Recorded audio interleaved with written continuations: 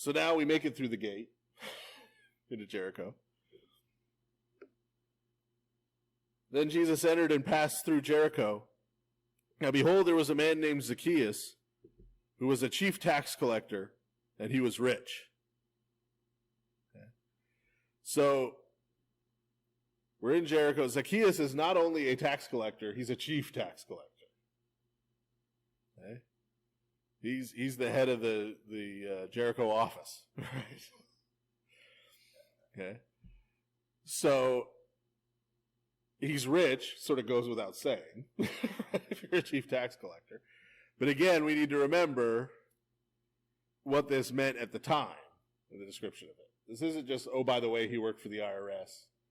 Nobody really likes the IRS, right? The fact that he's a chief tax collector means the same way that the ruler we saw before was one of the leading citizens in a positive way, right? Zacchaeus is one of the leading citizens in a negative way. Okay? In a negative way.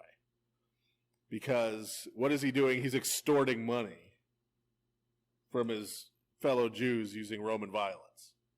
Okay? He didn't get rich by doing really good at his job and impressing his supervisor. Okay?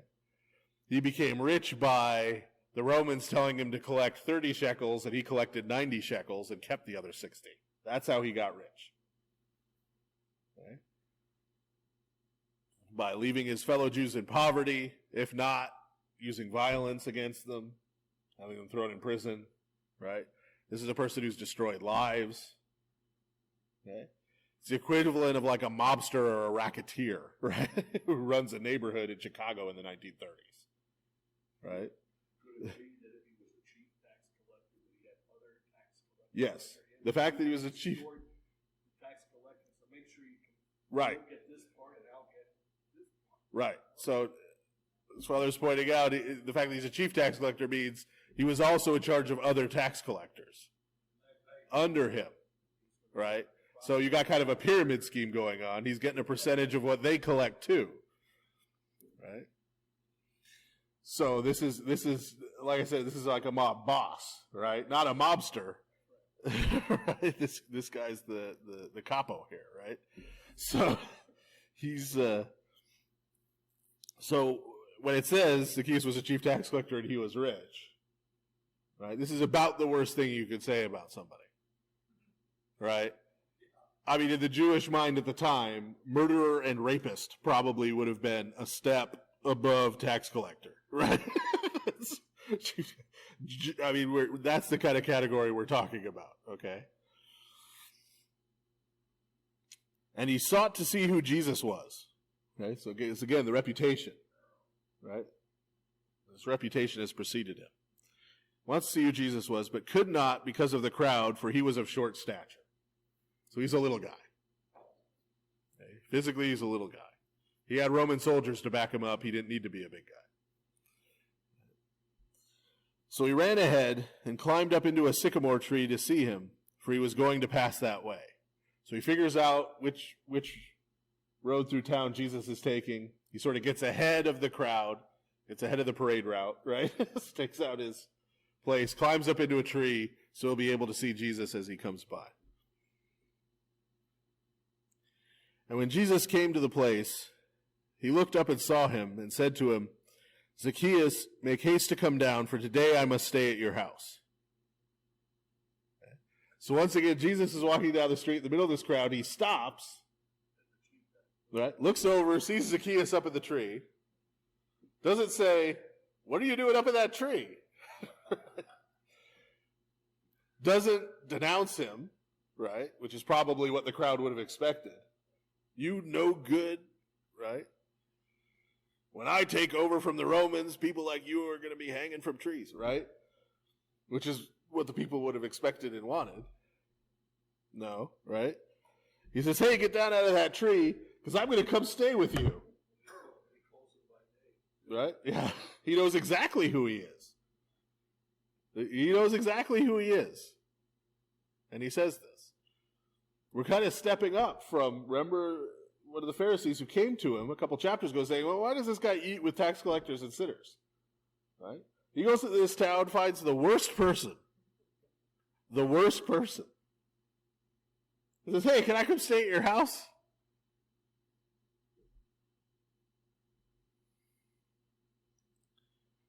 So he made haste and came down and received him joyfully. But when they saw it, they all complained. The crowd is like, what? Right? Saying, he has gone to be a guest with a man who is a sinner. He's staying with who? Right? Then Zacchaeus stood and said to the Lord, look, Lord, I give half my goods to the poor, and if I have taken anything from anyone by false accusation, I restore fourfold.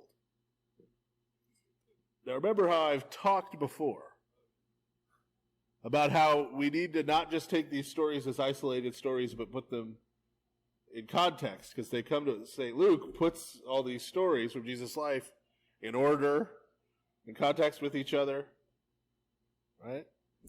What did we just read about? Rich young ruler, right?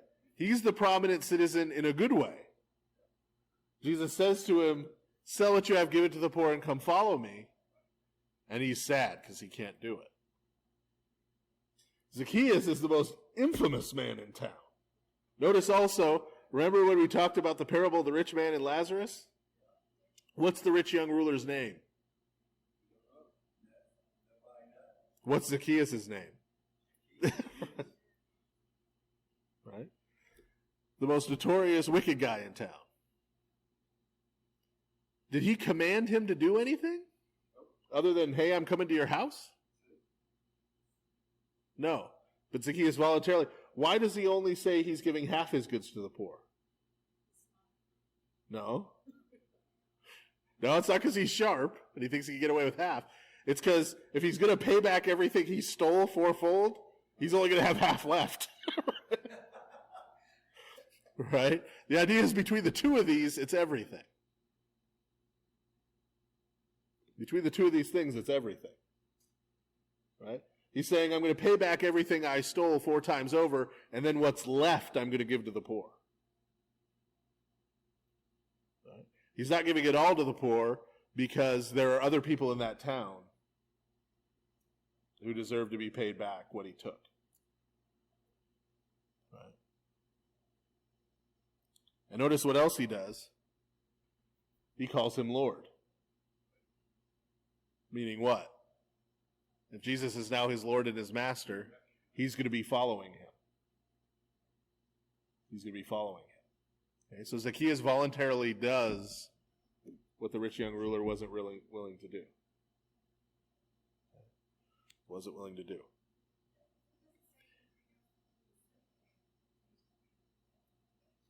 That's part of my point. Right? He commanded the rich young ruler to do it, and the rich young ruler ultimately had to say no. Whereas Zacchaeus does it voluntarily. Does it voluntarily. What motivated him to do that? The love that Jesus showed by coming into his home. Right? Because how did every other Jewish person in that town treat him?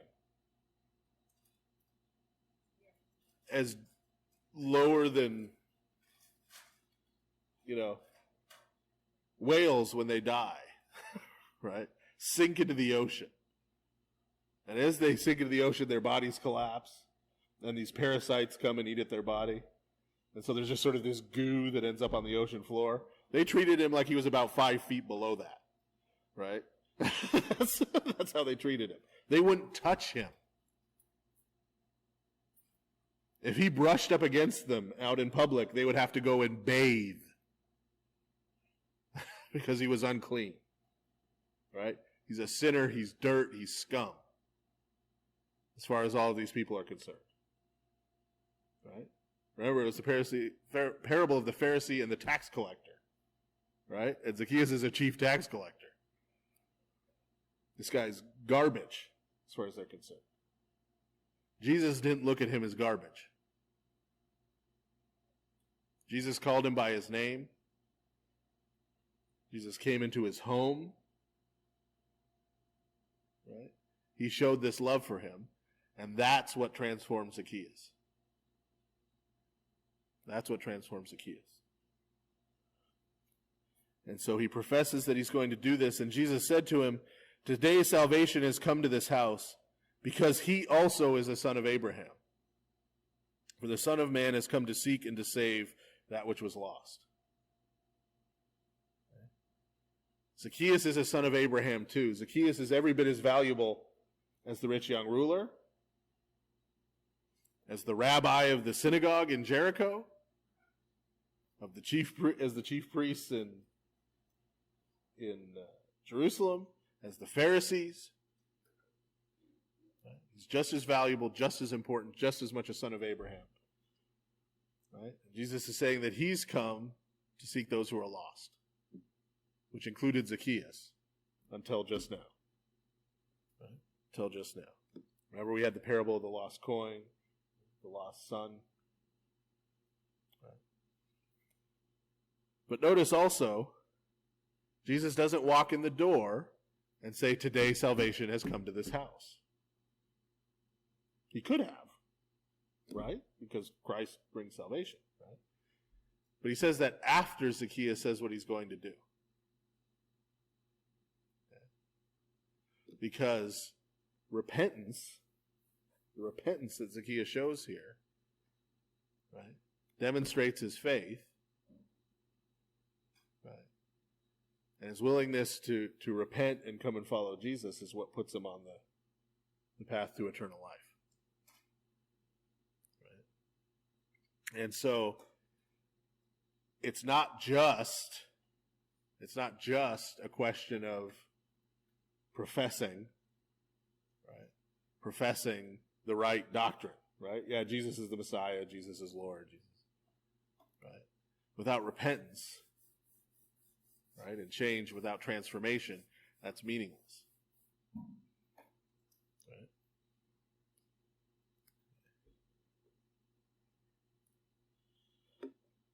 Now, as they heard these things, what things? The things Zacchaeus said and the thing Jesus said in response. Okay, so once again, this is continuous here. As they hear these things, he spoke another parable, because he was near Jerusalem, and because they thought the kingdom of God would appear immediately.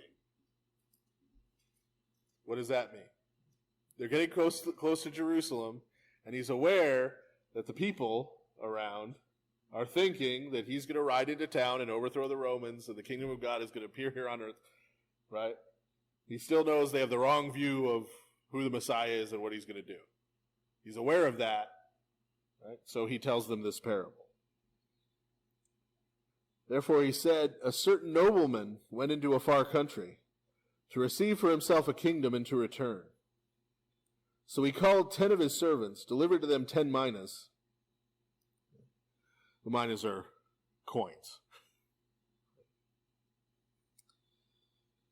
"And said to them, 'Do business till I come.'"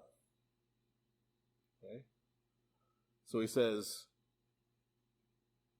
you 10 servants, right? He gives them 10 minas, meaning one each, right? He says, "While I'm gone, right, take this money, invest it, right? Keep things running around here." But his citizens hated him and sent a delegation after him, saying, "We will not have this man to reign over us." Right? So they decide, we don't like this guy. Right? We don't like this guy. We don't want him.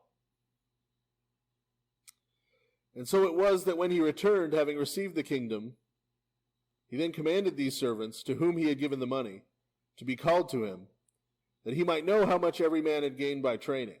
Okay, now this is important. But remember the setup as we read the rest of the story. Okay. Remember the setup is he leaves them with this money, right? Goes to be enthroned in his kingdom. Right? And as soon as he leaves, they send word, you don't want this guy for king. He's a bum. Okay? He becomes king anyway, despite the fact that they rejected him. Okay? And so he comes back and he says, "Now I want an accounting for what you've done with that money I gave you. Then came the first, saying, Master, your mina has earned 10 minas. He said to him, Well done, good servant, because you were faithful in a very little, have authority over 10 cities. Okay. So he says, wow, you took that one, you turned it into 10, right? He's now the king, right? So he says, I'm going to give you 10 cities, you're going to be the governor. So I'm now the king. And the second came saying, Master, your mina has earned 5 minas. Likewise he said to him, you also be over 5 cities. And another came saying, Master, here is your mina, which I have kept, put away in a handkerchief. So I wrapped it up in a cloth and I hid it. For I feared you, because you are an austere man. You collect what you did not deposit and reap what you did not sow. Right? Meaning he can squeeze a nickel and get 6 pennies. Right? You're a hard-nosed businessman. Right? And I was kind of scared. I thought, man, if I go and invest this and I lose it, he's going to be mad at me.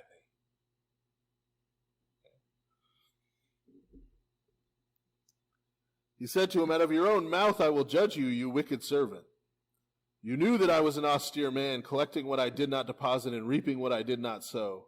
Why then did you not put my money in the bank, that at my coming I might have collected it with interest? Right? So if you were so scared you were going to lose it, why didn't you just deposit it in the bank and, at least you'd have something. Right? At least it would have made something and it would have been safe in the bank.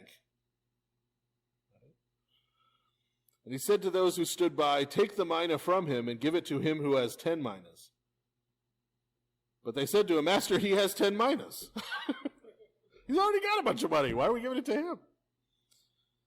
For I say to you that to everyone who has will be given, and from him who does not have, even what he has will be taken away from him. But bring here those enemies of mine who did not want me to reign over them, and slay them before me.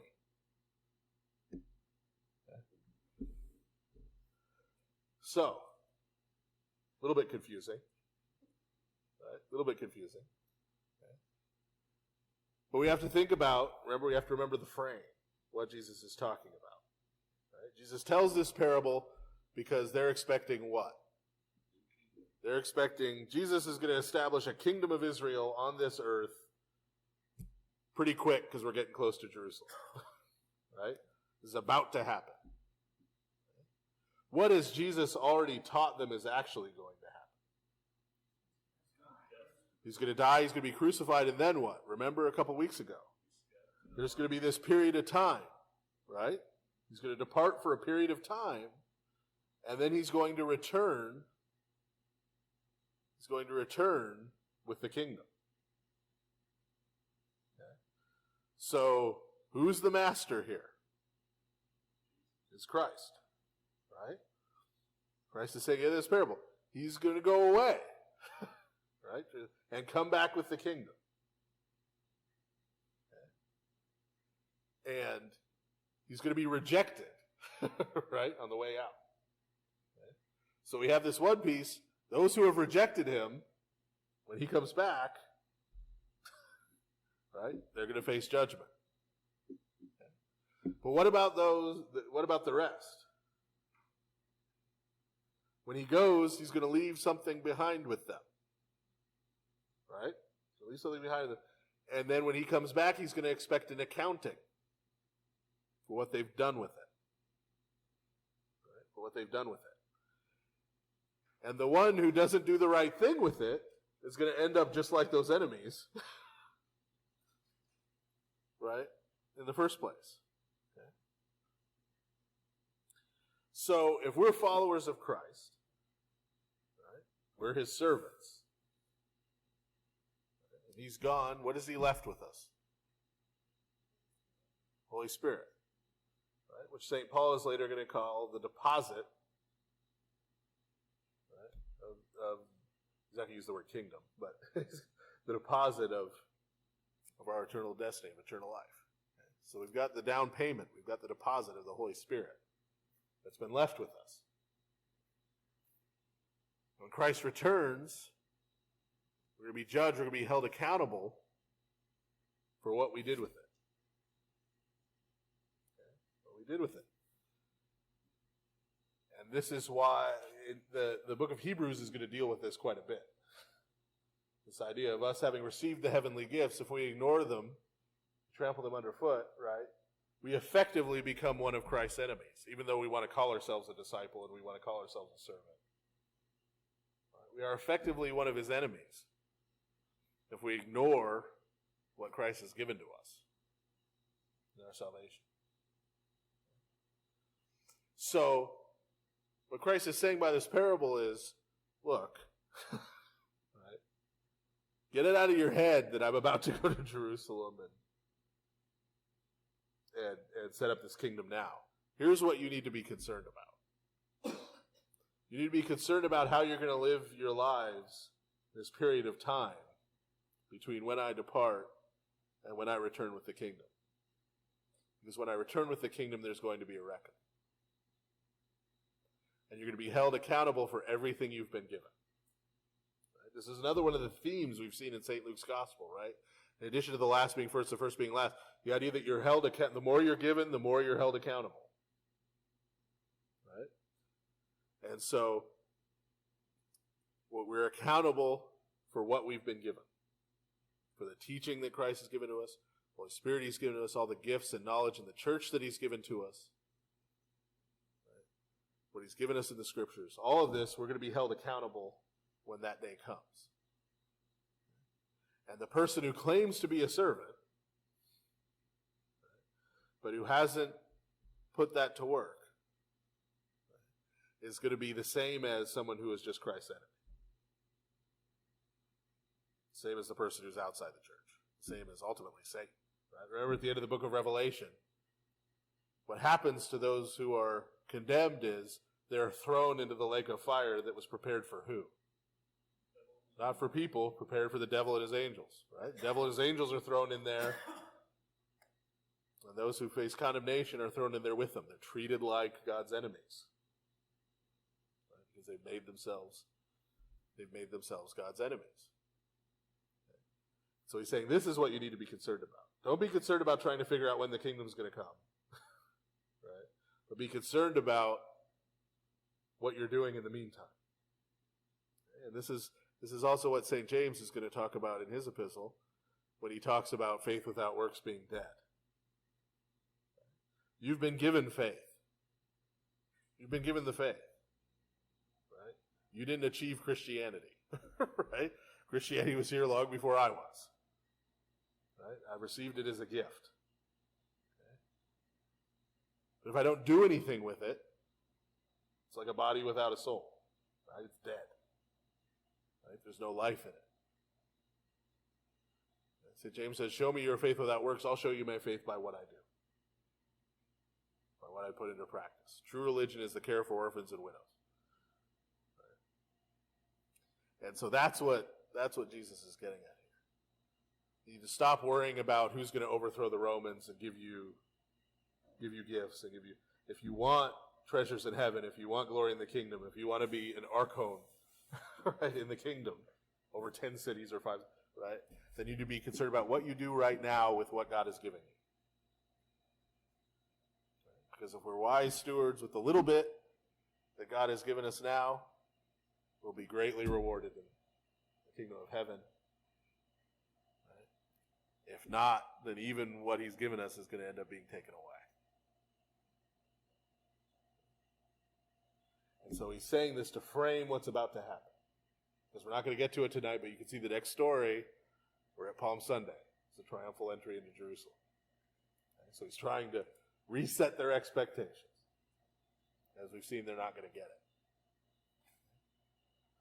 So we'll go ahead and end here for this evening, and we'll pick up with the triumphal entry into Jerusalem, Palm Sunday, next Sunday. Lord willing.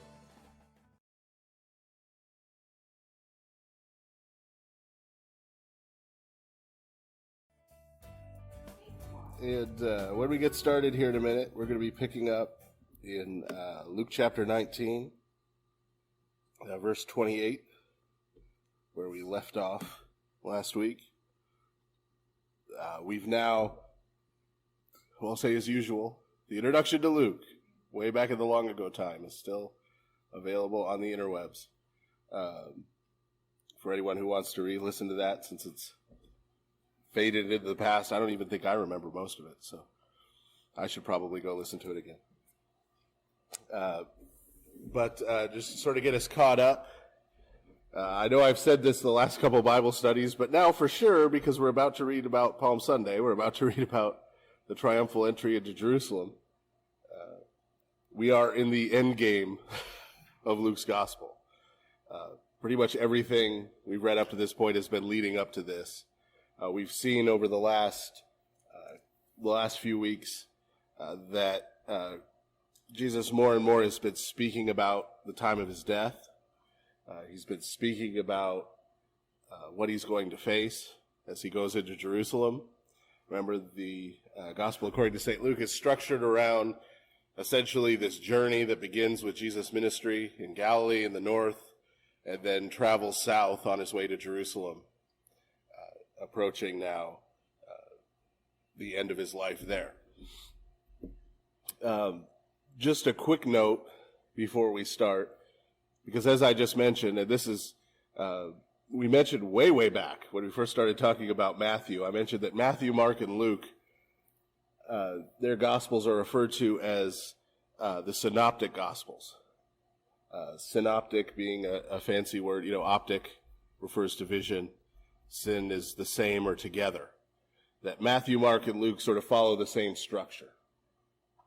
And most folks who study the Bible now believe that's not coincidental.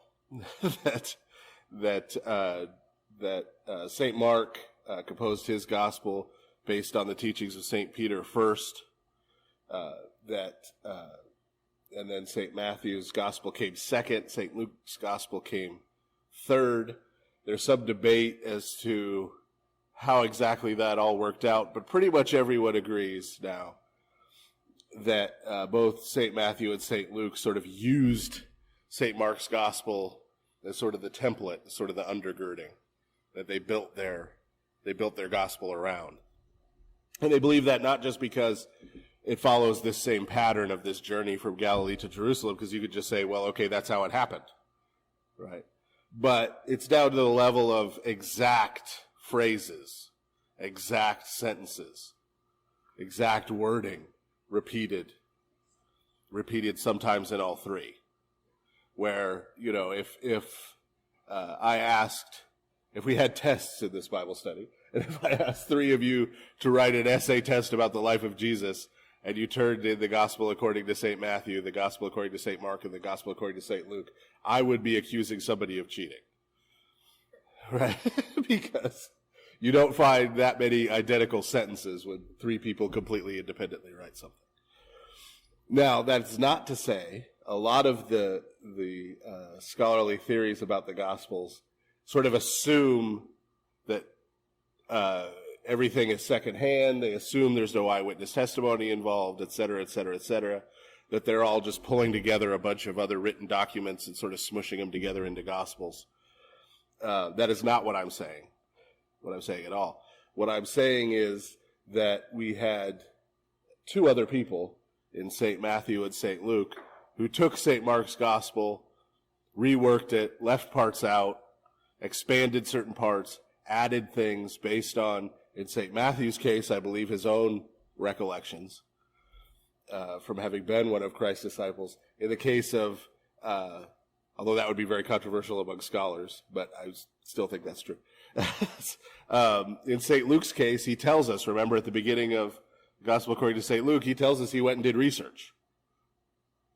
Right? He says, many people have set out to write an orderly account of these things, so he kind of tips his hat that Gospels like St. Mark's Gospel and St. Matthew's Gospel already exist. And he says that he went and made an investigation. Right? He says he went and talked to people. Right, who were first-hand eyewitnesses. And so he took their testimony and what they told him and integrated that with parts of St. Mark's Gospel, in a few cases, arguably, some pieces of St. Matthew's Gospel, and then his own his own research, his own testimony. That leaves St. John's Gospel, the fourth Gospel, as it's sometimes referred to, as sort of the odd man out among the four Gospels. That's the book that we're going to be turning to next. And the reason I bring that up here in terms of the structure is preserved in Eusebius's Ecclesiastical History of the Church, which was written in the 4th century.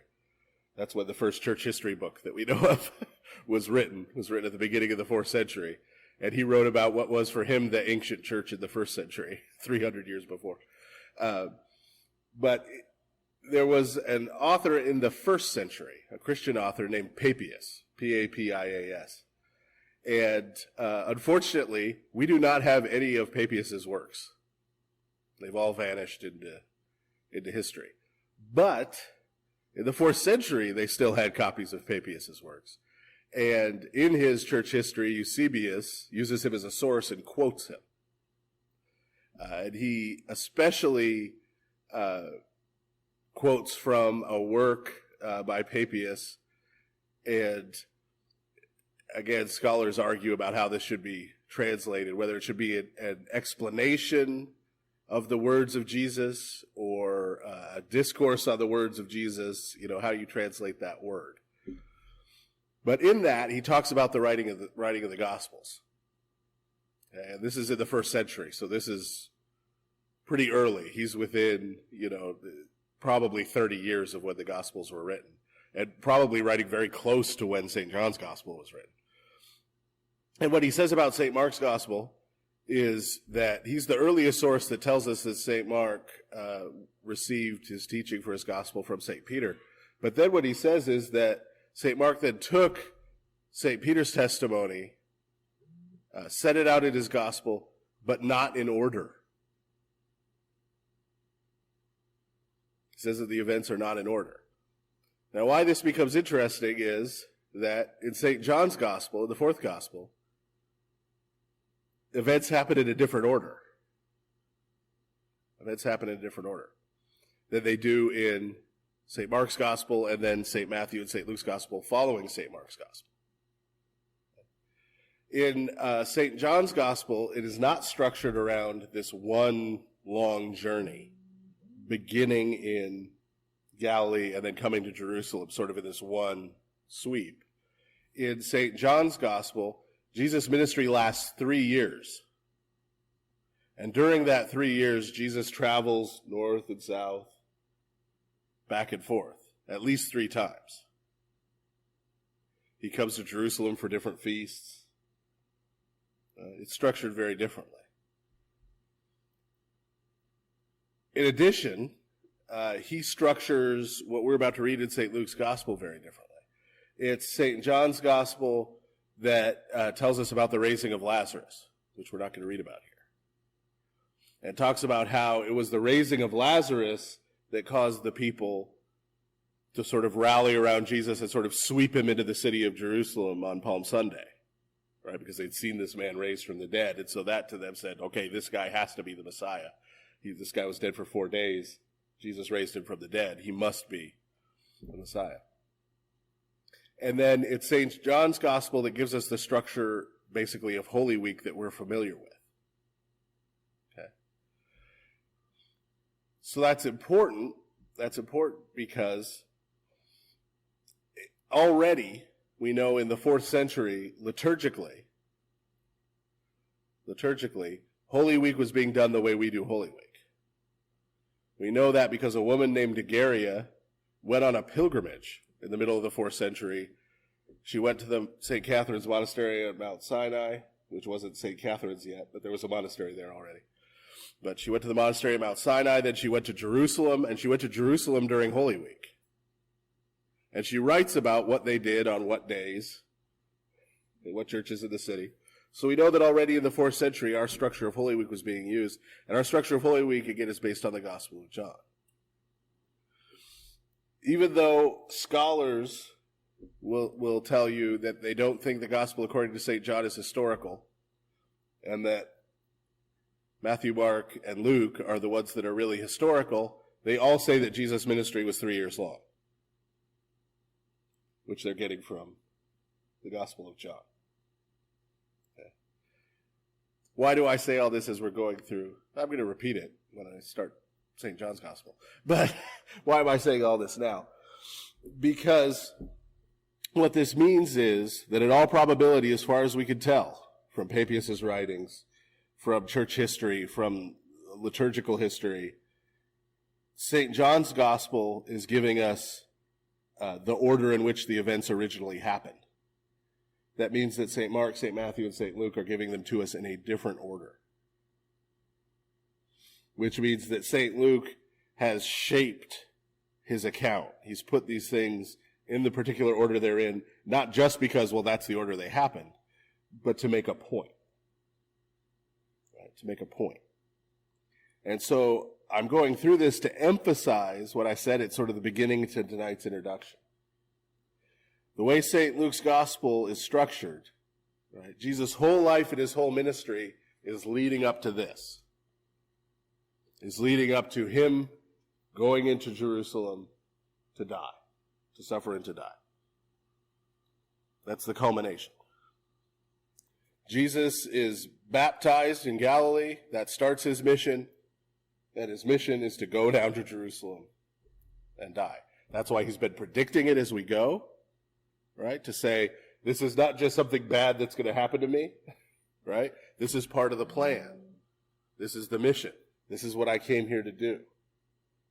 Right? And so, some people have said that the Synoptic Gospels in general, and St. Luke's Gospel in particular, are passion narratives, story of Christ's suffering and death and resurrection, with really long prologues.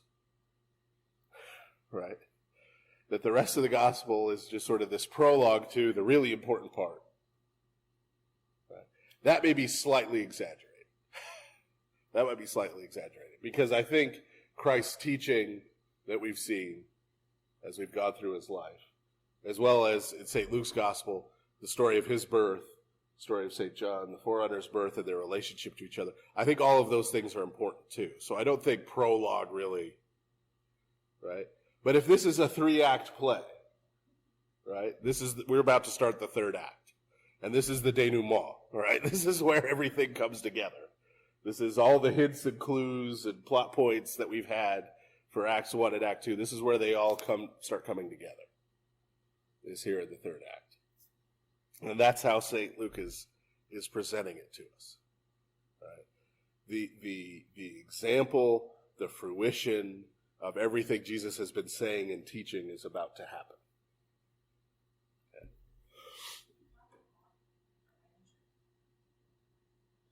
Well, I think St. Mark was doing something similar. Remember, St. Mark's Gospel begins with Jesus' baptism. St. Mark's Gospel has nothing in it about Jesus' birth whatsoever. Has nothing about him going to the temple in his teenage years. Remember that story? None of that. St. Mark's Gospel starts with Jesus is baptized, right? And then it's just a straight through line. That's how he arranged it. Jesus is baptized. He goes down to Jerusalem. He's crucified. He's buried. They find the tomb empty. That's it for St. Mark's Gospel. That's why sort of St. Matthew and St. Luke sort of expand on that, you know, and put in more. Both St. Matthew and St. Luke, for example, have accounts of Jesus' birth, a little bit different, you know, and they have more full accounts of it's not just we find an empty tomb, right? But at the end of St. Matthew's Gospel and St. Luke's Gospel, we read about Christ's appearances. Yeah. We also have to keep in mind now as we enter Act 3 of Gospel according to St. Luke, that remember, Gospel according to St. Luke, unlike the other Gospels, is part 1 of a 2-part story. The Acts of the Apostles is volume 2. St. Luke writes them as this 2-volume work. Okay. So, while this is the culmination of St. Luke's Gospel, this isn't the culmination of what St. Luke writes about. Right? For him, we're not at the beginning of the end. Right? The other Gospels, the triumphal entry, Palm Sunday, is the beginning of the end. Right? It's the beginning of the end of their Gospel. St. Luke's Gospel, it's the end of the beginning. Right? Because, and this is jumping ahead a little, but what St. Luke is going to do in the Acts of the Apostles is he's going to show us that what comes next, right? The coming of the Holy Spirit on Pentecost that we celebrated today, and then the growth of the church and the spreading of the gospel throughout the Roman Empire, that's of a piece with Christ's ministry and what he did. So he's very much going to depict, especially St. Paul, as continuing Jesus' ministry and carrying it out to the whole world, taking what Jesus did in Judea and then taking it everywhere. Okay. So unless anybody has any other questions or allegations or slurs or... Yes, okay, we'll go ahead and get started. When he had said this, the this being what we were just reading about last time. And remember, last time we had Zacchaeus, we had the healing of the blind man, we had the rich young ruler, we had that contrast between the rich young ruler and Zacchaeus. And we also had a number of parables. This last parable we had, the parable of the minas, was a parable about judgment. Right, God's judgment. And Jesus was making the point in this final discourse that, remember, he was talking about the kingdom and saying that, establishing this paradigm that he was not on his way to Jerusalem to set up the kingdom on this earth now. Right, this where he's the king of a new independent Judea, right, and get rid of the Romans. But that he was going there to suffer and die. But a time was coming when he would return, and that everyone would be judged according to their deeds. Right? That's the paradigm he's set up in this final discourse. And so this is an important transition. Right? This final discourse is him setting up to his disciples in particular, but to his other followers in general, here's what's about to happen and here's why. Okay? And so what we're about to read in terms of Christ's triumphal entry into Jerusalem is going to be somewhat ironic. We're going to see that they didn't understand what he said because they're riding him into town to go throw out the Romans and set up the kingdom. They're going to interpret this in that very traditional way, despite what Jesus said. So we see that theme again here in St. Luke's Gospel of the disciples not, at this point, getting it. We're going to see at the beginning of the book of Acts, there's this big transition where the disciples go from kind of clueless and frightened and hiding out to receiving the Holy Spirit, and there's going to be this transformation. But that hasn't happened yet. Right now they're still confused. So when he had said this, he went on ahead going up to Jerusalem. And it came to pass when he drew near to Bethphage and Bethany, at the mountain called Olivet, that he sent two of his disciples, saying, "Go into the village opposite you, where as you enter you will find a colt tied on which no one has ever sat. Loose it and bring it here. And if anyone asks you, 'Why are you loosing it?' thus you shall say to him, 'Because the Lord has need of it.'" So he's finished his final discourse. Now he's heading into the city. He's heading into Jerusalem. And he tells, while they're getting close, right, Bethphage and Bethany are literally the house of eating and the house of the poor. I'd rather live in the house of eating myself. Sounds like an early house of pancakes, but rather than the house of the poor. But these are sort of suburbs of Jerusalem. These are little villages outside the city of Jerusalem itself. So as he's coming up closer to the city, coming to these villages, he sends these disciples into the village. Says, "We go to the village, you'll find a colt. No one's ever sat on it," meaning it's young, right? It hasn't been ridden yet. It hasn't been broken yet for riding. Go find the colt, bring it to me. If anyone asks you why you're committing grand theft colt, right? Say, the Lord needs it. Okay? Yes, sir. How did Jesus know? Do we have any information? Or is this a miraculous sign? And also, is this a follower of Jesus? Who, the colt? The owner. The owner of the colt. Okay. Because colts are very valuable. Yes. It feeds the birds. Right. Well, we can assume the owner of the colt was not. Because if the owner of the colt was, he would have said something more like, "Go into this village and talk to Shlomo. He'll loan you his colt." Right? Whereas he's telling them to just go, you'll find a colt there, take it. If someone asks you why you're taking it, say the Lord has need of it. Right? That's sort of assuming that So how do someone's we going to know question about you. what's going on here, other than just, is this a stranger, or is this a miraculous event? This is a miraculous event, but part of it is, again, what's Jesus about to do? He's about to be arrested and suffer and die. Yes. Okay? So, from one perspective, if you're living at the time, okay, you don't know that he's going to rise from the dead, because no one gets that, even though he said it several times. Right? You don't know he's going to rise from the dead. Okay? You see this big movement, right, that says that Jesus is the Messiah. He comes into town. The Romans grab him up like they've done a bunch of would-be messiahs in the past. Right? They crucify him, they kill him. Well, that's done. Right?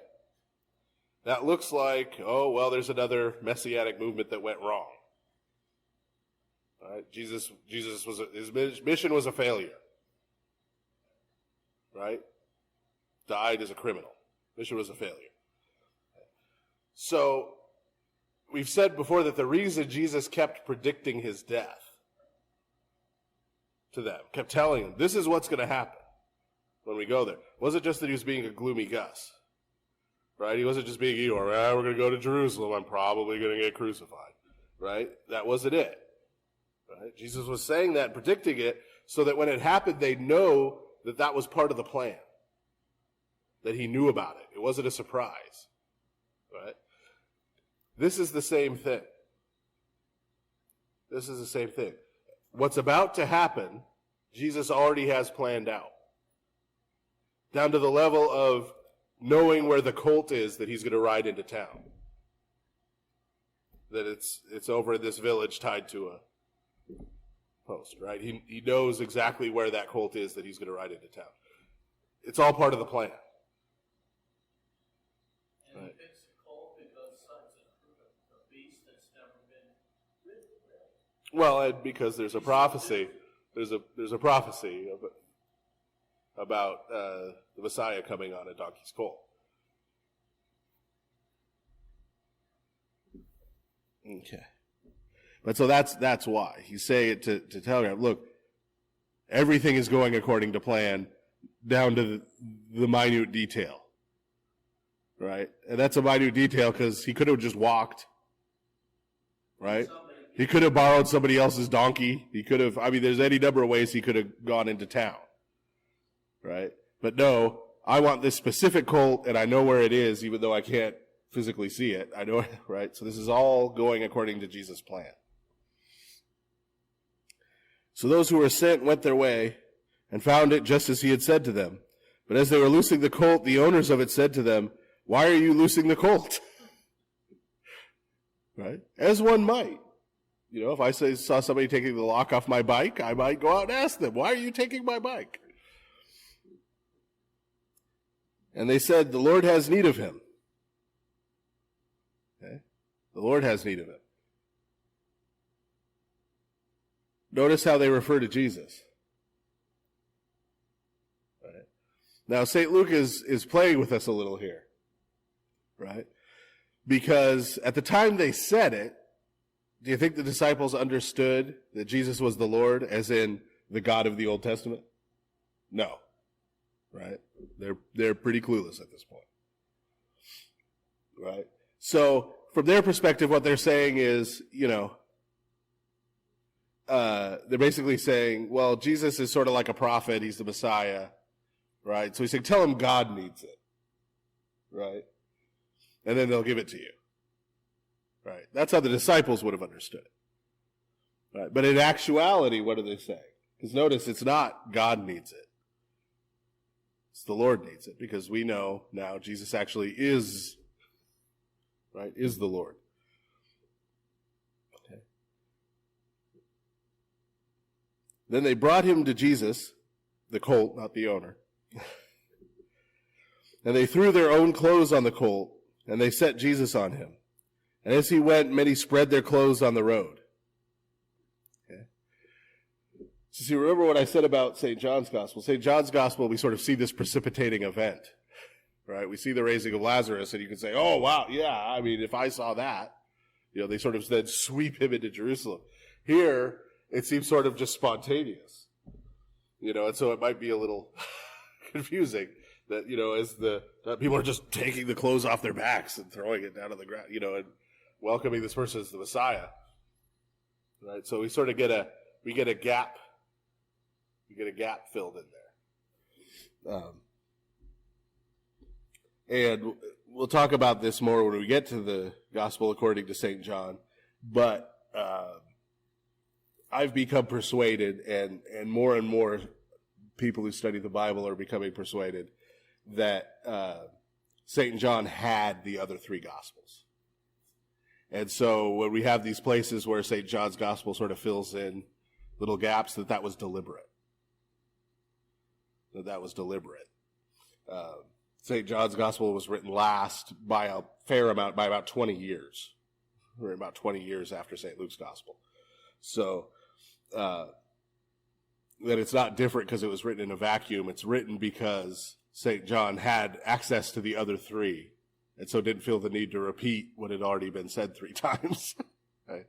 But wanted to fill in gaps and add more from his own personal testimony. Then as he was now drawing near the descent of the Mount of Olives, so now he's getting really close to town. He's ridden through the villages and everything. Now he's coming up on the city. The whole multitude of the disciples began to rejoice and praise God with a loud voice for all the mighty works they had seen, saying, "Blessed is the King who comes in the name of the Lord, peace in heaven and glory in the highest." And some of the Pharisees called to him from the crowd, "Teacher, rebuke your disciples." Okay. So they start singing this. Do you notice anything about what they were singing, particularly the second verse? Or you might have heard something similar before. Isn't that where he was the birth of Christ? Right. Luke chapter 2. St. Luke's Gospel, chapter 2. Right. That's very similar to what the angels sing. Right. Glory to God in the highest, on earth peace, goodwill toward men. Right. So see, this is again, he's making that point that what began back there is now coming to fruition. Okay. What began at Jesus' birth. His whole life is leading up to this. And so the Pharisees hear this, right? Pharisees are sharp enough to realize they're calling this guy the Messiah, right? Because they're calling him the King who comes in the name of the Lord, right? The Messiah is the anointed king descended from David, right? Why are they trying to shush him? It's not just because they don't believe that Jesus is the Messiah. They don't. I mean, we know they don't, right? The Pharisees. But why do you think they're trying to keep him quiet as they're coming into the city? What's going on? We're coming up on Passover. There's a lot of people in the city. Remember a few years before this at Passover, there was trouble. Pilate executed about 150 people from Jerusalem. Okay? So it's not just that they don't believe it's true. Right? They don't believe it's true, and if the Romans hear this, they're going to send in the troops, and we're going to have a massacre. Right? They start calling this guy the king who's riding into town. Right? And remember, it's not just with the Romans. I mean, there's the obvious level of, obviously Caesar rules the Roman Empire, and anybody else who claims to rule even a tiny piece of it, therefore, is Caesar's enemy, and Caesar's going to squash him like a bug. Right? So there's that obvious element. But also in Roman culture, king was a dirty word. That's the one title Caesar never took. Right? His main title was imperator, which is what we translate as emperor. But what imperator actually means is conqueror. Right? He's the one who conquered the world. But he took the title Savior of the world. He took the title Lord. That's not coincidental that these titles end up getting given to Jesus instead of Caesar later on. He took all these. He never took the title king. Never took the title king. Because in the early history of Rome, when it was a republic before the empire, Rome became a republic in the 6th century BC. And before that, it had been ruled over by kings. And those kings were referred to by all the Roman historians as the tyrants. Right? Tyrannus. That's the Latin word. Right? That's where we get the word tyrant in English. Who are these sort of cruel, dictatorial, right? And so there was basically a revolution where the last one of them was killed off, and the Roman Republic was established. Okay? And that was a huge part of Roman pride, was their republican form of government. They were ruled by the Senate. Right? You may have seen the abbreviation on Roman ruins and that kind of thing, SPQR. Right? Yeah, that's means citizen. No, that is the authority by which Rome was governed, and it's an abbreviation of the Senate and the people of the state of Rome. Okay? There was the Senate and the people. You notice who's not there. There's no king. Right? And so even when, well, that's what got Julius Caesar killed, right, was that he basically came into Rome to set himself up as the first emperor. They all accused him of trying to make himself a king. Okay, and so he got stabbed in the back 23 times by the senators, right? By the senators, because they were not about to go back to the dark old days of having a king. So when Octavian became Caesar Augustus and actually became the first emperor, he was no dummy. He did not try and call himself a king. He made very clear he was not a king. Right? I'm not a king. Right? That's where the imperator title comes. That's where these other titles come from. He's this honored citizen. Right? He's this honored citizen, the most honored citizen of the empire. And the Senate still existed, even though the emperor was really governing the day-to-day goings on of the empire. Okay, so someone saying he's a king is not only claiming authority that they believe belongs to Caesar, okay, but it's a slap in the face. The whole idea of a king is a slap in the face to the whole Roman way of life, the whole Roman view of the political system. Right? So the Romans react very violently. And I mean that literally. Not just they get angry, they react violently through crucifixions to claims of kingship. Okay. So when the people are all here greeting Jesus as their king, okay, maybe if the Pharisees thought it was true, maybe if the Pharisees thought he was the Messiah and he was about to go kick the Romans behind out of Jerusalem, maybe they would have got along with it. But since they don't believe it's true, right? You guys need to shut up. You need to shut up. You're going to get us all killed. Right? We don't need any trouble right now. But he, Jesus, answered and said to them, I tell you that if these should keep silent, the stones would immediately cry out. Right? Well, what does that mean? Is it literal?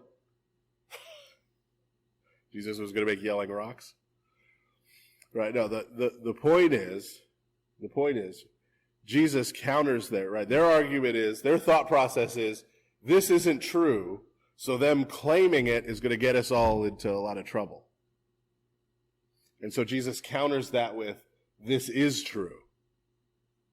And since it is true, right, just shutting them up won't make it not true.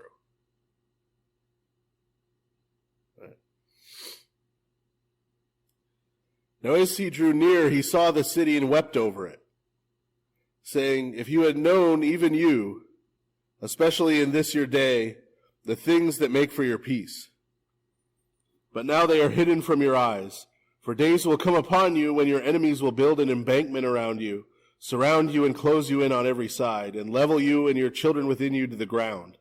And they will not leave in you one stone upon another, because you did not know the time of your visitation. So Jesus gets to the point where he can look out and see the city of Jerusalem. Right? And he weeps. He weeps. And he says, if you had known, even you, especially in this your day, the things that make for your peace. what have the prophets been coming and telling them?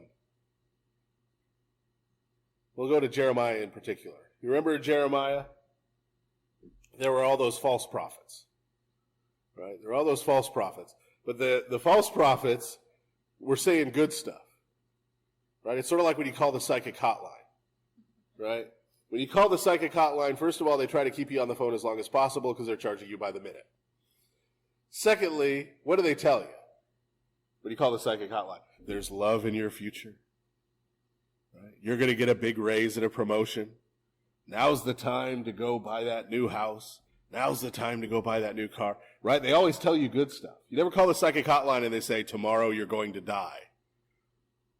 Right? Because no one would call that psychic hotline. Right? They never say, tomorrow you're going to be in a horrible car accident. Right? They never say, you better get all your money out of the stock market because it's going to crash. Right? They never tell you anything like that right? So the false prophets in Jeremiah's day were playing the same game. Right? They're going to the king and saying, no, everything's great. Babylonians, they're just going to wander off. Don't worry about them. City's going to do fine. You're going to reign forever. Everything's good. Everything's great. God told us that, so you can believe it. Right? Whereas Jeremiah, who was the actual prophet of God, is coming to them and saying, no, this city's going to get wiped out. Right? Temple's going to be destroyed. City's going to be destroyed by the Babylonians. You're all going to go into exile. Well, nobody wants to hear that. Right? So what do they get? Shut up, Jeremiah. Right? Stop prophesying. Right? At one point, they literally say to him, prophesy to us so that we can kill you. Right? Is how it's sort of literally worded. Right? We're in the mood to murder you, so go ahead and prophesy again. Go ahead. Do it. Right? Do it. Okay, but what was the famous thing that Jeremiah said to the false prophets? He said to them, you go around crying out, peace, peace. Because that's what they were prophesying, right? Oh, there's going to be peace. There's going to be peace. What did Jeremiah say? He said, but there is no peace. There is no peace. Why was there no peace? Was it because of the Babylonians? Right? That's what the false prophets were saying. The false prophets were saying, well, the reason there's no peace is because of the Babylonians, but don't worry, our God is more powerful than their God, right? And so we could beat the Babylonians, right? That in and of itself is not a false line of argument, right? God basically said that in the Torah. Right? He said, if you follow me, you will defeat all your enemies no matter how powerful they are, right? But remember the first part of that. If you follow me, you will defeat all your enemies, no matter how powerful they are. Right? And so, what Jeremiah was trying to explain to them is that the reason there was no peace, the reason the city was going to be destroyed, had nothing to do with God not being powerful enough to deliver them. Right? It had to do with their own sinfulness that was bringing destruction upon them. That's what Jesus is talking about here when he looks at the city of Jerusalem once again. It's about to be destroyed once again. It says to them, if only you knew the things that make for your peace. Right? What's going to bring you peace is not collaborating with the Romans. It's not you propping up some king to overthrow the Romans. That's not going to give you peace. Right? That's what's going to bring about the destruction of the city. Right? What would bring them peace is what? Repentance. What would bring them peace would be embracing Christ. But Jesus knows they're not going to do that. They don't even understand how it is to get the peace that they claim they want. Okay. Because he says it's hidden from their eyes. And then he prophesies exactly what's going to happen to the city. And this time it isn't just AD 70. He's not just talking about the temple here, you notice. He's talking about the whole city. Right? This happened around 128 at the end of the Bar Kokhba rebellion. In some detail. And by the way, there are people who will point out, we've already seen Jesus in St. Luke's Gospel prophesying about the destruction of the temple in AD 70. They'll say, well, St. Luke's Gospel was probably written after AD 70. There's nobody who thinks St. Luke's Gospel was written after 128. Okay. So it wasn't written after this happened, when the whole city was destroyed. and not one stone was left upon another. And especially this bit about the embankment. Because this is exactly how the Romans finally laid siege to the city. The Bar Kokhba rebellion, Simon Bar Kokhba being son of a star, was successful at first. They managed to take over Jerusalem and make it independent, briefly. They even minted some coins with Bar Kokhba's face on them. And it has the year 1 stamped on them. That's how convinced they were that he was the Messiah, that this was the beginning of the new. They never got past year 1. But this is how sure they were. They were minting money, right? They were minting coins. The Romans surrounded the city and laid siege to it, just the way Jesus is talking about now. How did they get through the walls? They built an embankment, meaning like a big earthwork ramp going up the side of the wall so that the troops could march up, go over the wall, and down into the city. Okay. Jesus doesn't go into the detail here of what happened in 128, that a lot of that embankment was made up of dead bodies of people who the Romans killed in those surrounding villages. They went and massacred everyone in the surrounding villages, used their bodies in the earthworks to help build the ramp. Because that's how it was operated. They went into the city, and when it says not one stone was left on another, what they did is they leveled the city. The temple had already been destroyed in AD 70. They leveled the entire city, and they plowed earth over it. So they flattened out the top of the hill again, and then they built a new city on top of it, called Aelia Capitolina, the capital of the East. And after they built that new city in 128, they expelled all of the surviving Jews from it. No one of Jewish ancestry was allowed into the city, except for one day a year, which was the day that they destroyed the temple in 70 AD. They let the Jews come and take a pilgrimage to the place where the temple used to be, right? So they could go and weep there publicly over the fact that the Romans had destroyed their temple. That's what happened in 128. That's what Jesus is talking about here. Okay, that's what Jesus is talking about here. And he's saying the reason that's going to happen is what? They did not know the time of their visitation.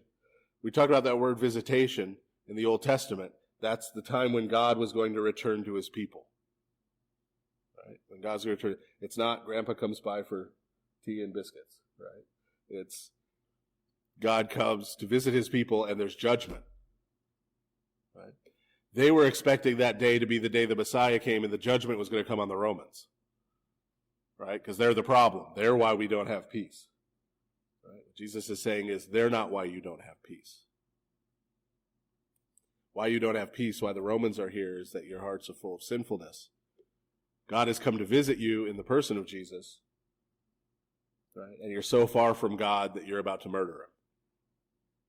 That's how far your heart is from God, that he's come to visit you and you despise him and want to kill him. And because you're going to reject Jesus as the Christ, and you're going to pick pretenders in the 60s and then in the 120s, this whole city is going to be destroyed. And there was no city of Jerusalem until the 5th century, when they changed the name of Aelia Capitolina back into Jerusalem. So when you read the canons, the acts of the first couple of ecumenical councils, 1, 2, and 3, they refer to the bishop of Aelia, which is what used to be Jerusalem. They don't refer to the Patriarch of Jerusalem. They refer to the Bishop of Aelia. And the number of Christians left there after the Romans destroyed it was so few that it was not a patriarchate. Not only was it not a patriarchate, the Bishop of Jerusalem wasn't even the metropolitan of the province. It was only the 5th century when they changed the name back to Jerusalem that they made him a patriarch and made it the seat, the area. That was sort of honorary. Because of the importance of Jerusalem historically. But when the Romans destroyed the city, they built a temple of Zeus on top of where the Jewish temple had been, and they built a temple to Venus on Golgotha where Christ had died and risen from the dead. Which is terrible, but that's how St. Helena, Constantine's mother, was able to find those sites later in the 4th century as a Christian because those pagan temples were still there. And so she had the pagan temples bulldozed and excavated beneath them. And that's how they found the site where the Church of the Holy Sepulchre is now, the site where the Temple Mount is now, because they knew they were under these Roman pagan temples. So you're saying that the Gospels were written before 70 AD? No. No, I'm saying St. Luke's Gospel was written before 128. 70 AD, they destroyed the temple. They did not destroy the city.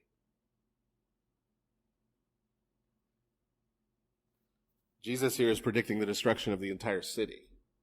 There were other places where he predicted the destruction of just the temple in 70 AD. But this is the destruction of the whole city. He's looking at the whole city and predicting the destruction of the whole city,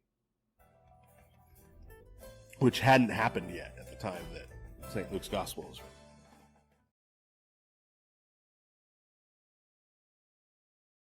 Then he went into the temple and began to drive out those who bought and sold in it, saying to them, "It is written, my house is a house of prayer, but you have made it a den of thieves." Okay. So notice, this isn't, remember in St. Matthew's Gospel, there was sort of this very structured week, right? The first day where we had this whole pattern where Jesus was staying in Bethany, then he'd go into Jerusalem, and then he'd come back out, and he'd go into Jerusalem and come back out, right? Here, this is sort of all one motion. Remember what we were saying about how St. Luke structures his gospel, right? Point A to point B. So Jesus rides into town, goes straight to the temple, right? Straight there, goes and drives out everybody who's buying and selling. Right? And notice he doesn't say anything about buying and selling for a profit. He doesn't say, remember St. Matthew's Gospel, we got a little more elaboration. This is just anybody doing commerce, period. Right, in the temple. And he quotes, "My house is a house of prayer." He says, you've made it a den of thieves. Yeah. Now this is not just, one of the reasons why we've seen St. Luke has an interesting relationship to issues of wealth and poverty, right? With St. Matthew's Gospel, in his account of this, he tries to make clear that what they were doing was these individual people were abusing pilgrims, essentially, right? Because if you're coming on a 3 days walking journey to Jerusalem for a feast like Passover, okay, you're not going to drag a lamb with you, right? You're not going to grab a bunch of your livestock that you're going to sacrifice and try and drag it with you and stable it for 3 days, right? Especially if you don't have a lot of money, right? You're not going to do that. You're going to take your journey to Jerusalem. You're going to have some money with you. You're going to buy a lamb. You're going to buy whatever there in the city. Okay, and St. Matthew's making the point that they were sort of, because they had cornered the market, right? Where else are you going to get livestock for the temple now that you're here? But from us, right? We've got a monopoly, so they could charge whatever exorbitant prices they wanted. Right? So in St. Matthew's Gospel, he kind of made it clear that this was about exploitation. Here, you notice there's none of that detail. Because St. Luke is aiming this not just at those particular people. We talked, especially in St. Mark's Gospel, because this was a theme in his Gospel also, about the fact that the temple, and this is the reason why the Romans destroyed it in 70 AD, was sort of the center of what power any of the Jews still had. Right? The high priest family, the chief priest family, had come to own about 90% of the privately owned land in Judea. Now, a lot of the land was taken by the Romans. But of the land that was still privately owned, 90% of it was owned by the temple. How did that happen? People left it to the temple in their will? Not quite. Right? How that happened was the temple had been given the authority by the Romans, because the Romans didn't want to pay for its upkeep, had been given the authority to levy taxes. They could level taxes against the Jewish people, not on the Romans, right? You could charge any Roman citizens taxes. But they could charge, the Jewish peasants, they could go out and tax them. And they used that money to keep the temple going, right? For the livelihood of the priests who served there, for the animals, for the sacrifices, for all those things. Well, if you couldn't pay your tax, what was your other option? What was the only thing you had was land? And so we saw in the Torah, God divvied up the land by person, right? It was distributed to the tribes by person. Each family got the same amount of land, right? And it was up to them then what they did with it. But remember, there's the year of Jubilee every 50 years. So if I took my piece of land and I was bad at business, right, and I ended up in hock and I ended up losing it, right, my grandson would not be in poverty his whole life because I was an idiot. Right? After 50 years, it would revert to my grandson and he'd get a fresh start. Right? Now, if he was an idiot too, he could lose it too. Right? He still had to go out and work it. But everybody had the same starting point. Okay? That's built into the Torah. So what have the chief priests done by taking possession of all the land? Remember, the Levites were supposed to own how much land? None. They were the only tribe that didn't get any land. Right? They were the only tribe that didn't get any land. Now they own 90% of it. And they've taken it from the people. I mean, they've confiscated it. They haven't paid them for it. They've confiscated it under the guise of this tax. Okay? And they're making the people work what used to be their own land as tenant farmers. Working for them, paying them a pittance, as peasant farmers, while they not only own the land, but reap all of the financial rewards from the crops. Okay? So when Jesus here says the temple is a den of robbers, he's not just referring to the conduct of these few people selling turtle doves and sheep and calves. Right? He's referring to the temple as the temple. Right? Are the priests there to pray? Are the priests there to intercede for the sins of the people before God?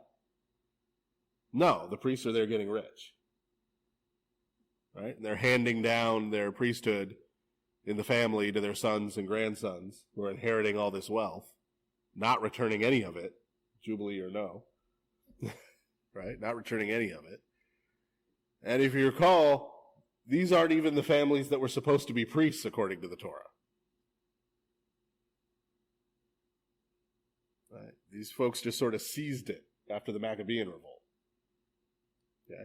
So it's not even just that the rightful priests went bad. These aren't even the rightful priests who are doing this. Okay? So this is what Jesus, when he comes in and he drives them out, this is the point he's making symbolically. Right? Dovetailing with what he just said about the city. Right? The reason the city is not at peace, the reason the Romans are there, is because they've become corrupt and sinful and wicked. And because they won't repent, because they won't accept the message of repentance that Christ is bringing, they're going to be destroyed in their sins. That's what Jesus is attempting to communicate to them here. They're not going to take kindly to his political criticism, as we're going to see. And he was teaching daily in the temple, but the chief priests, the scribes, and the leaders of the people sought to destroy him. So they got the message. Right? Because we haven't seen the chief priests before, right? This is the first time they kind of pop up. There's been Pharisees wandering around and popping up like whack-a-moles and causing trouble. Right? But we haven't seen the chief priests yet. Well, when he comes and runs everybody out of the temple and makes that statement, calls them a bunch of thieves, right? Challenges their authority, challenges their right to be priests, challenges how they're conducting the priesthood. They get the message and they want to kill him. Right? Pharisees just wanted to shut the people up so they didn't get in trouble with the Romans. Right? Chief priests want him dead. They want him dead. And they were unable to do anything, for all the people were very attentive to hear him. Unfortunately, he's got this crowd around him. Right? The same crowd that was cheering before that believes he's the Messiah. They're all following, they're all listening to him while he's teaching. So we have this crowd. So even though the chief priests had sort of a group of soldiers, they were allowed to have their own guards. Because they wouldn't let the Romans, right? The Romans are Gentiles. They can't come into the temple. Well, somebody's got to guard the temple in case somebody starts causing trouble, right? In case someone tries to go someplace they're not supposed to be. So they're allowed to have a little group of guards. So the chief priests would very much like, Jesus is there in the temple preaching, they very much like to send in their guards to grab him and arrest him and haul him off. Right? But they know if they try that, this crowd could turn on them. Right? Now, would the crowd really kill the priests? Probably not. But if there starts to be a riot in the temple, who's going to show up to stop the riot? The Romans. And the Romans will kill whoever they have to make sure there's no more riots. So the chief priests are scared to make a move because this is the wrong time of the year with this many people in the city to start trouble if they want to stay clear of the Romans, which they do.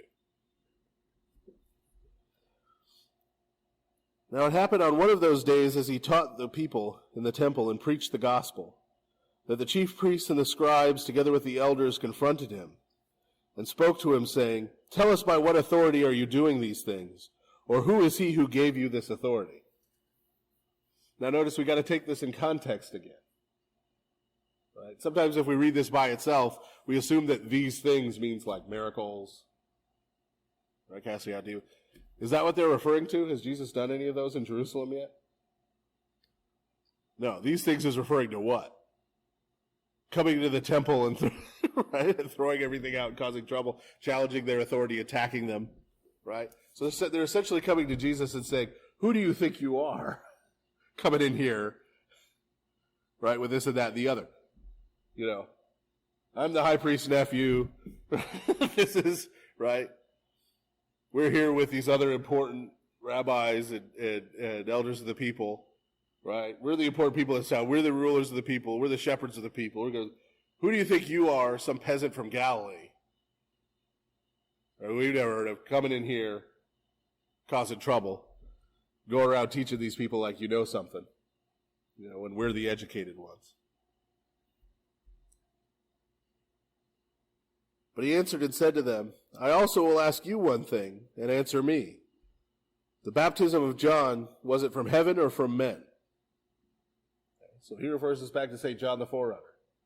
Remember back before Herod had him murdered, right? He was out baptizing in the wilderness and preaching repentance. Right? So chief priest said, "By what authority do you do this?" He says to them, "Well, let me ask you a question first. Remember St. John out there? Did his baptism come from heaven, meaning from God, or was it from man?" Right, his movement. And they reasoned among themselves, saying, "If we say from heaven, he will say, 'Why then did you not believe him?'" Right? Because they weren't going out there and getting baptized. They weren't repenting of anything. Right? So if we say it was from God, then he's going to ask why we didn't go out, and we're going to look stupid. But if we say from men, all the people will stone us, for they are persuaded that John was a prophet. Right? So St. John had this reputation among the people that he was this great prophet who the evil King Herod killed. Right? So they figure if they say from men, the people will think they're siding with Herod. Right? They're going to get mad. We're going to have a riot on our hands. This is all going to go south. Right? So we can't say that either. So they're going, okay, well, we can't say either option. So they answered that they did not know where it was from. We don't know. What do you think? And Jesus said to them, "Neither will I tell you by what authority I do these things." Okay. Now, is that just Jesus being clever and not answering the question? Or did Jesus actually just answer the question? That Jesus does these things and is now judging these chief priests by the same authority that St. John did what he did. Right? Because remember, what did St. John do that got him killed? He stood up to Herod. Specifically, he talked about Herod marrying his brother's wife, his brother Philip's wife. So that was unlawful, that's sin. Publicly denounced Herod. That's what ended up getting him killed. Okay. What did Jesus just do? He just publicly denounced the chief priests. What are the chief priests planning to do in response? Kill him. So Jesus did just answer the question. Right? Did just answer the question about whose authority he has and just which side the chief priests are really on.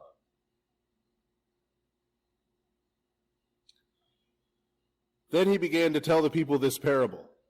Okay, so remember, this is coming right off of this. It says it's the chief priest, right?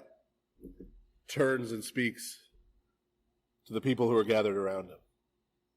Then he began to tell the people this parable. A certain man planted a vineyard, leased it to vine dressers, and went into a far country for a long time. Now at vintage time he sent a servant to the vine dressers, that they might give him some of the fruit of the vineyard. But the vine dressers beat him and sent him away empty-handed. Again he sent another servant, and they beat him also, treated him shamefully, and sent him away empty-handed. And again he sent a third, and they wounded him also and cast him out. Then the owner of the vineyard said, "What shall I do? I will send my beloved son. Probably they will respect him when they see him." When the vine dressers saw him, they reasoned among themselves, saying, "This is the heir. Come, let us kill him, that the inheritance may be ours." So they cast him out of the vineyard and killed him. Therefore, what will the owner of the vineyard do to them? He will come and destroy those vine dressers and give the vineyard to others. Okay.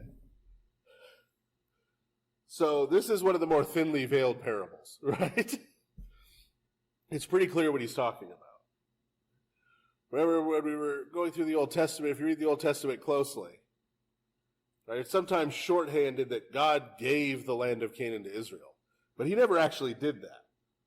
Remember? In fact, part of what he told them was that they weren't to ever settle down.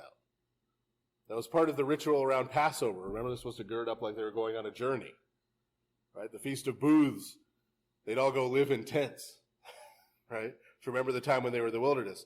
The point was they were not to make themselves at home, because it wasn't their home. They were tenants. It was still God's land. And God would hold them responsible for what they did there and what they did with it.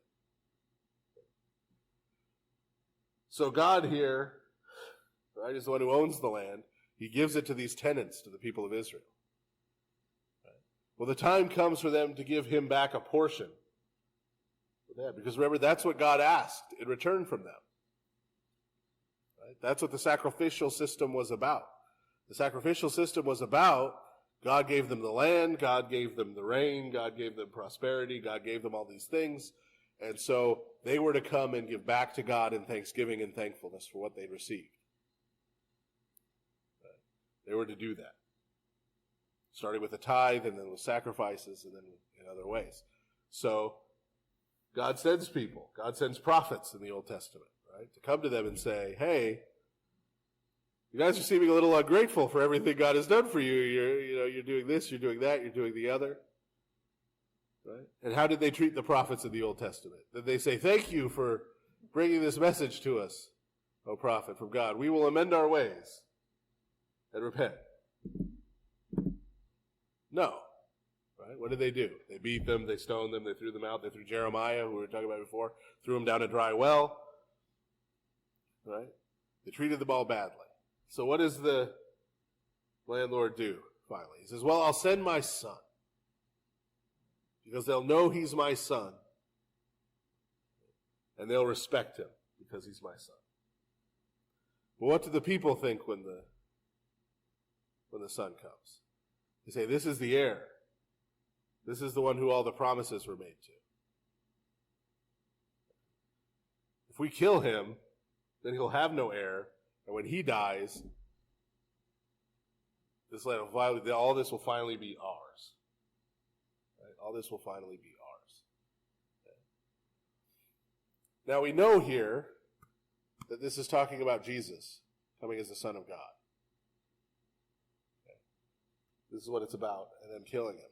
But notice the detail here of the parable.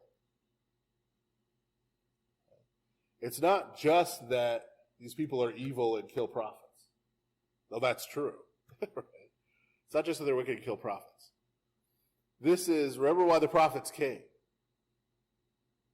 To receive the thanksgiving offerings from the people. This is the ultimate act of ingratitude.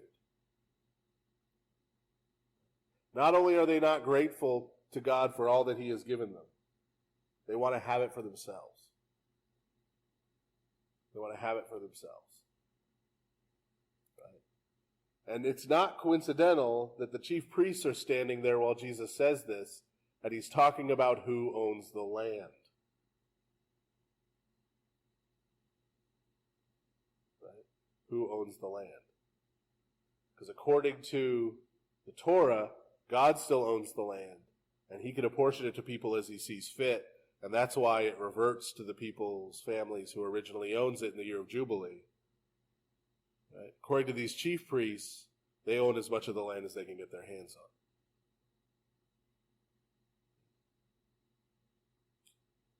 And so obviously, right, within the story, what would you do? What would you do if every servant you said that you sent your son and they murdered him? You'd send in your men to kill, right? To kill those murderers, right? And throw them out, right? And give the vineyard to somebody else who's going to do what? Who is going to give thanks to you for what you've given them. Okay? And so what we see here is what St. Paul is going to meditate on in Romans chapters 9 through 11 in particular. Right? Because he's going to look and see that by that point already, around 50 AD, when he's writing his epistle to the Romans, already most of the Christian community is Gentiles. Most of the Christian community is Gentiles. And he's going to look back and he's going to say all these promises were made in the Old Testament. All these promises were made in the Torah to the Jewish people. But now it seems like it's all the Gentiles who have received them. How did that happen? Right? How did that happen?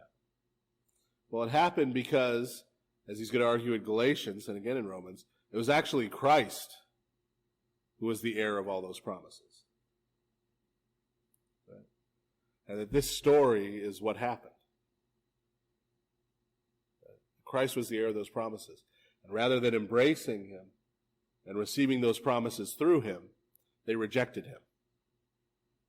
And so God has given those promises to someone else who was willing to offer thanksgiving.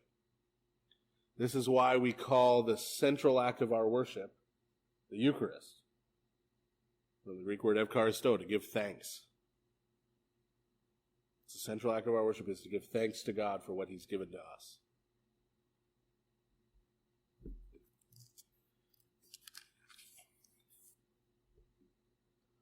And when they heard it, they said, "Certainly not." They got this parable. Right?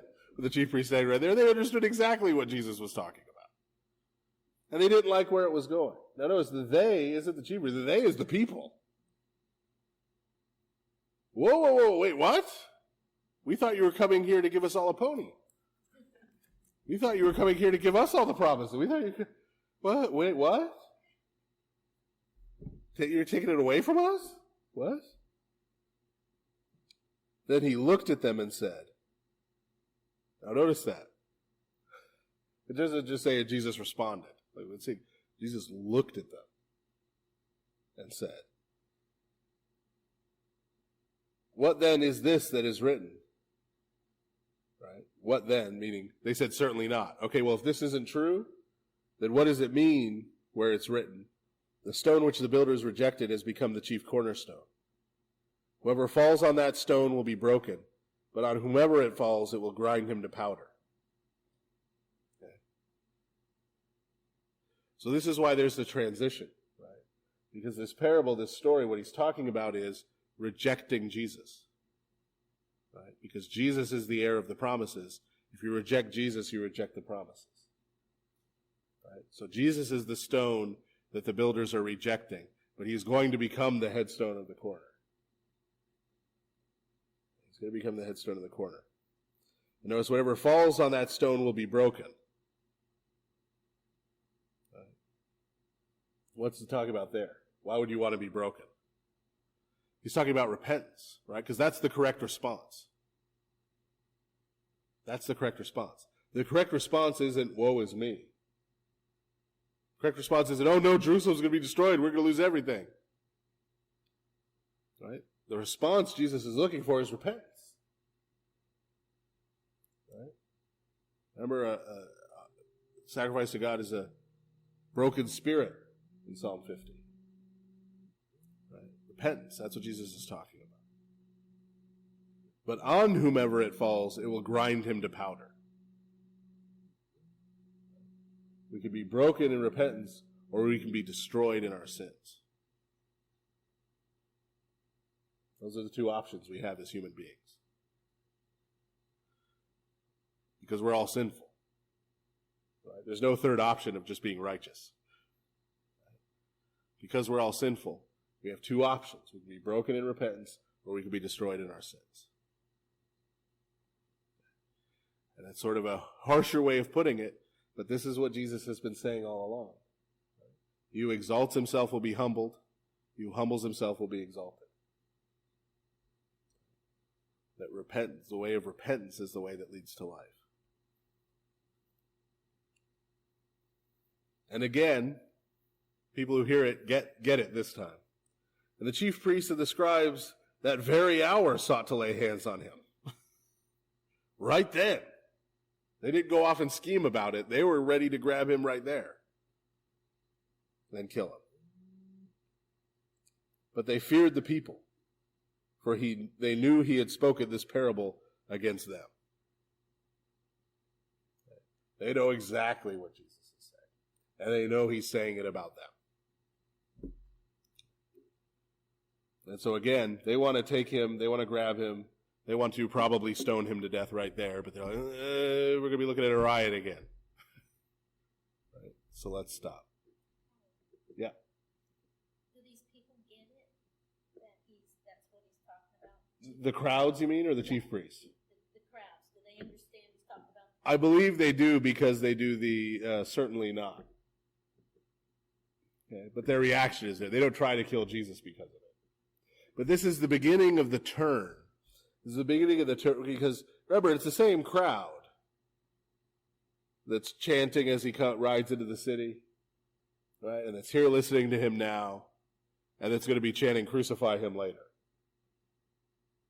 Right? And we're talking about what? 5-6 days? 5 days time? 4 or 5 days time? That flip's going to happen? I think what we have right here with that certainly not and that kind of thing is that this is where he starts losing them. The crowd. This is where the crowd starts to say, he's not talking very Messiah-like. Right? This isn't what we wanted to hear. And so this is sort of a pivot point in the week. Right? Because right now, they're still kind of worried that if they try to grab him in the crowd, there might be a riot. Later on, they're not going to be worried. Later on, they're going to make their move. Well, I don't understand why the people turn, because to me they would be turning against the chief priests and taking all their land and not giving back. If he was just criticizing the chief priests, but he's prophesying the promises that were given to Israel, right? The reason they're all there following Jesus is why? They want a Messiah to come in and overthrow the Romans. That's what they're looking for. So when he starts saying things like the promises are going to be taken away from Israel and given to someone else. Wait. No. We're here because we want the kingdom. You're going to give it to somebody else? Right? This is where it starts to not, right? They start to realize something's not right here. Right? In their mind. Right? This isn't what the Messiah is supposed to do. This isn't going the way it's supposed to go. So this is, like I said, this is not where they turn on. This is where things start to shift. From these people being these big supporters of Jesus and cheering for him, they're now starting to move to, some of the things he's saying, I don't know. Right? And now it's going to start to tilt in the other direction. So they watched him, they being the chief priests and the scribes. They start keeping an eye on him. They watched him and sent spies who pretended to be righteous. Right? Meaning what? Meaning they're pretending to be part of his followers, part of those who are following him. Right? They sent some people to go out there, oh, Jesus, you're just swell. You're the best. You're the Messiah. Absolutely. We're with you. Okay? Keep an eye on him. Why? That they might seize on his words in order to deliver him to the power and the authority of the governor. Okay? This is the solution to their problem, right? Their problem is, we want to get rid of this guy, right? But if we try and do it ourselves, riot might start, the Romans might come down on us. Right? So what's the solution to that? We need to get the Romans to come down on him. Right? Get the Romans to do our dirty work for us. They don't mind killing Jews, the Romans. They kill several a day. Okay, so, right? So we just need to find a way to get him in trouble with the Romans, let the Romans kill him for us. And then we don't have to worry about the Romans coming down on us because it's the Romans who killed him. Okay, so they have to trick him into saying something. They have to get him to say something they can use, right, to accuse him before the governor. Okay?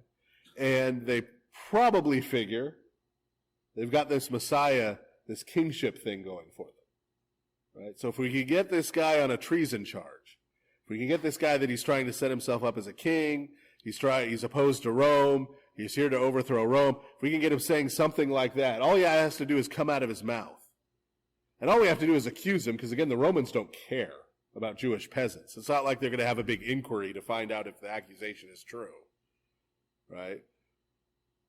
Pretty easy to get a Jew killed by the Romans. So they just figure we just have to get something. We just have to get some kind of something that we can twist around.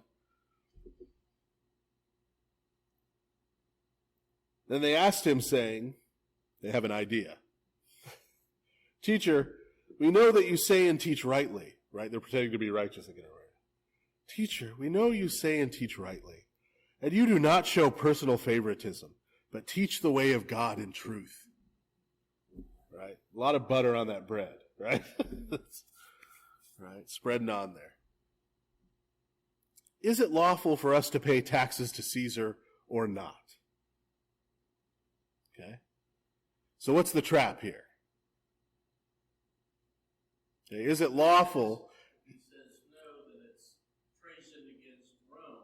Right. And if he says yes, then it is he's aimed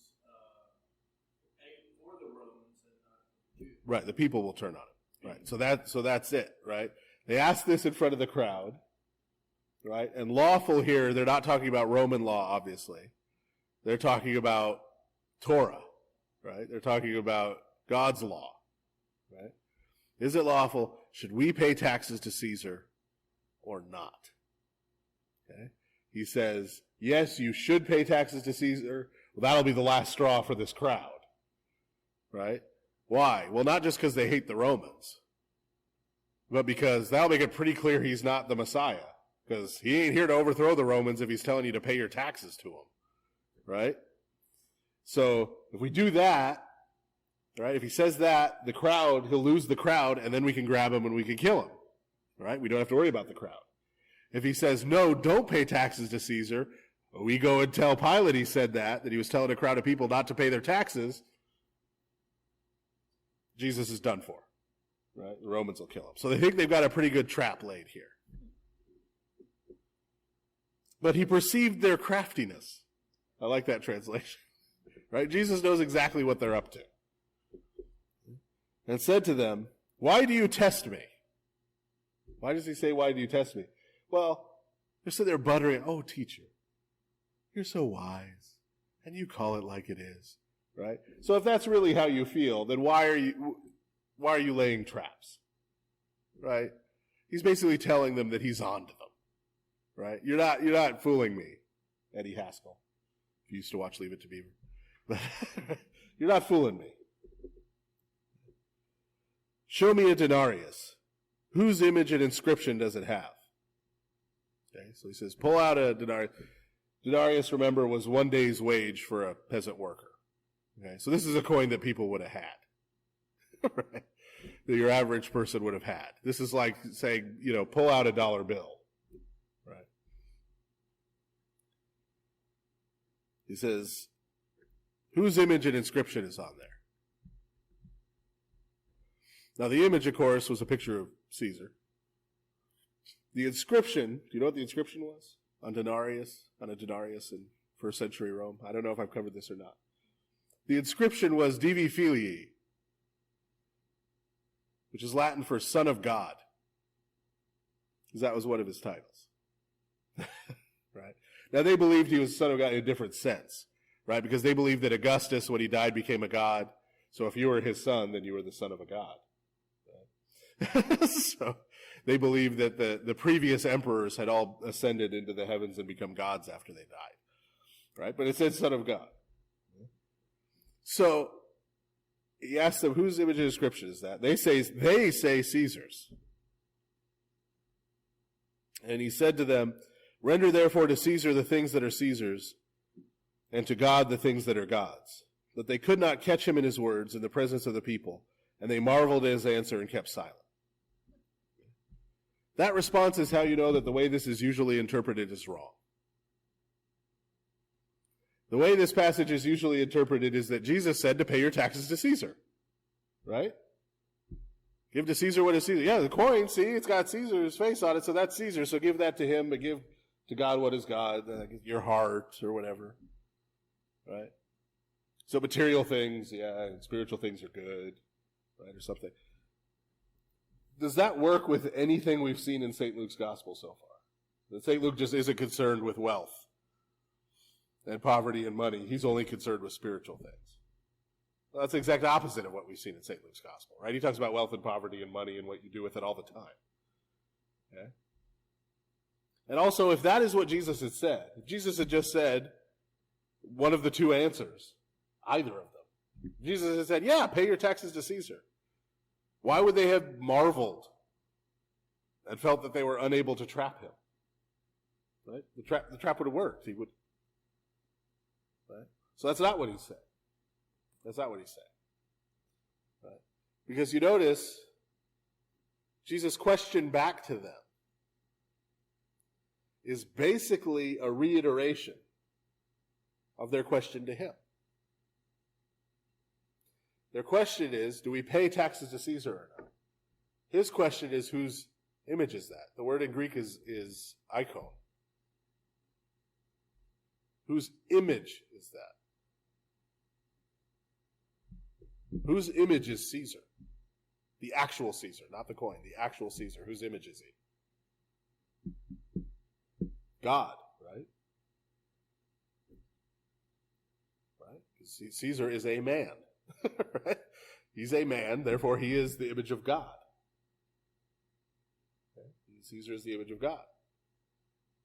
The inscription, who is the Son of God?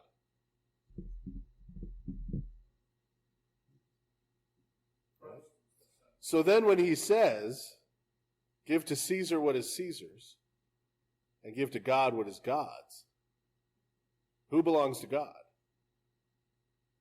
Caesar. Right? So what Jesus is saying here is, right, okay, that's Caesar's coin, right? He minted it. If he wants it back, give it back to him. But what belongs to God? Everything. Right? Everything belongs to God. Caesar himself belongs to God because he was created by God in his image.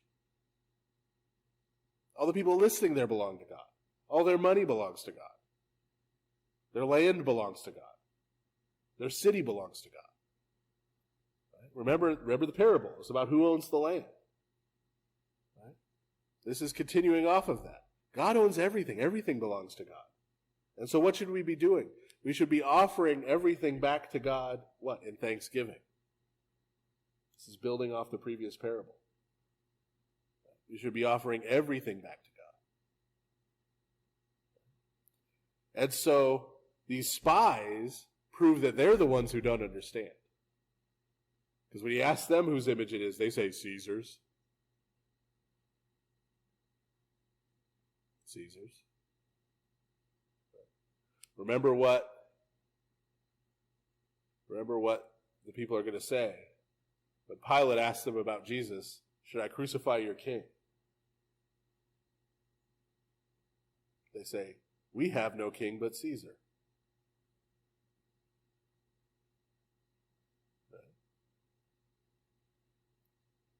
So these spies just fell into their own trap.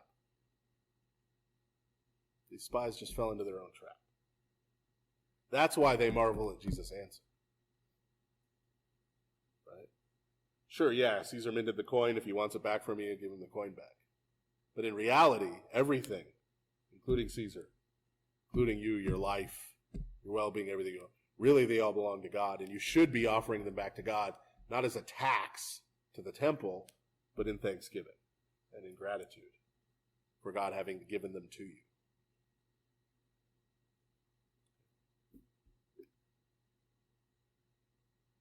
That's probably a good place to break, thematically and time-wise, for this evening.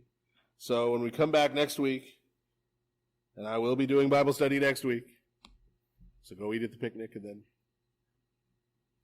if you can stand the heat, and then we'll have Bible study later in the evening. We'll come back here in Luke 20, verse 27, and pick up. So thank you, everybody.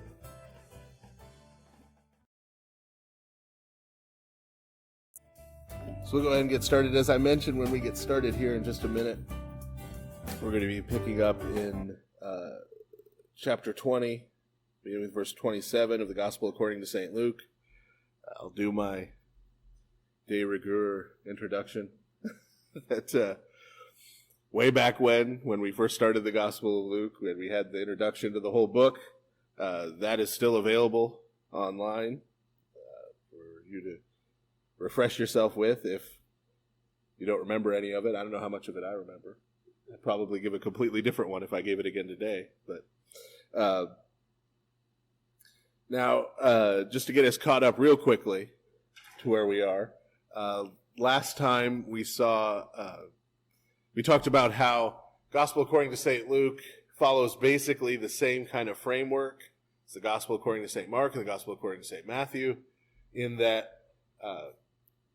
Christ's life and ministry and death and resurrection are structured around this sort of single journey that begins in Galilee and then carries through sort of in a straight line down to Jerusalem, where Christ's death and resurrection occur. So, as we saw last time, we read about Christ's entry into Jerusalem on Palm Sunday, and his cleansing of the temple, and the sort of immediate and drastic conflict that has brought him into with the religious authorities. Leading up to this, especially once Jesus came into Judea, we saw a lot of Pharisees and scribes sort of popping up and having these controversies with Jesus about theological issues and matters of the Torah and how the law was to be kept and this sort of thing. But now we've seen, as he's come into Jerusalem, it's now been shifted to being the chief priests, sort of those who have authority over the temple in Jerusalem, who have now come into more direct conflict with him. These individuals hold a greater amount of power over the Jewish people through their religious authority. They don't have any power vis-a-vis the Romans, right? The Romans, as far as they're concerned, these priests are nobody important. But because, remember, of the way the Romans viewed their empire, right? The Romans were interested in the land, the roads, the rivers, the natural resources, and exploiting those things to benefit the empire.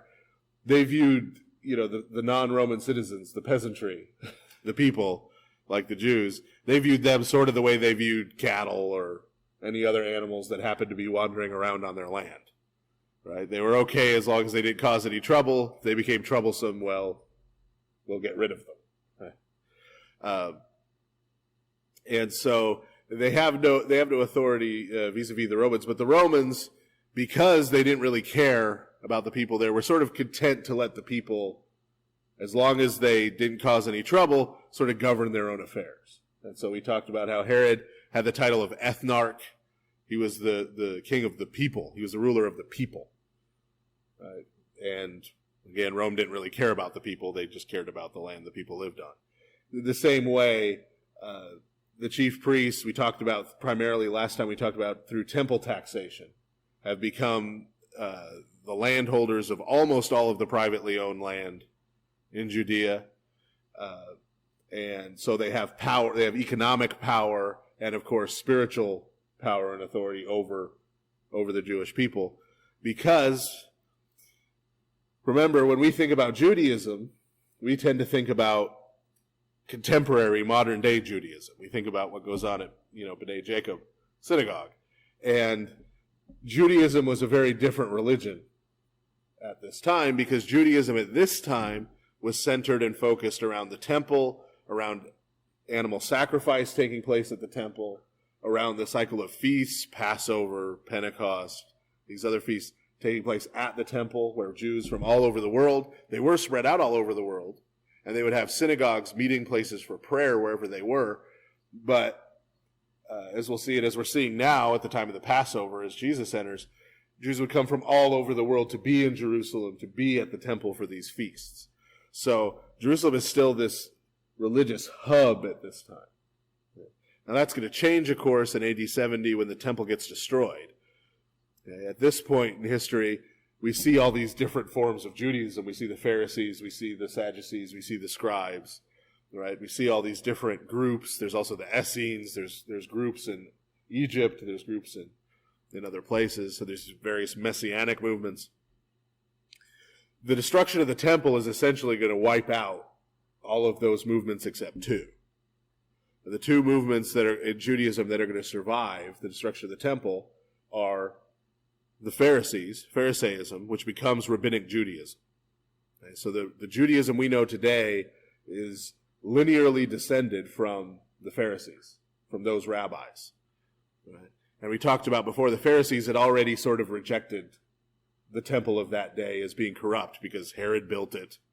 Right? It had been desecrated by the Romans a couple times. Right? And so when the temple gets destroyed, they've already sort of distanced themselves from it. And so they're prepared to continue on without it. And then the second group that survives is Christianity, which, remember, was a Jewish movement originally. Okay? And Christianity survived because with Christ's sacrifice and death and resurrection, Christianity didn't need the temple anymore. And Christianity was teaching that the purpose of the temple had been fulfilled, and so God allowed it to be destroyed because we didn't need it anymore. And so that prepared Christianity to continue without it. But so this time, the temple is this major hub, and so if someone is barred from going and offering sacrifice there, they're essentially cut off from God. And the only forgiveness of sins that's available to the Jews at this time, according to the Torah, is through making sacrifice at the temple in Jerusalem. So that's an incredible amount of spiritual power that these chief priests wield at this point in history. Okay? Right, and they were using that spiritual authority, that spiritual power, basically to enrich themselves and to exploit the people. And so that's why Jesus is now coming into conflict with it, but that's why this conflict is so serious.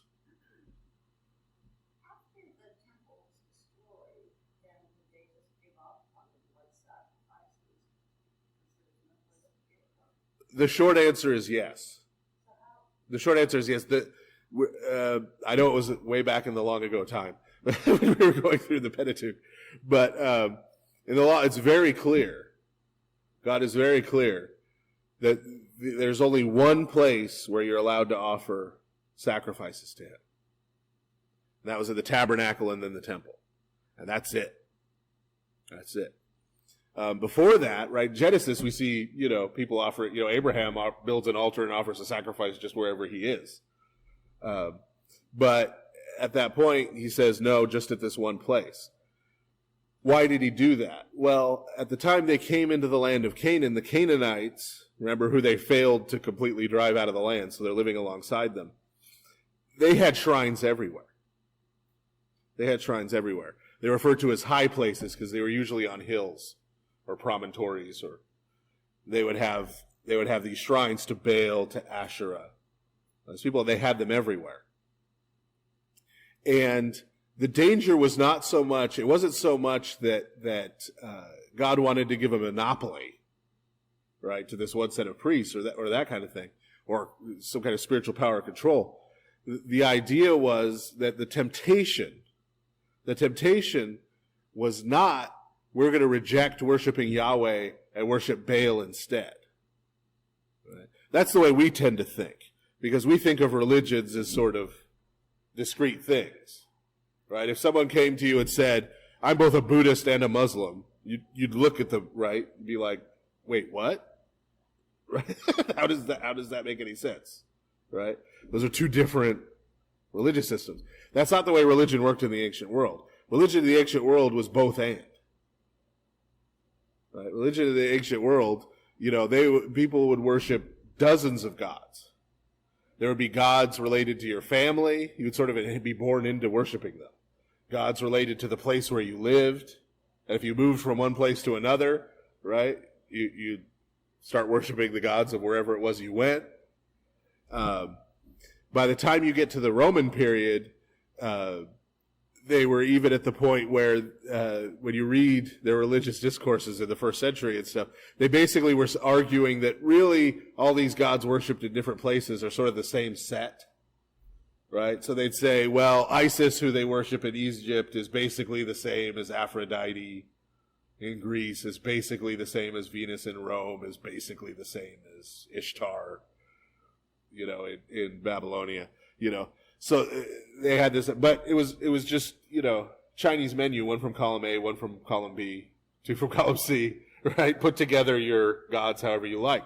And so because that was the way of viewing things, the temptation for the Israelites was not that, we're going to stop worshiping Yahweh and go worship Baal instead, like you had to pick, right? The danger was they were going to try and worship Yahweh and Baal and Asherah and whoever, an Egyptian god or two, right?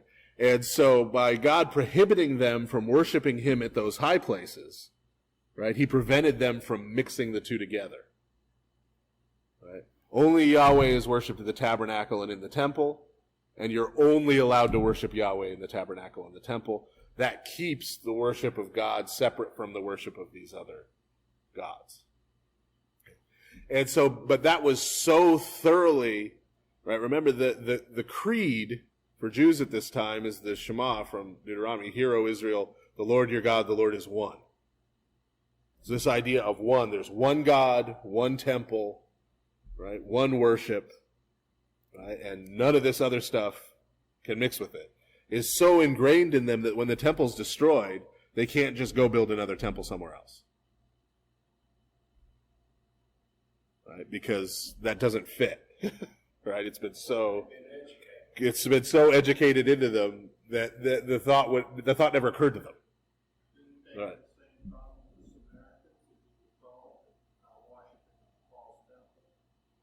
Right. Right. That was one of the big obstacles between, remember, the Jews and the Samaritans, is that the Samaritans had a temple on Mount Gerizim that they said was the true temple. They didn't say neither group thought there were two. The Samaritans thought the one on Mount Gerizim was the real one. The Jews believed the one in Jerusalem was the real one. And they both believed the other ones were heretics for worshiping at the wrong one. But even there, that idea of there's one sanctuary.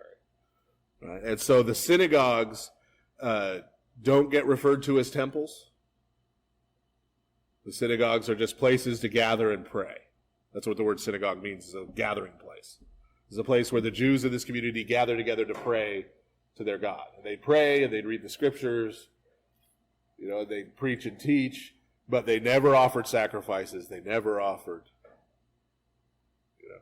And so while it was easy for that to continue after the temple was destroyed, for them to just continue to use the synagogues, right? It was the Pharisees who came up with a theological way to explain why that was okay. Why a synagogue, what the synagogue was doing was sufficient for the time being, as opposed to there being this huge missing piece of the temple. You said something that the only way that they can get rid of sin is through the sacrifices of temple. Right, in the theology at the time, right. So, what are the Jews doing?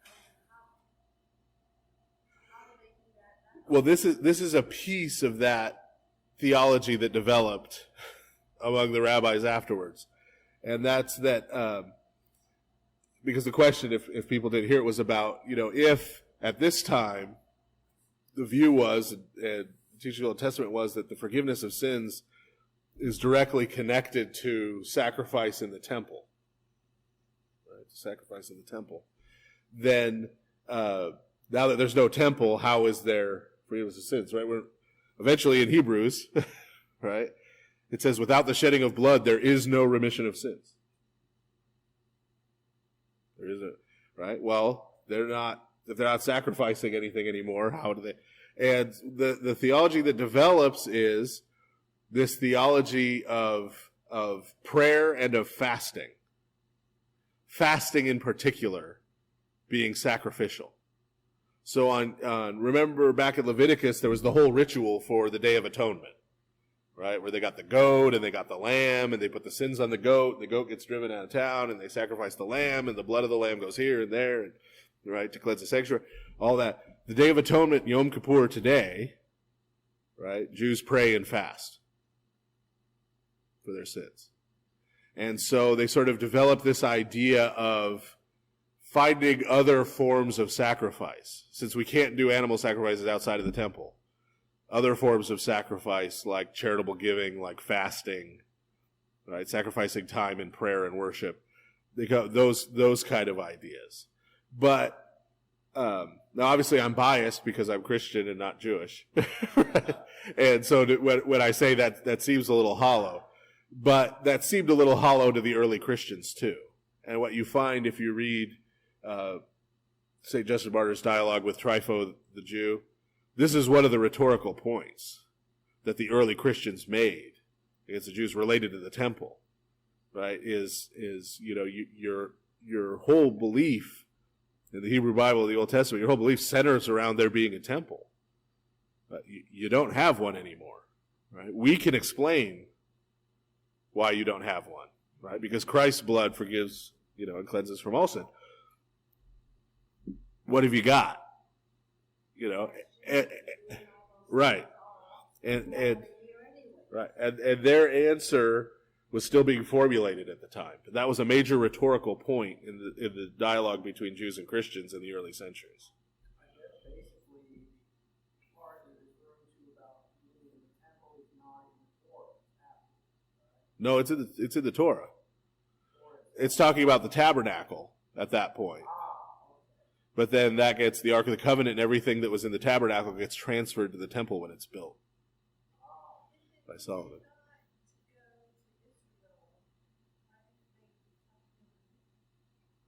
Well, there's a mosque there right now where the temple used to be. The temple was left in ruins by the Romans. There was nothing there. And in fact, we know over the next few centuries, it became a garbage dump. Because nobody was allowed to build anything there. So just junk and stuff would get dumped there. And as I probably mentioned before in a Bible study, after the Bar Kokhba rebellion in 128 AD, the Jews were expelled from the city completely. And were only allowed to come into the city. It wasn't called Jerusalem anymore. The new city was Aelia Capitolina. They were only allowed to come into the city one day a year. That was the day the temple was destroyed. And they were allowed to go to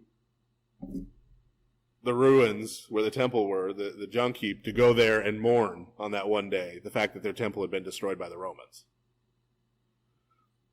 Because not only did the Romans like to make a point, they liked to keep making it, sort of in perpetuity. And so that was it. And so that's the way it remained until the first time there was any activity there was actually under Julian the Apostate, who was Constantine's nephew. who became emperor after him. And he's called Julian the Apostate because he didn't like Christianity. And he set out to reverse all of the pro-Christian policies that Constantine had set in place. And so one of the things he did that he thought would help discredit Christianity was he was going to pay to rebuild the Jewish temple. Because, as I mentioned, that had been a rhetorical point between Jews and Christians. The Christians saying to the Jews, look, you don't have a temple. You can't function. So he was going to rebuild it to sort of take that away from the Christians and get, he thought Judaism then could be a better rival to Christianity. And there were a series of incidents that we have reported. People killed on the building site in accidents, right? All these kind of things that kept delaying work on it. And then Julian the Apostate died in battle against the Persians. And so when he died in battle, the next emperor reversed everything he did and went back to pro-Christian policies, and so the whole project got left. So then it got left off again, and then nothing really happened there until the Islamic conquests. And when the Muslim armies took Jerusalem, they set about eventually building a mosque there, the Dome of the Rock. And that's when the story of Muhammad having ascended up into heaven from that spot starts appearing.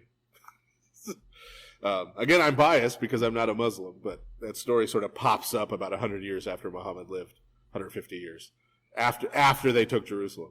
But so there's a mosque there now. And so the Muslim conquests were in the 7th century, about the 660s, that they took Jerusalem. And we know a lot about what went on at that time, actually, because the patriarch of Jerusalem at the time, Sophronius, we have his journals, and he talks all about, I believe it's called, the section's called, I think it's On the Customs of the Arabs. It's something like that. But they came and conquered it because he's remained the patriarch after they took over the city, but he writes about sort of their customs and food and everything, and what life was like once they came in. So we have a lot of information about it. But so that mosque being there is why they haven't yet. But there are various sort of Jewish fundamentalist groups that do want to rebuild a temple there at some point. Right now, they're pretty certain that if they tried to demolish that mosque, they'd get attacked by about 18 different countries at once. And you'd have World War III. So they haven't tried. But there are sort of fundamentalist groups who want to do that. Yeah, but those are small fundamentalist groups, I should say. I don't know how. That would be a good question for me to ask Rabbi Urecki sometime. I don't know how sort of the broad range of Orthodox Judaism would react if a new temple was built, if they'd embrace it or not at this point. I'm not sure how they would feel about that beyond those fundamentalist groups. Because as I mentioned, sort of rabbinical Judaism kind of moved on and kind of went in a different trajectory religiously. So here in chapter 20, verse 27, we have some more of these folks pop up. Remember, the Sadducees are the party that the priests belong to. They're the group that the priests belong to.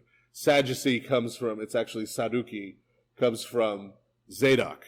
Just remember in Ezekiel, there was the prophecy that the priests of the new temple, right, when the Messiah comes, the priests of the new temple will be from the line of Zadok, who was one of the descendants of Aaron. Now, none of these people are descendants of Aaron, let alone Zadok, right? But they call themselves the Zadokites anyway, sort of as propaganda, right? And this group in particular, it is about to be pertinent, they only accepted the Torah itself as having spiritual authority. They didn't accept the rest of what we call the Old Testament. Those were interesting writings, right? But they weren't sort of what we would call canon. That's kind of an anachronistic. They didn't use that term at this point in history, but They didn't consider it to be authoritative, only the Torah. And so because of that, anything that wasn't explicitly in the Torah, they didn't believe in. One of those things was the resurrection of the dead. Because you remember, we're going through first 5 books of the Bible, Genesis, Exodus, Leviticus, Numbers, Deuteronomy. You're going to be hard-pressed in there to find anything about any kind of life after death or, right? And so since they're very strict, if it's not there, they're sort of fundamentalists in their own way, right? If it's not there in the Torah, we don't buy it. Okay? And so Jesus has already come into conflict with these priests, and that sort of leads into now these people from the priestly group, from the Sadducees, coming to approach him. So verse 27, then some of the Sadducees, who deny that there is a resurrection, came to him and asked him, saying, Teacher, Moses wrote to us that if a man's brother dies, having a wife, and he dies without children, his brother should take his wife and raise up offspring for his brother. Now there were 7 brothers, and the first took a wife and died without children, and the second took her as a wife, and he died childless. Then the third took her, and in like manner the 7 also, and they left no children and died. Last of all, the woman died also. Therefore, in the resurrection, whose wife does she become? For all 7 had her as a wife. Okay? So this is a little bit different than the musical. This is one wife for 7 brothers. Right? But remember, what they're quoting here is what's referred to as levirate marriage. It's a practice called levirate marriage. It is in the Torah, right, which they accept as authoritative. And the idea was, remember, the way property was handled in the Torah, which was when they came into the land of Canaan, the land was divided up by person. Right? Each tribe got its own allotment, and the allotment was big or small based on the size of the tribe. And then each person of that tribe got their allotment. Everybody got the same piece of land. Right? They all started on an equal playing field. And then that land was handed down from generation to generation. And remember, every 50 years of the Jubilee year, it would all revert to the original family ownership. Okay? And the idea there was that, again, everyone would still have this level starting point.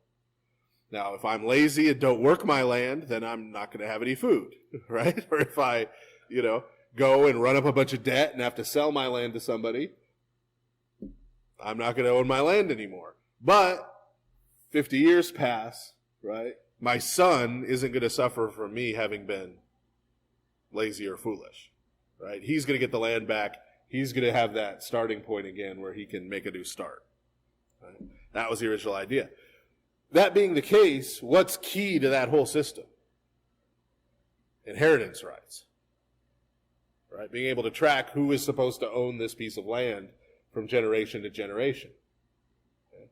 And so this gets passed from father to eldest son. Right? Father to eldest son.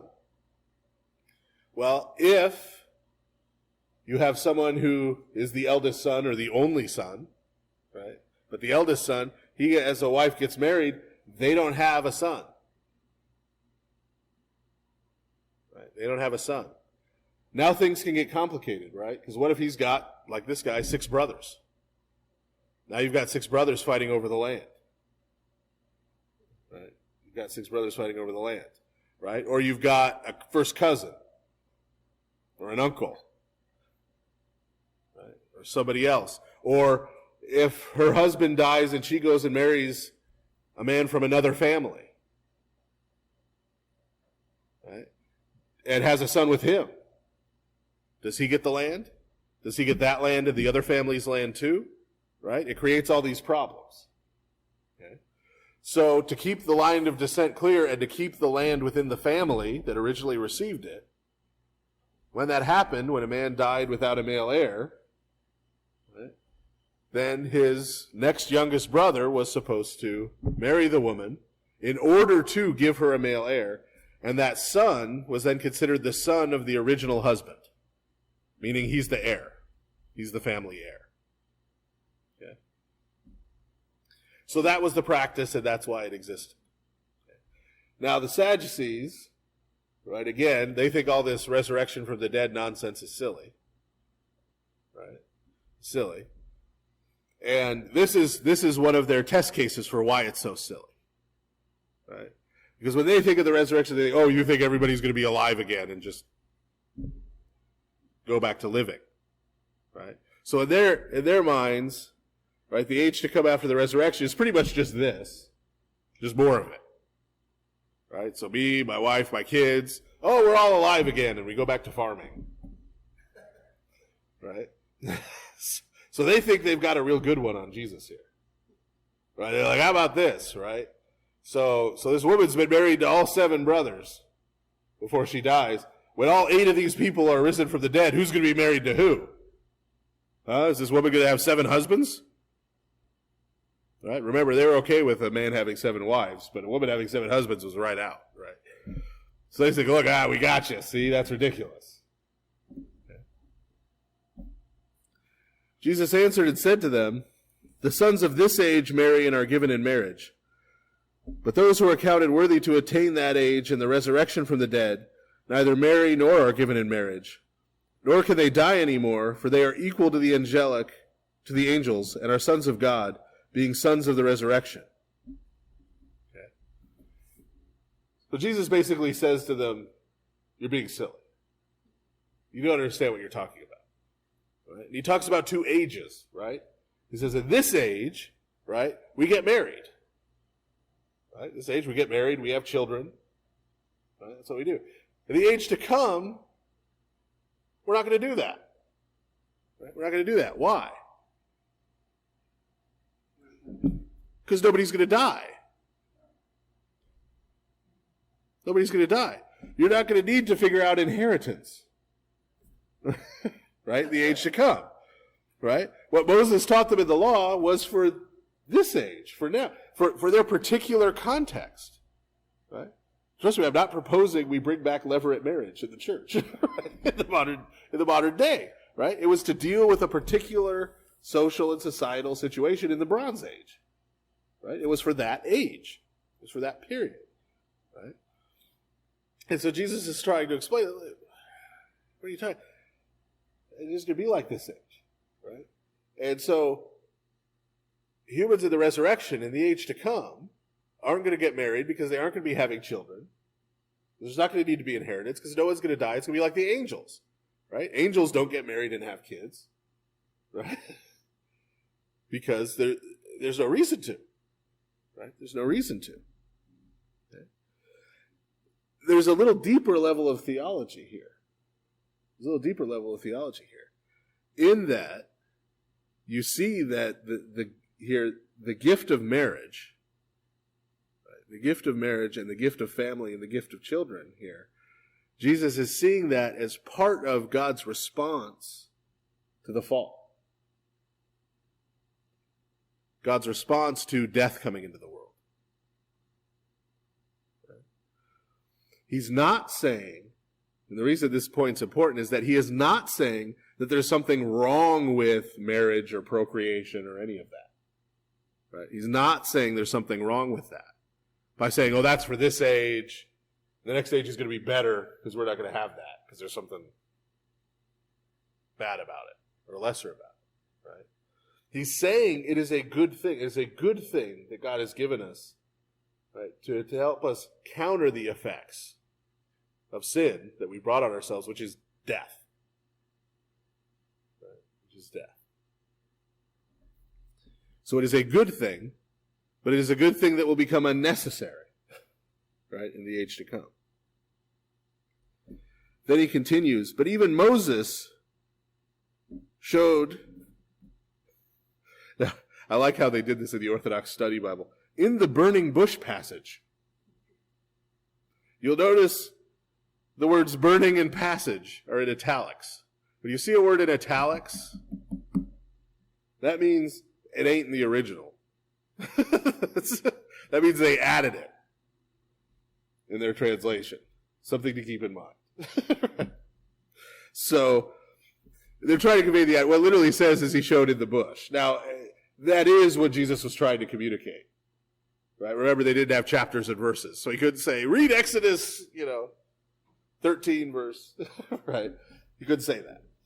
because those breakdowns didn't exist. So when he says Moses showed in the bush, he's referring to them back to the story of the burning bush, right? So the burning bush passage, or the story of the burning bush, is sort of what he's getting at here. But even Moses showed in the burning bush passage that the dead are raised, when he called the Lord the God of Abraham, the God of Isaac, and the God of Jacob. For he is not the God of the dead, but of the living, for all live to him. Why does he say, but even Moses? Because the Torah, because that's all the Sadducees accept. So he one betters them. He not only explains to them why they're wrong, but he says, the resurrection isn't just something that showed up later. Right? It's there in the Torah. It's there in Moses himself. Right? Because what does he call God? God is the God of Abraham, the God of Isaac, and the God of Jacob. Right? He doesn't say, I was the God of Abraham, I was the God of Isaac, I was the God of Jacob in the past when they were alive. Right? He says, I am the God of Abraham, the God of Isaac, and the God of Jacob. So meaning they still live. They still live as far as God is concerned. And he points out God is the God not of the dead but of the living. What does that mean? Well, what did we just say? What did we just say about marriage?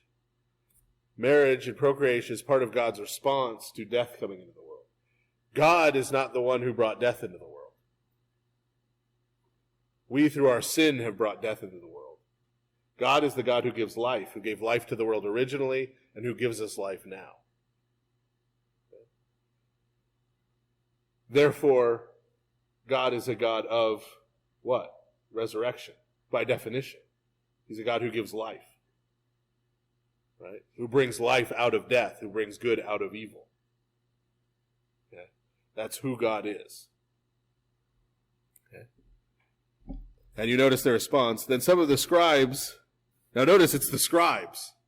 It doesn't say some of the Sadducees who asked the question. It says some of the scribes. Remember, these are the Pharisees. They do believe in the resurrection.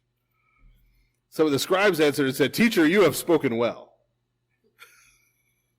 Right? See, he's on our side. Right. But after that, they dared not question him anymore. Okay? So they said, that was a good one, Jesus, but I don't think we should ask him any more questions.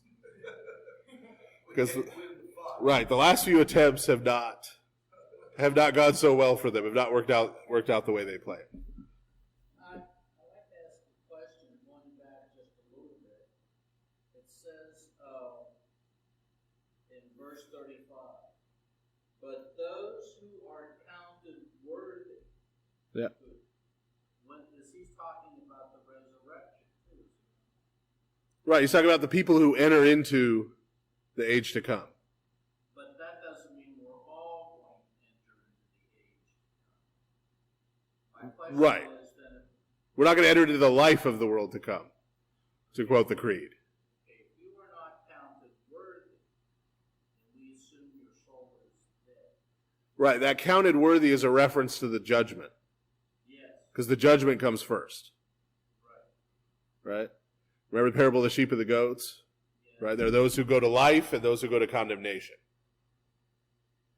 So he's saying those who are counted worthy to go to receive the life of the world to come are not going to marry and be given in marriage. So then we say it is in hope of the resurrection that we may be resurrected. Right. He's describing what that is going to be like Yeah, but for those who enter into it. I guess Not everyone will. That's what I'm saying. Right. Not everyone is going to be counted worthy. Right. And therefore, then they will still remain as dust and their souls will be destroyed. Is that correct? Well, they will be under condemnation.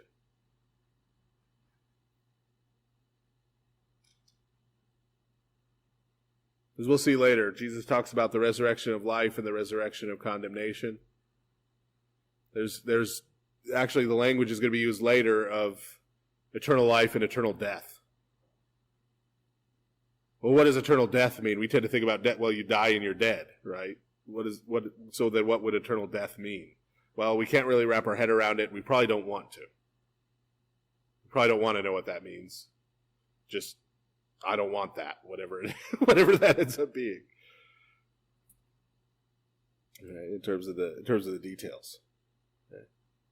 Now this is a very important passage also for a couple of reasons theologically. One, apologetically, some of our Christian friends who don't necessarily believe in the communion of saints the way we do. Right? They will say about saints, if we ask a saint to pray for us, we ask St. George to pray for us, we ask Theotokos to pray for us, they'll say, well, they're dead. How can they pray for you? They're dead. Right? You usually get that argument if you try to make the comparison, like they may say, well, why do you ask the saints to pray for you? Well, first they'll say, why do you pray to saints? Do you think they have magic powers? But you say, we're asking the saints to pray for us. We're asking for their intercessions. Yeah, and you say, well, it's like if you go and ask your pastor to pray for you, right? Or you go and ask your friends to pray for you, right? You don't think they have magic powers, right? You don't think if you get enough people, you're going to change God's mind, right? But we support one another in prayer, and so it's the same thing with the saints. Then they usually say, yeah, but your pastor and your friends are alive, and the saints are dead. Well, if you read this passage carefully, Jesus pretty clearly says here that Abraham, Isaac, and Jacob, which would be three of the saints, are not dead. Right? Are not dead. They're alive. They're alive to God. Okay? So this is a good place to take people, to show them where in the Scriptures they can find that. The other thing that's important, though, is the point that God is not the God of the dead, but of the living. God is not a God who brings death and destruction. Okay. Most people wouldn't say that he is directly, but when a disaster happens, when something horrible happens, you will frequently see, well, why did God let this happen? Right? Why did God let this happen? If not, why did God do this? Right? Natural disaster, this and that. Why does God let these things happen? This is when you hear from atheists, when you hear from people, not just sort of your militant atheist arguing on the internet types, but people who have legitimately sort of lost their faith, who at one point considered themselves Christian and now do not, legitimately. This is what you'll usually hear from them. Well, there's so much evil and so much suffering and so many horrible things in the world, I just can't believe there's a God anymore. Or if there is a God and he let all these things happen, I don't know that I could worship him. Because they're viewing what? They've kind of got John Calvin whispering in their ear from the 16th century. It says God predestines everything that happens. Right? So if something happens, God did it. Right? God did it. This isn't, of course, the teaching of the church, and I don't think it's the teaching of Scripture here. Right? I think the clear teaching of Scripture is that not only does God do things, but human beings who are created in the image of God also do things. They're moral agents.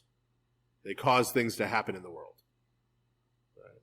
God is not the sole cause of everything that happens in the world. If he was, the world would be a much better place. Right? In the Garden of Eden, when God created the world, God was the sole cause of everything that happened.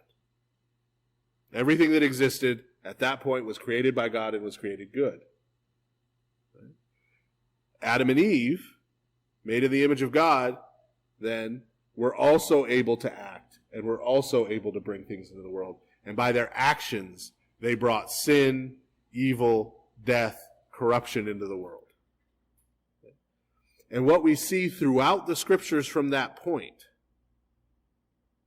is God acting, as here with marriage and procreation, God acting to counter the evil and the wickedness that human beings are committing. Right? When you look at the flood story, if you start in Genesis 5 instead of Genesis 6, everybody starts with Genesis 6:1. If you start in Genesis 5 in the genealogy, people get bored when you start saying begat more than 3 times. But if you start in the genealogy, when Noah is born, his father prophesies about him that God is going to save the earth, the land. He's going to save the world through Noah. If you start with that, that makes the story of the flood a very different story. If you start with Genesis 6, it's very easy to present the story as people were doing bad stuff and God got mad and wiped them all out. Right? And by the way, if you read the pagan versions of the flood myths, that's what they all are. Some of them are kind of silly about it. In one of them, with Atrahasis, the gods are mad because human beings are making too much noise, and so they wipe them all out. But it's all basically some god got mad at human beings and decided to wipe them all out. And they take that reading of Genesis 6. But if what's going on is what was prophesied in Genesis 5, that God is saving the world through Noah, what is he saving the world from? Evil, but in particular, human beings. He's saving his creation. That's why Noah takes animals on the ark. God is saving his good creation from the wickedness that human beings were committing upon the earth. Right? And we see that again and again, all the way through. Through the end of Genesis. You have the story of Joseph, right? His brothers are wicked and jealous. They throw him down a well. They debate killing him and then sell him into slavery. Right? He goes into slavery in Egypt. He has this woman try to commit adultery with him. When he won't sleep with her, she claims he raped her, has him thrown in prison. He's thrown in a dungeon, facing execution. Right? And what does God do? God acts miraculously by giving Joseph dreams and the interpretation of dreams, right? To bring him to the forefront of the Egyptian government so that he can save his family from the famine that's coming in Canaan. And Joseph says at the end to his brothers, you meant it to me for evil, but God meant it for good. Not saying, you didn't do this, God did this. He's not saying God sold me into slavery, God threw me down a well, God did all these things. Right? No, he's saying, you were trying to do evil to me. You were trying to kill me, you folks were all trying to do these evil things for me. Right? But God took that and turned it around and blessed all of you through it. And brought life out of it. Because he saved you from that famine. That is how God is presented in the scriptures. He's the God of the living. He's the God who gives life in the face of death. And it's human beings who bring death and destruction and evil into the world. And it's going to be very important. Later on in the Gospel of John, when Jesus is speaking to Pontius Pilate, Pontius Pilate asks him if he's a king. He says, my kingdom is not of this world. People usually stop there, but the rest of the sentence is, if my kingdom were of this world, my disciples would take up arms to defend me. Why? Kingdoms of this world, how do they rule? Through violence. Right? Through inflicting pain, suffering, death. Right? That's how they wield their power. That's not how Jesus wields his power in his kingdom. Because Jesus is the God of the Bible. So this is a very important point. God is the one who is there in the midst of our sinfulness, in the midst of our evil, to give us forgiveness, life, healing. Right? Continuously offers himself to us. Right? And offers his life to us for us to share. He is not the one who's bringing about the death and destruction and chaos and evil. So now, they don't have any questions left for Jesus, or they think better of asking them if they do. And so now Jesus decides to ask them a question. He said to them, how could they say that the Christ is the son of David? Right? We've seen already in St. Luke's Gospel, son of David is one of the terms for the Messiah, right? Because the Messiah is the anointed king. He's descended from David. Because how could they call him the son of David? Though David himself said in the book of Psalms, the Lord said to my Lord, sit at my right hand till I make your enemies your footstool. Therefore David calls him Lord. How is he then his son? Right? So the Messiah is his descendant, right? A father is greater than his son, right? More worthy of honor, right, in their thinking. Right? Well, if this is his descendant, David is this great king. He's the founder of the royal lineage. Right? So if this is his descendant down here, if David's the paradigm, why is he calling this descendant of his Lord? Right? So Jesus, by asking this question, is again pointing to who he is. It's again pointing to who he is, because there's only one possible answer. There's only one possible answer, and that's that the Messiah is divine. Right? The Messiah is divine. You'll notice no one responds.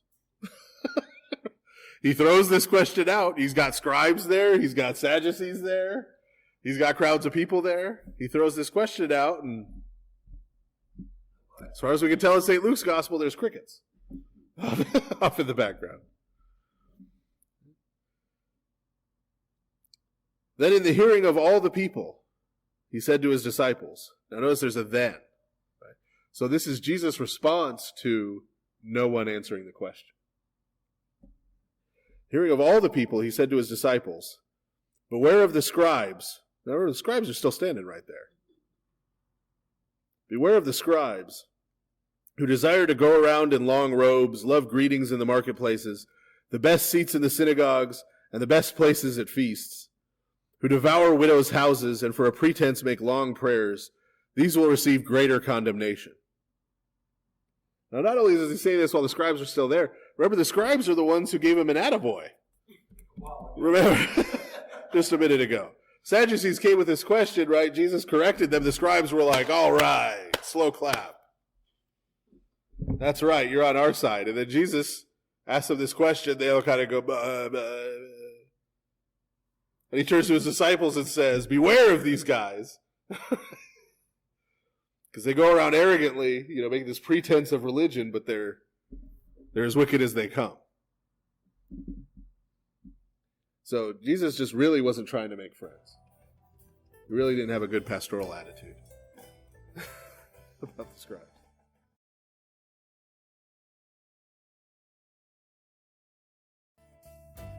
And he looked up. Now, this is continuous. Right? He's still here in the temple courts. He looked up and saw the rich putting their gifts into the treasury. And he saw also a certain poor widow putting in 2 mites. So he said, truly I say to you that this poor widow has put in more than all.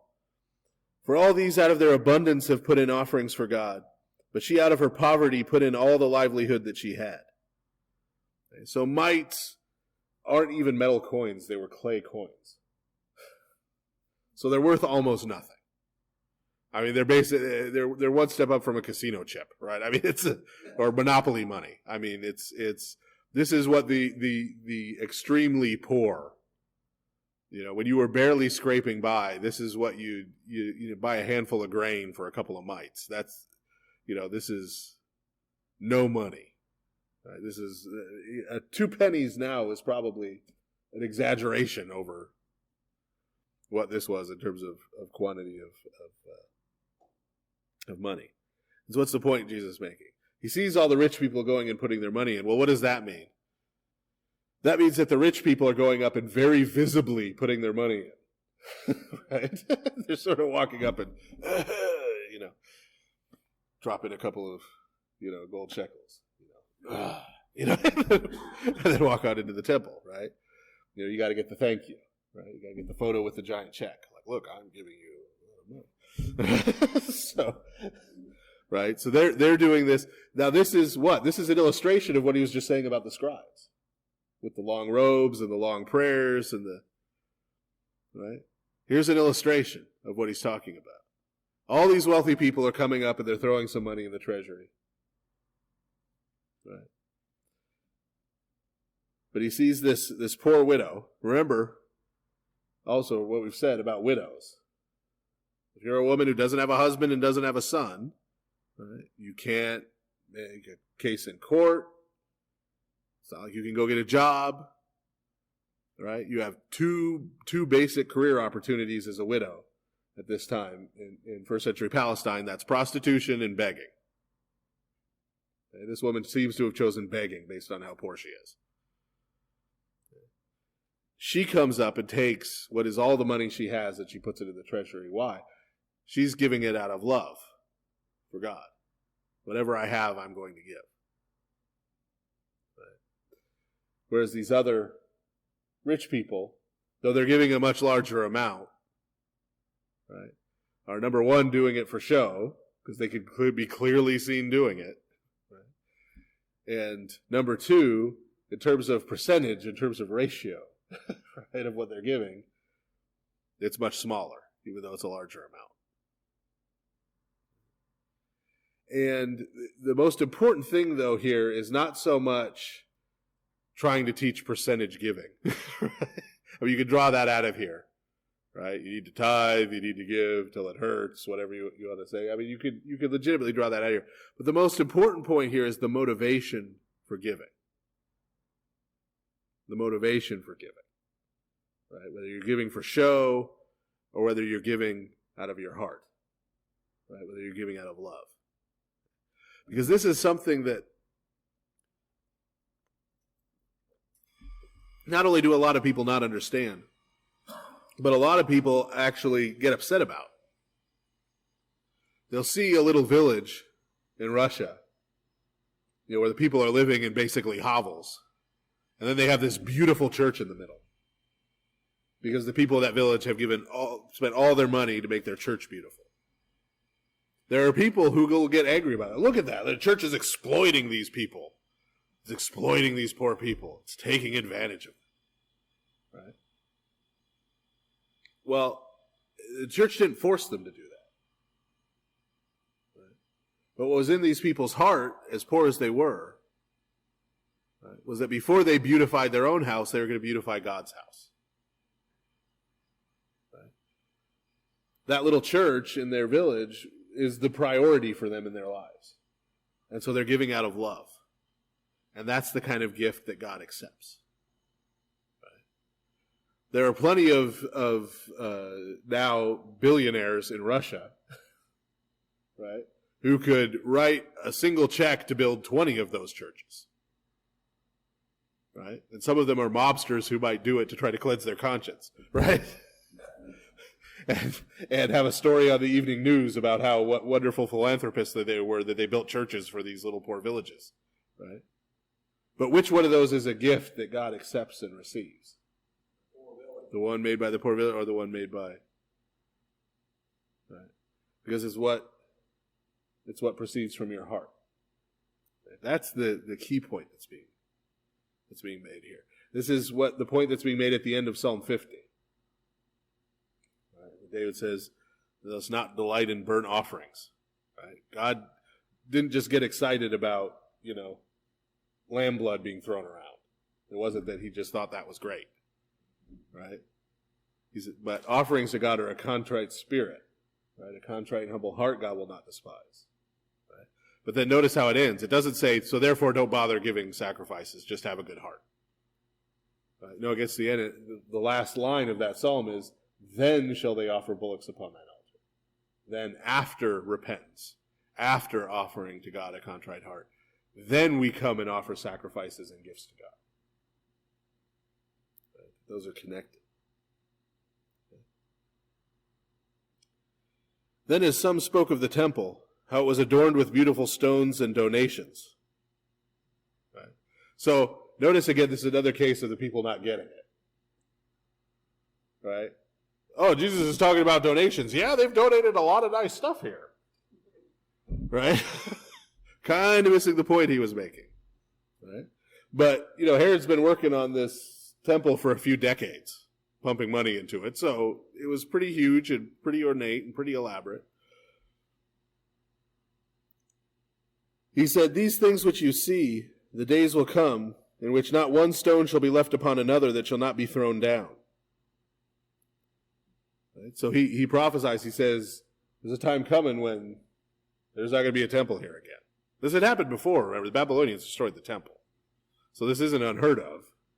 Right? But he's prophesying that it's going to happen again. So they asked him, saying, Teacher, but when will these things be, and what sign will there be when these things are about to take place? Okay? So they get the picture that Jesus here is, they believe Jesus is a prophet. They get the picture that Jesus here is prophesying something that's going to happen. Right? So they say, well, when? When is this prophecy going to come true?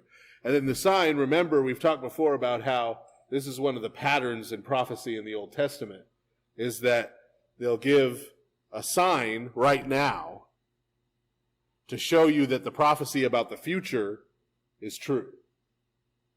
Right?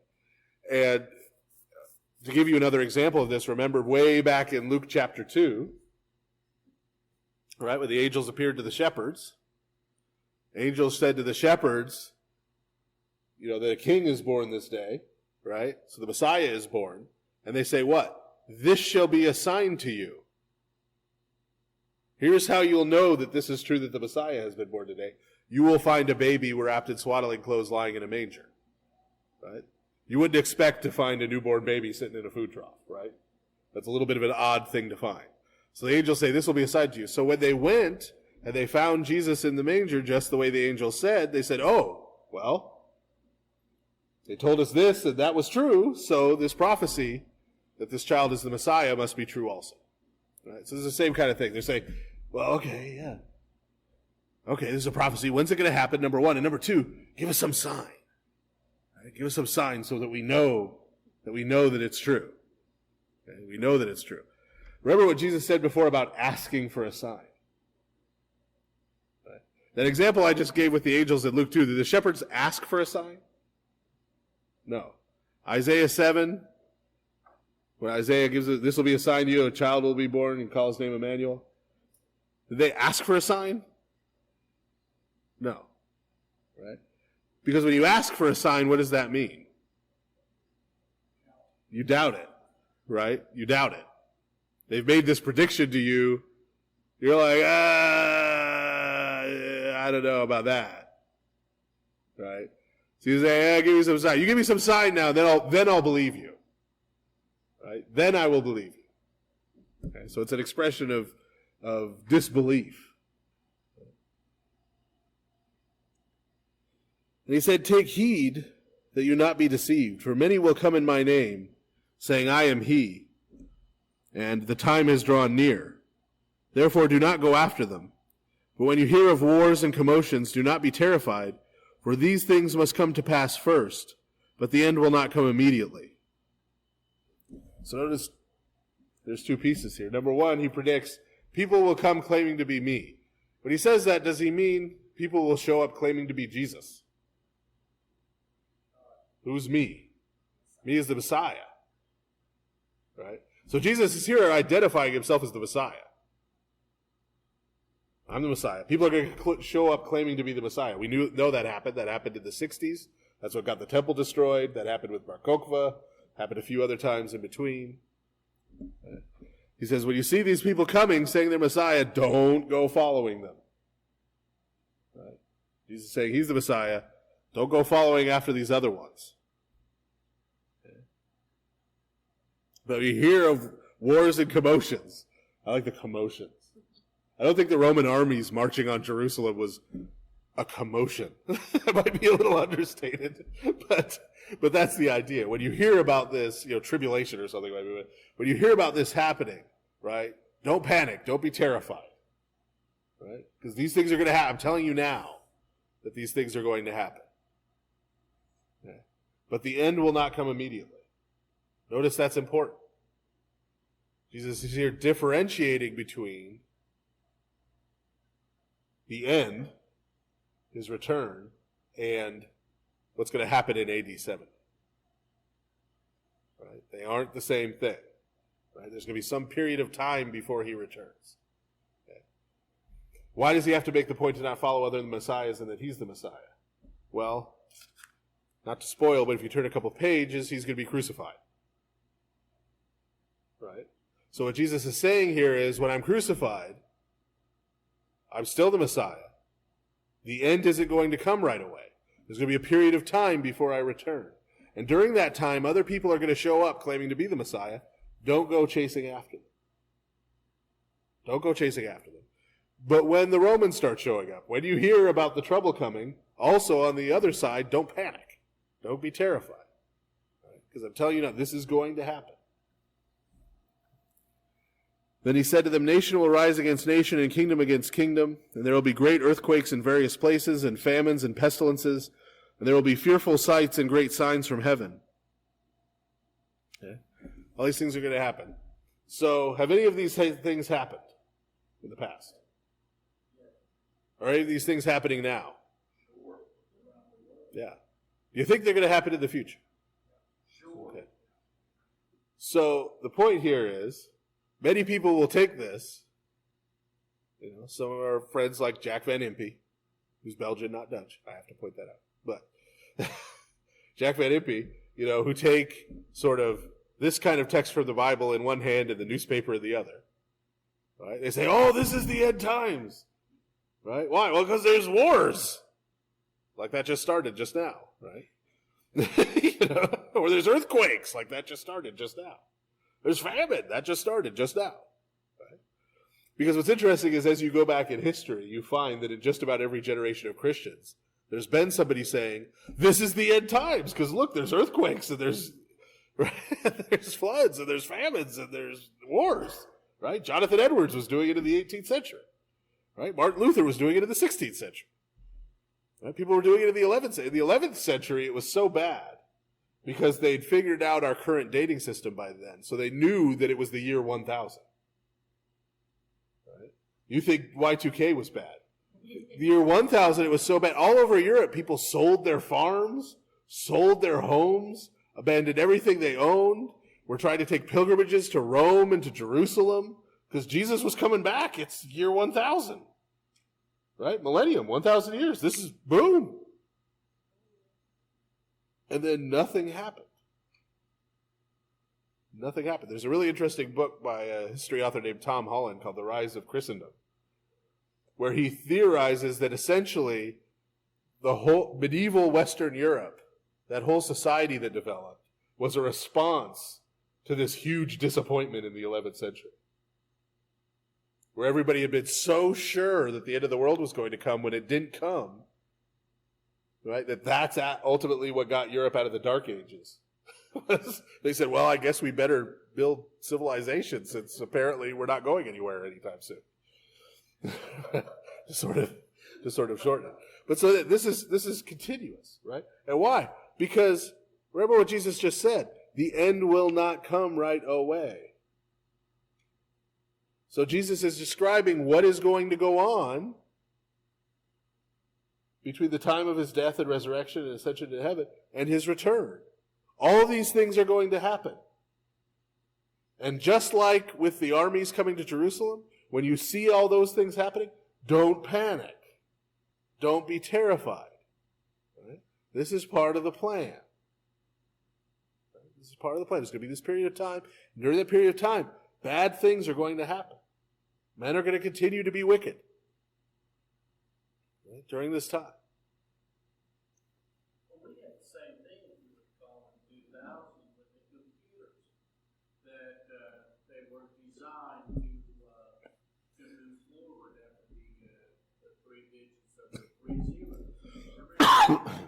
Sure that there would be economic collapse. There was going to be a Y2K apocalypse. Yeah. And it sort of didn't happen. But don't you believe that we actually have, from time to time, in fact, since the beginning of time, what I would call fear mongers that amplify bad things, magnify it, in order to serve their own special interests? Well, that's why Jesus is telling them not to be terrified. That's why he's telling them not to fear. Because yes, I mean that's how the Romans rule the world at this point in history. Is fear, terror. Terror. That's why they're crucifying people en masse. You don't kill someone in that horrible, painful, humiliating way. Letting them hang there naked to die slowly and then rot, right? You do that to strike fear into the populace. To strike terror into the populace. That's why you do things like that. So that's how they govern. That's how the Romans rule the world, is through fear. And so that's why Jesus is telling them not to fear. That's what all the kingdoms of this world do. That's what all the kingdoms of this world do. Because as we were just saying, The only power that the kingdoms of this world have is violence, is death. That's the only power they have, is the power of sin and death.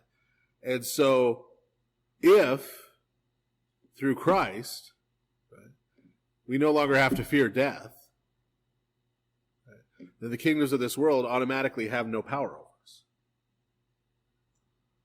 This is going to be a major theme in St. Paul's letters. Right? This is why the martyrs are so important to our faith. Right? Because if you're not afraid to die, no one can control you. No one has any power over you. Because all they can do is kill you. And if you're not afraid of that, they have nothing left. They have nothing left. So, but before all these things, they will lay their hands on you and persecute you, delivering you up to the synagogues and prisons. You will be brought before kings and rulers for my name's sake, but it will turn out for you as an occasion for testimony. Therefore settle it in your hearts not to meditate beforehand on what you will answer. For I will give you a mouth and wisdom which all your adversaries will not be able to contradict or resist. You will be betrayed even by parents and brothers, relatives and friends, and they will put some of you to death, and you will be hated by all for my name's sake. But not a hair of your head shall be lost. By your patience possess your souls.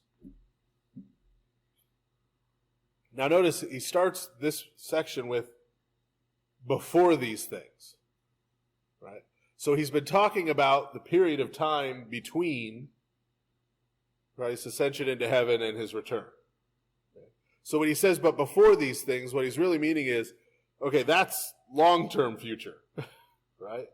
Here's the imminent future. Here's what you, my disciples, can expect here in your short term. Right? Remember, all of his, other than Judas, of course, all of the other disciples except St. John are going to be martyred. They're all going to be killed. But you also notice here that St. Luke, remember, Gospel according to St. Luke is part 1, right? It's volume 1. Volume 2 is the book of Acts. What is going to happen in the book of Acts, particularly with St. Paul?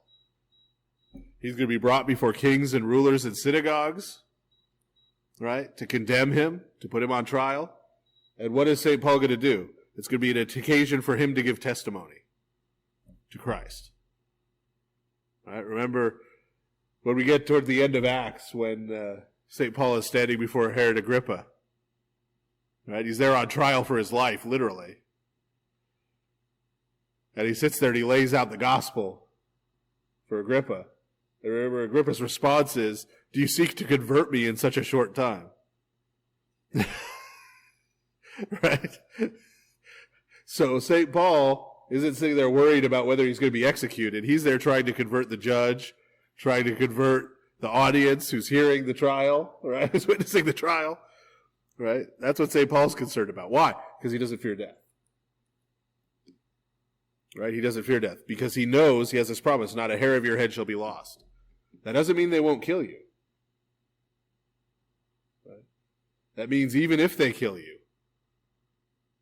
right, you're under God's protection. Going back to Abraham, Isaac, and Jacob are what? Alive. And so even though they martyr you, you will still be alive. In fact, you will be more alive. Because you'll be alive to God.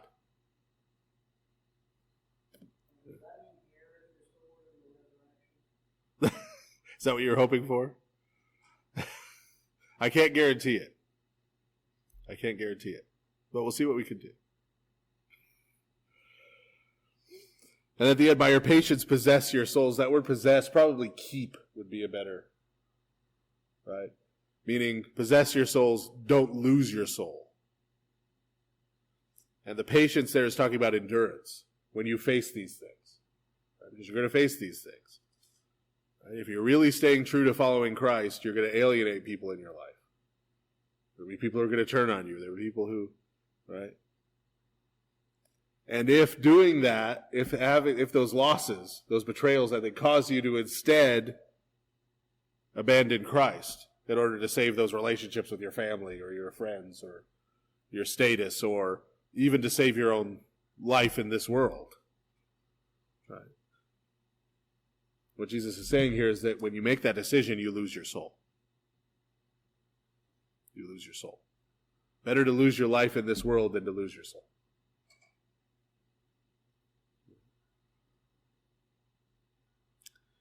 Now he returns to talking about the temple and about Jerusalem. But when you see Jerusalem surrounded by armies, then know that its desolation is near. Then let those who are in Judea flee to the mountains, let those who are in the midst of her depart, and let not those who are in the country enter her. For these are the days of vengeance, that all things which are written may be fulfilled. So notice what he's saying there, because it's a little subtle. Right?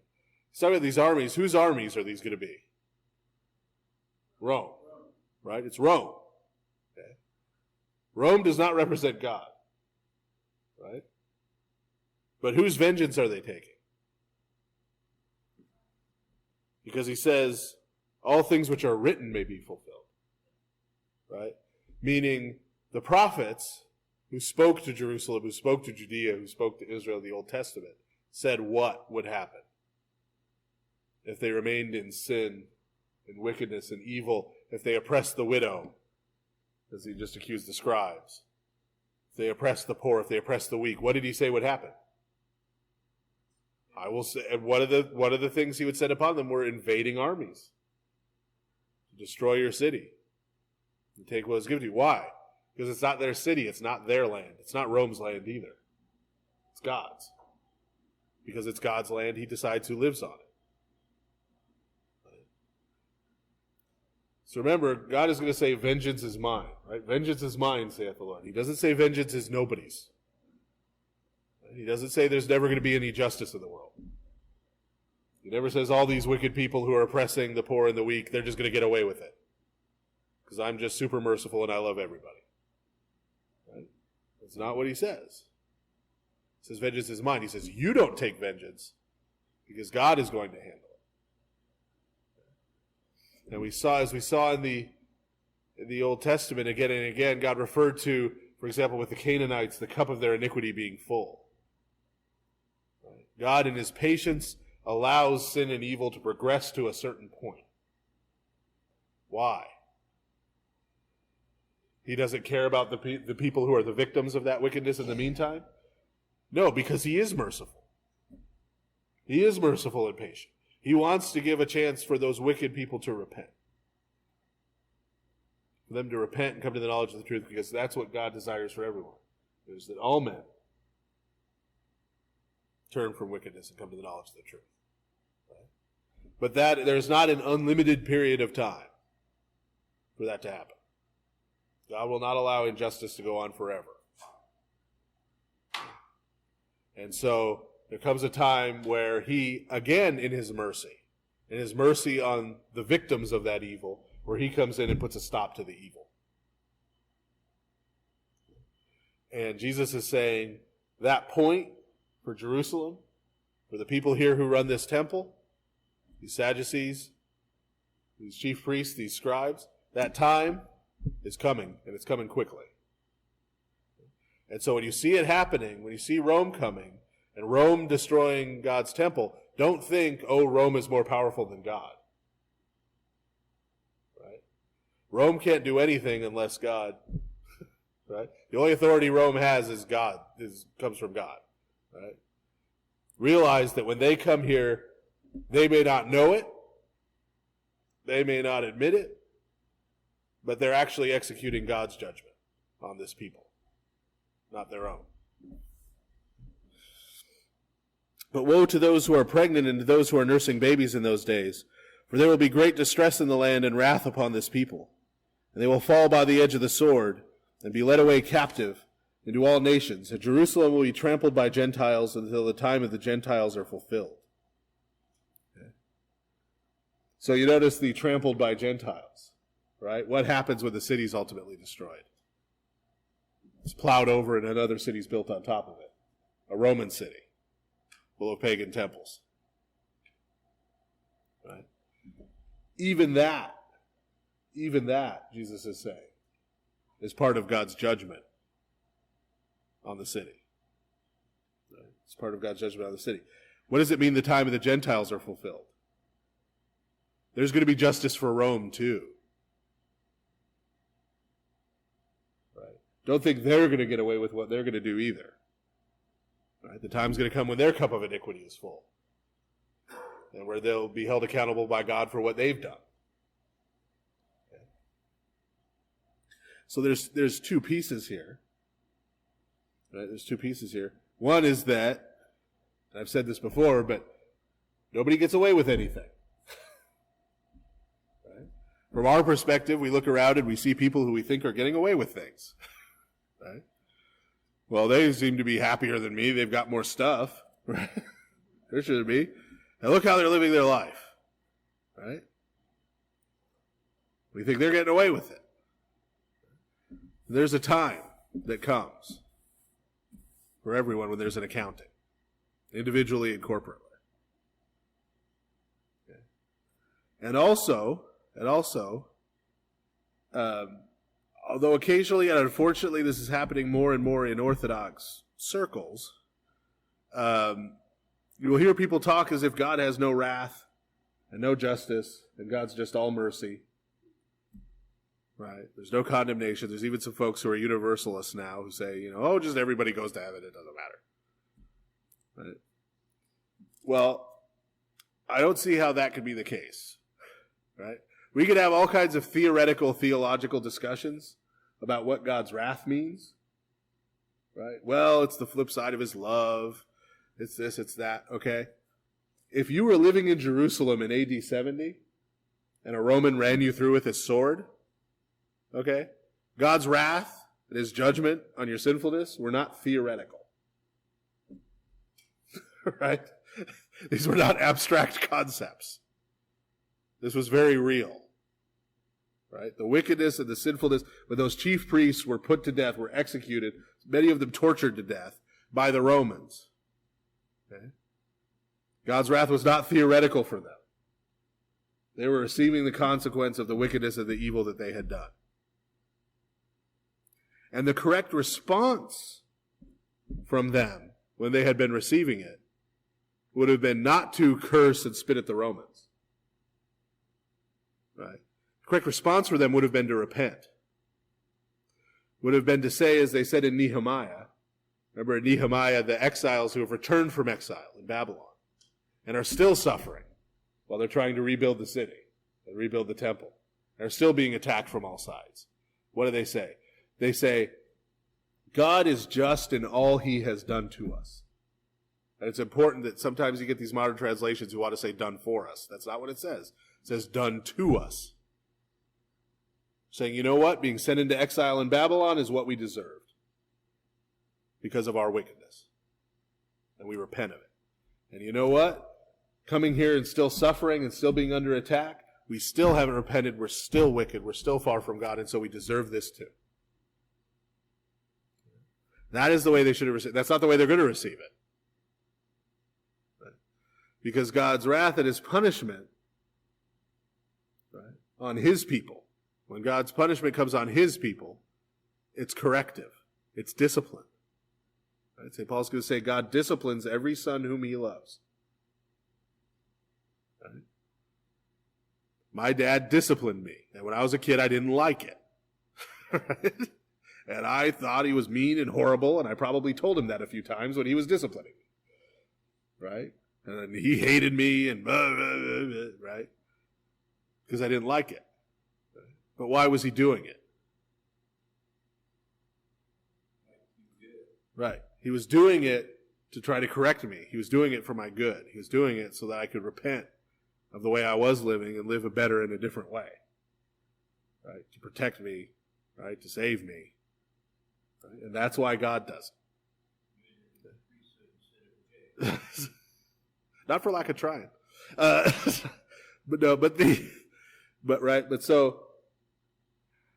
So this is important here. What makes the difference? What makes the difference? Right, is how we receive it. Right, how we receive it. When these things come into our life, do we receive them as discipline from God that leads us to repentance? Or do we receive them with anger? Right. I've gotten sick. Right? Do I stop and think, well, I don't eat right. I don't sleep enough. Right? I don't live right. I never thank God for my health because I don't think about it. Right?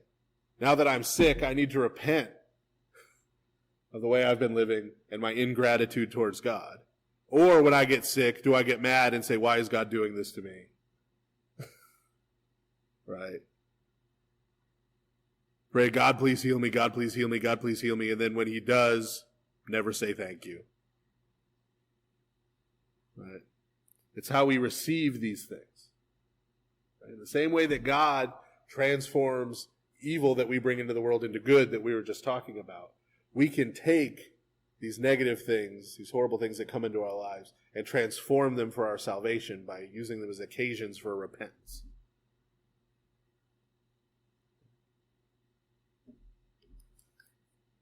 Yeah. What is, I know, like some of the happening, what does it mean until the times the Gentiles are fulfilled? That's talking about the fact that the Romans too are going to be held accountable. So their world is Jerusalem's time, right? Jerusalem's time is coming now, right? But the Romans' time is going to come too. So that doesn't right? They're going to come into Jerusalem and do all these terrible things, right? And and that's God's judgment on the people. But they're going to be held accountable for those horrible things that they do as well. So we can't project it in 2017. The way we project it to today is, for each of us, our time will come too. For you and I, the time will come. No, the time will come when you and I will stand before Christ, before his judgment seat. And we'll be held accountable for our actions. Right? So Jerusalem had its time. The Roman Empire had its time. We're going to have our time, when we have to give an account for what we've done. And we're held accountable for those things. But I've heard some people say that until all the tribes in the world here. Well, there's another passage that we'll talk about that. Okay. Later to that. So Jesus continues, and there will be signs in the sun, in the moon, and in the stars, and on the earth distress of nations with perplexity, the sea and the waves roaring, men's hearts failing them from fear, and the expectation of those things which are coming on the earth. For the powers of the heaven will be shaken. Then they will see the Son of Man coming in a cloud with power and great glory. Now when these things begin to happen, look up and lift up your heads, because your redemption draws near. Okay. So you notice Jesus has been moving back and forth. Right? First he talked about AD 70, the destruction of Jerusalem. Then he talked about this time period. Right? He said the end won't come right away, and he talked about this time period before his return. Then he went back to talking about the armies surrounding Jerusalem. Right? And now he's talking again about the signs before he returns. So when it says your redemption draws nigh, your redemption from what? From all of the evil that's been going on the earth, and the persecution and everything that's been going on all this time. Right? So not only is there going to be a time for the Romans and a time for Jerusalem, but there's going to be a time, this isn't going to go on forever. The earthquakes, the famines, the persecution, that's not going to go on forever. That's going to have its time of ending too. And when it reaches its end, that's when Christ is going to return. And he's going to return in glory. And that is going to be it. And that's going to be the transition from, remember he was talking to the Sadducees, this age, the age to come in the resurrection.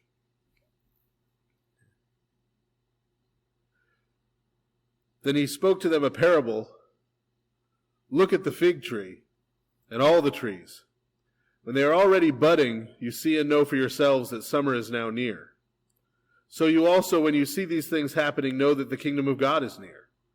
Assuredly I say to you, this generation will by no means pass away till all things take place. Heaven and earth will pass away, but my words will by no means pass away.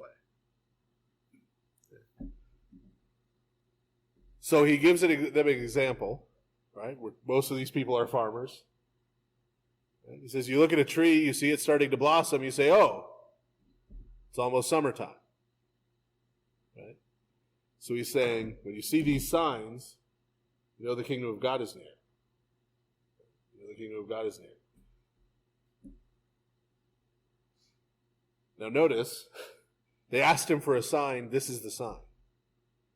When he says the kingdom of God is near, he's not talking about his return. He's not talking about his return. He's saying when you see all these things unfolding, you'll know that what I'm telling you is true. It will serve as a sign.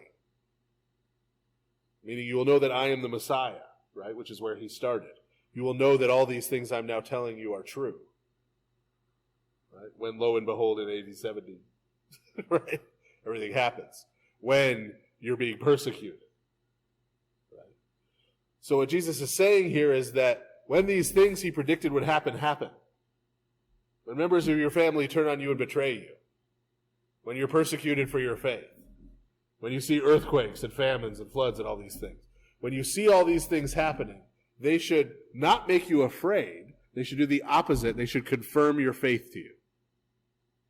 You should look at it and say, this is exactly how Jesus said it would be. They should confirm your faith to you rather than making you afraid. And we've talked before about what generation there means, and when we talked about the parallel passages of the other Gospels. A lot of people want to interpret this generation, well, that means 40 years, so, yeah. Right?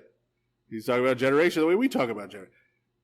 Remember, this is the word yenos, right? Which could also mean the equivalent of an ethnic group, a people, right? So he's saying this people, his people, right? He's talking about they're going to face persecution, they're going to be put on trial, they're going to be executed, they're going to be betrayed, there's going to be earthquakes, famines, flood, all these horrible things are going to happen, right? This is part of that promise. Not a single hair of your head will perish, right? This is part of that promise. Yes, my people are not going to pass away. My people will not be destroyed in all this. Right? This persecution, these things are going to come, right? But you're not going to destroy before my coming. I am going to return, and there is going to be redemption at that point. Right? And then notice, heaven and earth will pass away, but my words will by no means pass away. These words that he's speaking right now, these are going to come to pass. For certain. Right? For certain. But take heed to yourselves, lest your hearts be weighed down. I like this translation, carousing. With carousing, drunkenness, and cares of this life, and that day come on you unexpectedly. Okay. So he's been speaking in the big picture, right? The widescreen, right? These are all the things that's got the destruction of Jerusalem, wars in different places, earthquakes, this sort of big scale stuff about all these things that are going to happen before his return. Right? Now this is the application, right? Now he takes it down to, okay, I've told you not to be afraid. I've told you these things should confirm your faith. Let me give you the real practical, what this means, right? What this means for you. Okay. You need to think about yourselves.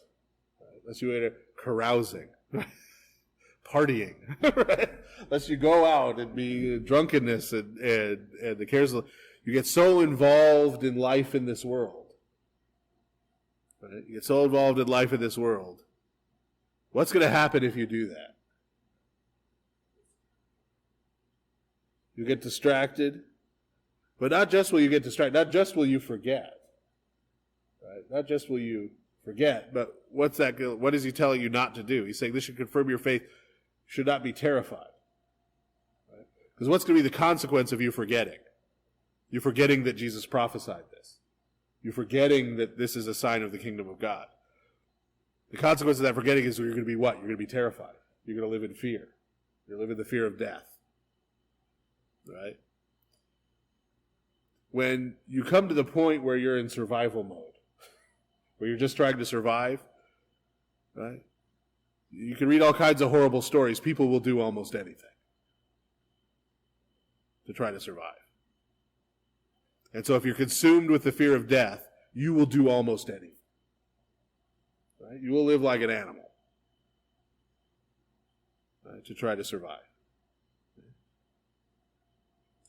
So he's saying, don't forget this. Don't forget what I'm telling you and fall prey to the fears and everything going on in this life. For it will come as a snare on all those who dwell on the face of the whole earth. What will? Jesus coming. Right? Jesus coming. He's saying they're not going to be prepared for it. And so it's going to be like a trap. Right? It's going to be like a pit in the ground that's covered with leaves. Right? They're going to be walking along, not thinking about anything, and they're going to fall into it. Right? And what is the it he's talking about? He's talking about his return. He's talking about the day of judgment. Right? He's talking about the day of judgment. They're going to arrive at it unprepared. Right? So if we're going to use that judgment metaphor, imagine, right? You get a text message, hey, come to this room on this building on a certain day. You walk in there and you find out you're on trial for murder and it's the death penalty. This is what he's talking about with the snare. Right? They're going to come before the throne of judgment completely unprepared. Watch therefore and pray always, that you may be counted worthy to escape all these things that will come to pass and to stand before the Son of Man. Okay? Notice that counted worthy language there again. Right? That you be one of those who's on the right side of the judgment. Right? So you need to watch, pray, you need to be aware. Right? You need to remember Christ's words. Right? Keep them in remembrance. Live in faith, live in prayer. So that when that day comes, you are prepared. You're prepared for it to come at any time. If you don't wake up tomorrow morning and you stand instead before the judgment seat of Christ, you're prepared for that to happen. That's pretty difficult. That's a job unto itself. Right? Trying to be that attentive every day. Right? So we could honestly say that if right now I stood before the judgment seat of Christ, I'm prepared for that. And I wouldn't have any regrets, and I wouldn't have anything I wish I had done to prepare. I wouldn't have anything still weighing on my conscience. That's very difficult.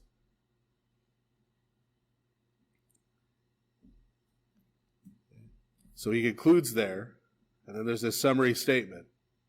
And in the daytime he was teaching in the temple, but at night he went out and stayed on the mountain called Olivet. Then early in the morning all the people came to him in the temple to hear him. Okay? So we're in the early part of the week that we're going to later refer to as Holy Week. And Jesus is staying outside the city on Mount Olivet, on this little hill with his disciples at night. And then during the day he comes into the city and he preaches in the temple. The people sort of gather to hear him. This is sort of the end of a section here. So this is a good place to stop for this evening. And it's actually a chapter break. It's been quite some time since we actually stopped at a chapter break. But so this is the end of, this is what we've just read. Remember back when we were going through St. Matthew's Gospel, we got to chapter 23, we talked about, that was referred to as the eschatological discourse, right, where Jesus talks about the end times or the last things. This is St. Luke's version of that sermon. As we saw, there are some different themes and emphases, not contradictory, but just different emphases on our way through there. So next week, we will pick up here at the beginning of chapter 22. Thank you, everybody.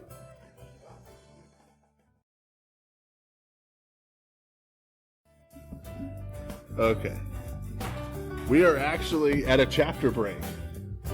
It's been a while. But when we start here in just a minute, we're going to be starting at the beginning of Gospel according to St. Luke, chapter 22. Our introduction will be kind of short today because it doesn't need to be much longer. As usual, You could go back and refresh on the internet the first Bible study on the Gospel according to St. Luke. We talked about the Gospel in general. Right now, I know I've said this several times the last few weeks, that we're sort of approaching the end game. We're coming into the conclusion. We've only got 3 chapters left now. And so where we left off last time, Jesus had just given his final sort of oration, his final teaching. From here on out, we're going to see events unfolding. For the first half of this week, which we celebrate in Holy Week, Jesus has been teaching in the temple. He's been teaching the crowds. He's been confronted, as we saw, by the chief priests, by the Pharisees, by the Sadducees, by the scribes, just about everyone else trying to trap him.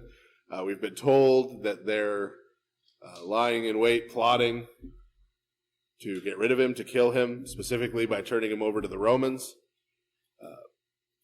We also, however, it's important to remember, have been told repeatedly, all through the Gospel according to St. Luke, we've seen telegraphed the fact that Jesus is planning on dying, even specifically by crucifixion, at the end of this week.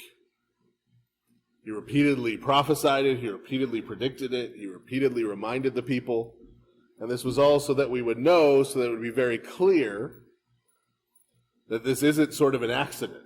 This isn't like, well, Jesus was trying to start this movement, and then, he ran afoul of the Romans, and no, they killed him. So I guess he wasn't the Messiah after all. This is not the plan going awry, right? This is the plan. And so now that he's prophesied all this, as we saw in his final teaching, he was talking about what was to come after his death and resurrection and ascension. He was talking about what was going to happen in 70 AD, what was going to happen after that, at the destruction of Jerusalem in 128, and then what was going to be going on during that span of time between his departure and his return. And so now that he has explained that, left that teaching with his disciples and with the people who would come to hear him, now we're going to see these final events begin to unfold. So unless anybody has any questions before we start, we'll dive right in here in chapter 22, verse 1. Now the feast of unleavened bread drew near, which is called Passover, and the chief priests and the scribes sought how they might kill him, for they feared the people. Now that 4 there might give you the wrong idea. The 4 there might make you think, oh, well, they want to kill Jesus because they're afraid of the people. That's not what it's saying. It's saying the reason they had to figure out and think and plan and plot how to do it was because they were afraid of the people. Jesus is still very popular with this mass of people. If they go and try and grab him, try and lay hands on him, especially if they're seen turning one of their fellow Jews over to the Romans, things are going to go very badly for whatever priests or scribes are involved in that activity. So they need to find a way to do it and get away with it. That's what they're searching for. Now, we hear it so often that Christ's death and resurrection happened at the time of the Passover that I think we kind of blink right past it. As if, oh, that just happened to be the time of year it happened. But there are very few things that all 4 Gospels mention. That all 4 Gospels think are of key importance. This is one of them. That Jesus dies and rises again at the time of the Passover. This is why we still refer to the feast of Christ's resurrection as Pascha, which is the Greek word for Passover. Right? We don't celebrate it instead of Passover, it's our Passover. Right? We see what Christ does in dying and rising again is fulfilling Passover. The reason this is so important, especially today, is that many of our Western Christian friends, when they talk about Christ's death and resurrection, they focus on his death, and they talk about atonement. Right? They talk about atonement. They talk about Christ's death atoning for sin. They talk about, they compare Christ. It gets a little muddy, because on the actual Day of Atonement, that's now called Yom Kippur, right, the Day of Atonement, as we saw in Leviticus, the way the Day of Atonement actually worked was there was a lamb and there was a goat. And remember, the sins of the people were laid on the goat, and they drove the goat out into the wilderness to die and take their sins with it. And then they took the lamb that was sort of pure and holy, they took that lamb and sacrificed it to God and sprinkled the blood inside the tabernacle and then inside the temple. Well, again, the reason I say it gets a little muddy is most of our Western Christian friends sort of have Jesus as both the goat and the lamb because they want to talk about his sacrifice, but at the same time they want to talk about people's sins being laid on him and him being punished for our sins. And that is their primary sort of framework for understanding Jesus' death. Now, it is true in St. Paul's epistle to the Hebrews, later on, in Hebrews, there are comparisons made between Christ's death and elements of the Day of Atonement. I think they're a little clearer and less muddy than that. Those are there. But in all four Gospels, and nearly everywhere else in the New Testament, when Christ's death and resurrection are connected to a feast, it's not the Day of Atonement. It's Passover. It's Passover. There's a lamb on Passover too. Right? Very easy, quickly people go from, oh, Jesus is the Lamb of God, and they jump to that lamb on the Day of Atonement. But there's a Passover lamb too. There's a Passover lamb too. What happened at the original Passover? The original Passover was about the people of Israel who were slaves in Egypt being set free. Right? Being set free. And the way that they were set free was that judgment came upon Egypt. Right? Judgment came upon Egypt. And they used the blood of the lamb that was sacrificed and then eaten as a meal together to mark themselves out from the Egyptians. And so what the gospel writers and the fathers of the church following the gospel writers see in that connection, what they're trying to say is that Jesus' death and resurrection in the same way is about setting us free. It's about setting us free from death.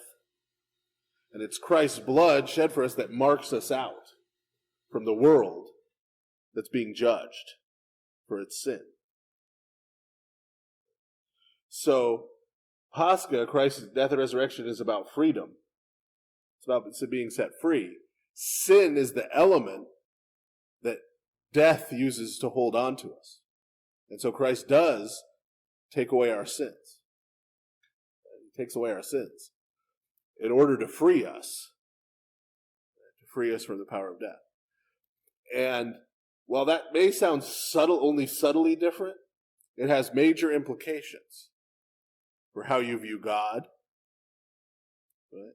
For example, according to that Western Christian paradigm, God is merciless. Right? God shows no mercy towards sin. He punishes every sin completely. He either punishes the person for it, or he punishes Christ for it. So you have a God with no mercy in that paradigm. You have a God who is not truly sovereign in that paradigm, because God can't do what he wants. God isn't free to just forgive sins. He has to follow justice. Justice is sort of over the top of God's head. Right? And God has to obey justice. Right? Which isn't the God of the Bible. Right? It is the God of the Bible. we've seen very clearly from the very beginning. We'll just talk about St. Luke's Gospel. What's one of the first things we read about? Well, pretty much the first thing we read about after the genealogy is St. John the Baptist, his birth, and then he's what? He's baptizing people for the forgiveness of sins. He's baptizing people and telling them that through that baptism their sins were forgiven. He's not telling them someone is coming who's going to be punished for what you did. He's telling them that God had called him to baptize, and that through that baptism God was forgiving their sins. We saw in the latter chapters of St. Matthew's Gospel.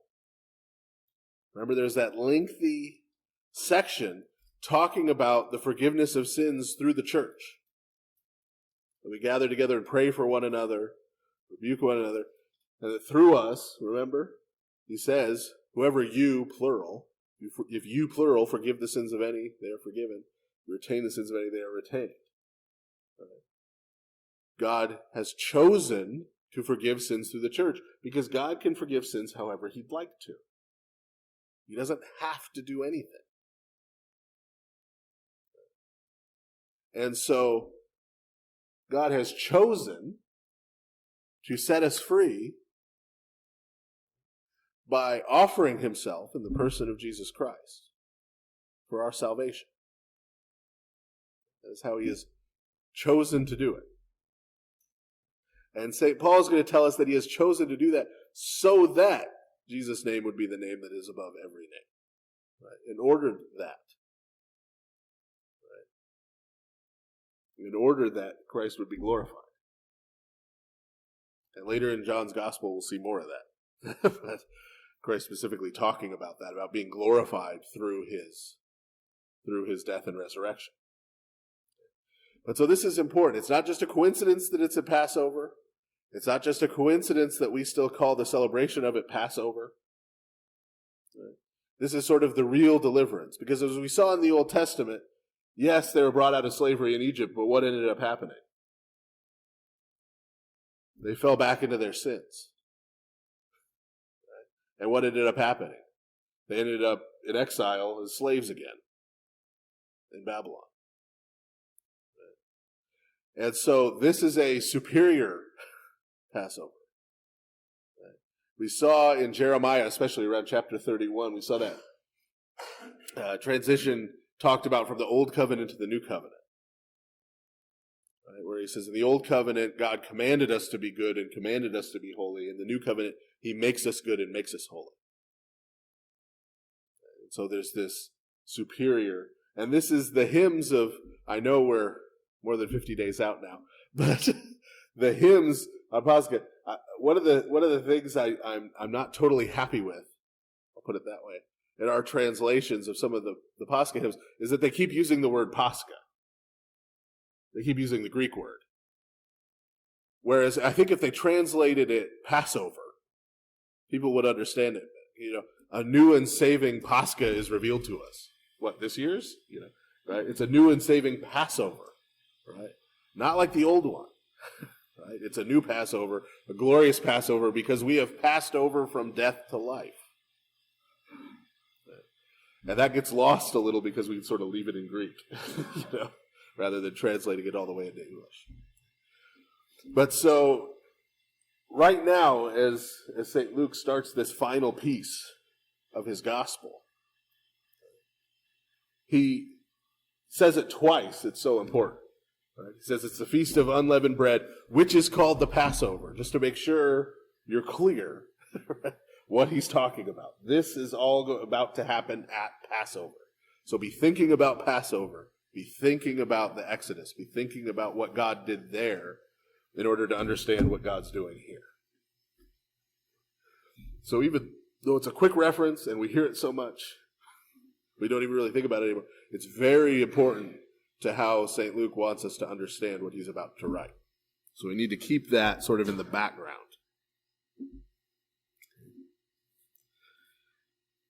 Then Satan entered Judas, surnamed Iscariot, who was numbered among the 12. So he went his way and conferred with the chief priests and captains how he might betray him to them. and they were glad and agreed to give him money. So he promised and sought opportunity to betray him to them in the absence of the multitude. Okay. Now, we've seen the way Judas is handled is a little different in the different Gospels. Right? In St. Mark's Gospel, we saw there's sort of a little bit of ambiguity as to why exactly Judas is doing this. Right? And some people have proposed different things. Well, maybe he was trying to get Jesus to show his hand, or maybe this, or maybe that. Right? St. Luke, from his perspective, is very clear on what happened. Satan went into him and caused him to do it. Right? And St. John's Gospel is going to be even less charitable, shall we say, toward Judas. If you really need to be charitable to Judas. But St. John's Gospel, every time he mentions Judas, even when he just names who the 12 disciples are, it's sort of Judas, who was going to betray him, sort of spit on the ground, when you say his name, right? So St. John, right from the get-go. But St. Luke here is also very clear, right, that this is Satan who comes upon Judas to do this. Right? Yes? Is it because he was stealing that he was sinning that the devil was able to get into it? Well, St. Luke doesn't mention that. The stealing part. Yeah. Well, we don't know exactly what was going on with Judas. But what's key here is that notice what St. Luke is doing. Because we already know, we've been told over and over and over again in St. Luke's Gospel, that Jesus is planning on this happening. He's predicted already that he's going to be betrayed. Repeatedly. So, right, I'm going to be betrayed, I'm going to be handed over to the Romans, I'm going to be crucified, I'm going to be killed. Right? He's predicted it. Okay? So this is part of the plan. This is something Jesus knows is going to happen. It's part of God's plan of what's going to happen. Okay? But now at the same time, St. Luke is saying that it's Satan who's causing the betrayal. Right? So what this means is, from St. Luke's perspective, even Satan, right? Even Satan, when he's going out and trying to destroy Jesus, when he's going out and trying to do these things, even Satan lies under God's authority, whether he likes it or not, and he, of course, doesn't. Right? So there is not, in St. Luke's Gospel, this sort of what they call dualism. Right? It's not like there's good God and evil God, and they're fighting, and who's going to win? Right? That's not St. Luke's picture at all. Right? In St. Luke's picture, there's God. Right? He's in charge of everything. Right? And so even when Satan thinks he's up to a good one, right? I'm going to kill off the Messiah. Right? He's actually really doing what Jesus wants him to do. Right? Even though Judas thinks he's doing this evil thing. And this plays back into, as we've talked about before, going all the way back to the story of Joseph in Genesis, remember? His brothers throw him down a well and then sell him into slavery. Right? Then he gets falsely accused of rape and thrown in prison, and et cetera, et cetera, et cetera. Right? And at the end, he says to his brothers, "You meant it to me for evil, but God meant it for good." Right? Not saying that they didn't have any free will. Right? That's not what he was saying. So you guys set out to do evil. You conceived in your heart to do evil to me. Right? To harm me. You were trying to hurt me. You were trying to kill me at one point. Right? But God took your evil intent and the evil you planned in your heart. Right? And he used that to bring about good things. Both for Joseph and for them, ultimately. Right? And so this is the picture from the Old Testament that St. Luke is picking up on. Right? It's not that Satan doesn't have any free will. It's not that Judas doesn't have any free will. Right? Judas is planning to do evil. Right? The only thing St. Luke really says about his motivation is that they promised to give him money here. So there's a greed element, clearly. Right? And Satan, of course, we know why Satan would want to do it, because, Satan is planning evil. Right? So it's not that they don't have free will. It's not to justify what they're doing or say what they're doing isn't evil. But it's to say that God can take even the most evil things, even the most sinful things, the most wicked things, the most wretched things that we plan, and turn them around and bring good out of them despite us. Despite us. So then, are you saying that this is St. Luke's way of saying that Judas himself chose to betray Christ? Not, well, you say the money, but maybe Judas wasn't aware of the total consequences. Remember when we go to the Last Supper, they're falling away. Secondly, are you saying that as a Christian, Yeah. but are you saying then that a Christian can be possessed? Well, the answer to both is the same. People don't get demon possessed by accident. You're not just walking down the street minding your own business and suddenly you're possessed by Satan. Right? That's not how it works. Now remember how, I haven't talked about this in a while, so demon possession was a common phenomenon in the Greco-Roman world from their perspective.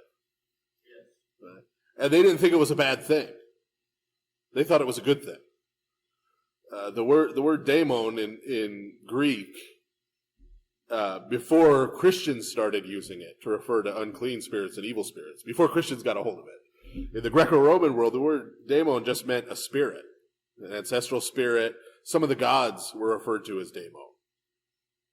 Right? So it just sort of meant a spirit. So the oracle at Delphi was, according to their own writings, the way they described what happened with the oracle at Delphi is that she was possessed by a demon, specifically Apollo, would come and possess her and speak through her. Socrates, in Plato's dialogue, the Theaetetus, says he has a demon that whispers wisdom to his soul that lives within him. That's pretty horrifying from our modern Christian perspective, but at the time, that meant that he was special and gifted. Right? It's where we get the word genius, actually. Is genius actually has the same original root as genie or jinn. It referred to a spirit. A spirit. So when the Christians, they tried to force them to sacrifice to the emperor, they were actually sacrificing to the genius of the emperor, to the God who dwelled within the emperor. No, that's a later German term. But so we get genius from that. We say a genius is somebody who's just really smart or really gifted at one particular thing. But genius in the ancient world meant they had some kind of spirit dwelling within them that made them excel at something. So this was a very commonly discussed thing. Now, from a Christian's perspective, right, it's important to remember that nobody who wrote the scriptures was a monotheist in the sense that we use the term monotheist today. When we use the term monotheist today, we mean there's one God and all the other gods don't exist. Right? We would say Zeus doesn't exist, Apollo doesn't exist. Pick your, right? Ahura Mazda doesn't exist. Right? All these other gods don't exist. That's not what anyone who wrote the scriptures believed. It's more correct to describe them as monolatrous. They only worshipped one God. They believed there was only one God who was a true God, who was truly worthy of worship as God. But they believed that these other spirits all existed. They just believed they were evil and unclean. Right? And that they weren't on par with the one true God. Right? There's the one true God, and then there are all these spirits, some of whom are angels, some of whom are unclean and evil spirits. Right? And that the Gentile pagans worshipped those unclean and evil spirits as gods. In Colossians, St. Paul refers to this. He talks about the worship of angels, right? Because from the Jewish perspective and then the Christian perspective, that's what they were doing. They were worshiping these demonic evil spirits, and that's why idolatry was such a severe and horrible sin. So they were taking the glory that was due to God and giving it to these evil spirits, and by worshiping those evil spirits, they themselves were corrupted, spiritually and morally. So from the perspective of Scripture, someone doesn't become demon-possessed by accident. If you become demon-possessed, it's because you've already entered into that realm, usually through idolatry. Right? Usually through some form of idolatry. Right? Now, this may be playing into, again, the greed issue with Judas. You know, that may be what he's worshiping is mammon. Right? It may be something else that we don't know about. But it is through interacting with these evil spirits that one comes to be possessed by them. We use the word possess to mean, well, it's in you. Right? But think about the word possess, right? Possessions. That means you own something. So if someone is demon-possessed, it means that one of these evil spirits owns them, has control of them. Right? And so what Judas has done in his life has gotten him to the point now where Satan owns him and has control of him. And he didn't get that way by minding his own business. He got that way by living a life of unrepentant sin and going down this road of wickedness until he got to the point. I think the best comparison for this is in our modern terms is addiction. Right? Is addiction. If you get to a certain point in addiction, you may choose to take the first and the second, maybe even the third drink. But you could get to a point where after that, drinks 4 through 12, you didn't really make a choice anymore. Right? Because it had control of you at that point. Or hard drugs, you know, is someone who's a real heroin addict choosing to use heroin anymore?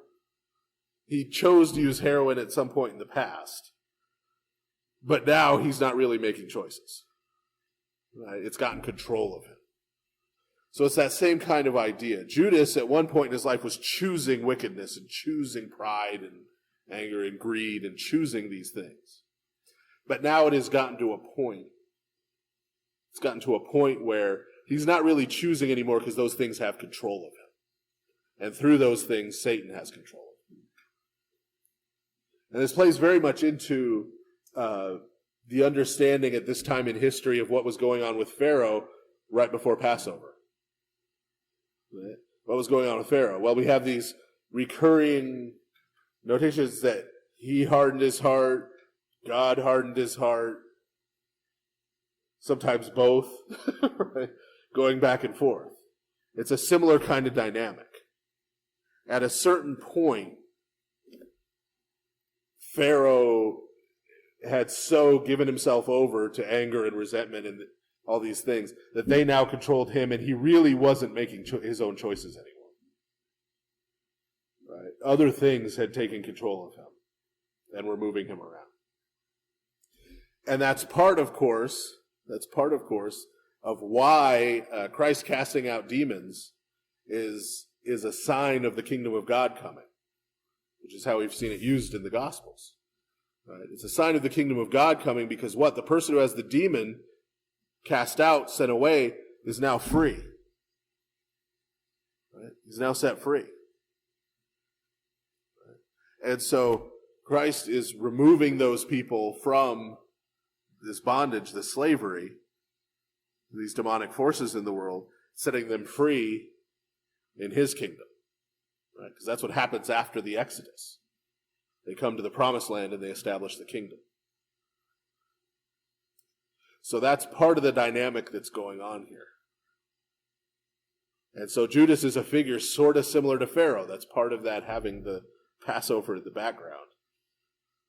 Right? Where he's someone who's now so given himself over that there's going to be, there's just judgment coming down the pipe for him now.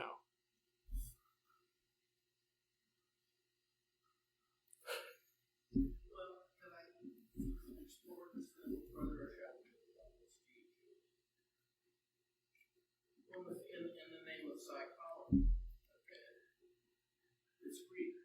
It means two things, does it not? Psych, mind, and also spirit. Actually, psyche is soul.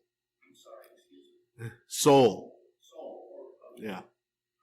So if we look at that, then if we are placing one in therapy, okay, if you are a Christian psychologist, are you then getting to demon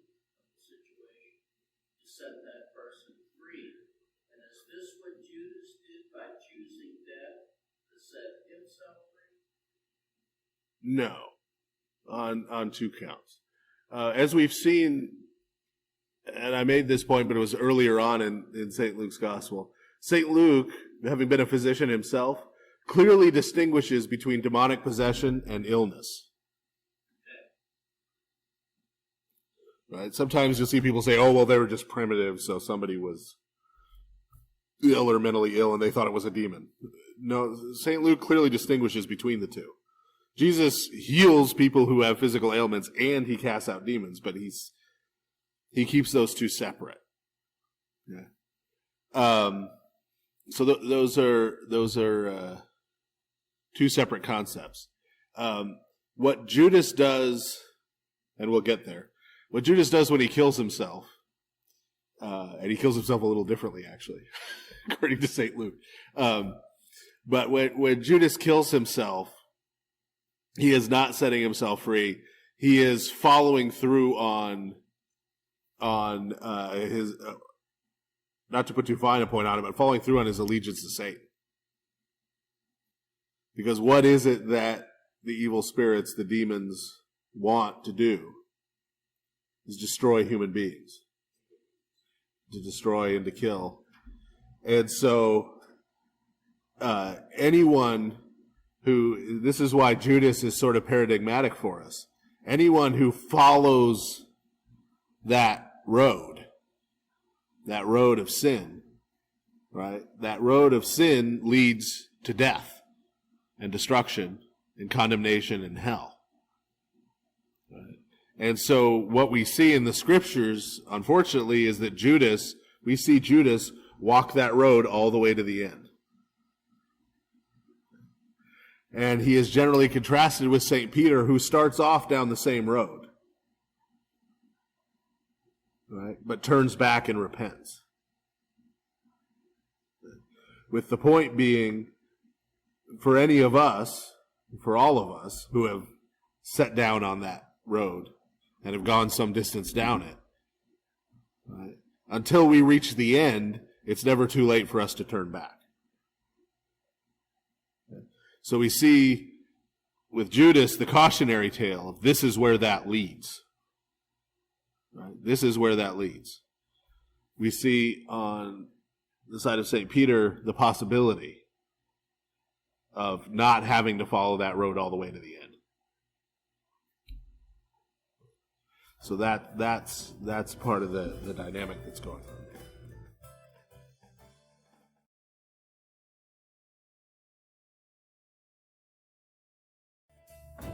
But so Judas now, they've given him some money.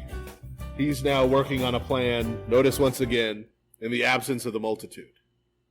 Right? They're very happy about this because, well, see, now we've got an inside man. We've got somebody in his inner circle. So Judas is with him. Remember, Jesus is going and preaching in the temple during the day, going out to Mount Olivet to sleep in the evening. Right? So Judas is not only with him when he's around the people in the day, Judas knows where he's at night when the people aren't around. So if we could go get him there, spirit him away, we won't have a mob scene on our hands. We'll have plausible deniability. We could blame it on the Romans. Right? We could say, oh, hey, just the Romans got a hold of him. Right? You know, that happens. You go around claiming you're the Messiah. Romans are going to crucify you. You know, we try to warn him.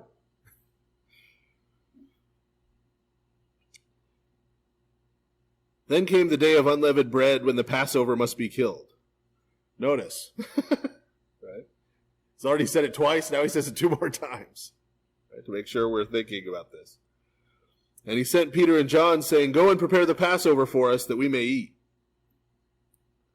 Now remember, Passover refers to 2 things. Right? Passover refers to the original event in Egypt. Right? The 10th plague. And then Israel being set free, leaving Egypt to travel to the Promised Land.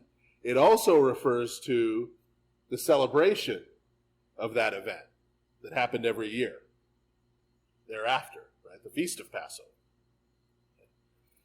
Remember, the Feast of Passover wasn't just a commemoration. Hey, let's have a Passover party and exchange gifts, right? Wasn't how it worked, right?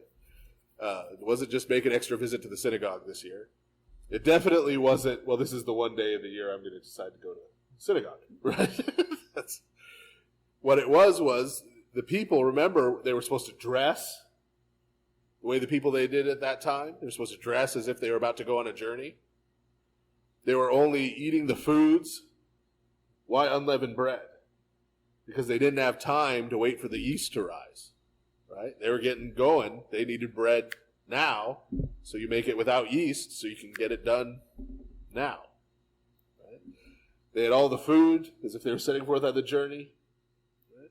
And remember, there was the whole dialogue between the children and the parents, right? Children and the father.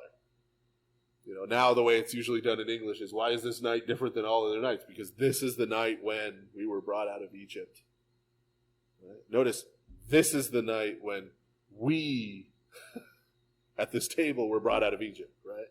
And so, it was not just a sit around and remember. Oh yeah, the Passover, yeah, that was great. Right? The people came and they participated in that event. They became a part of it themselves.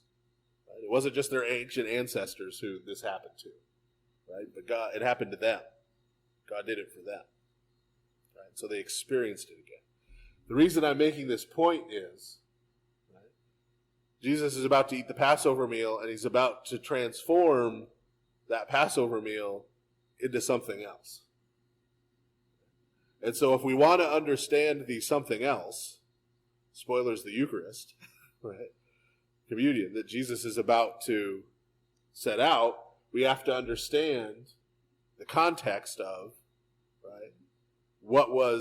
How did the Passover meal relate to the original Passover? So we'll understand how the Eucharist relates to Christ's death and resurrection.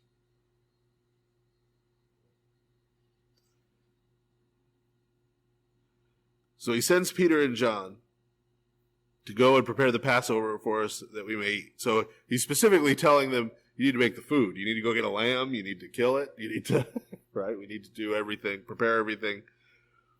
This is appropriate. So they said to him, where do you want us to prepare? They said, okay, well, we can go take care of the food, but where exactly are we going to eat? And he said to them, behold, when you have entered the city, a man will meet you carrying a pitcher of water. Follow him into the house which he enters. Then you shall say to the master of the house, the teacher says to you, where is the guest room where I may eat the Passover with my disciples? Then he will show you a large furnished upper room. There make ready. So they went and found it just as he had said to them, and they prepared the Passover. So aside from, again, repeating Passover, Passover, Passover, Passover, Passover for us here, so we keep that in mind.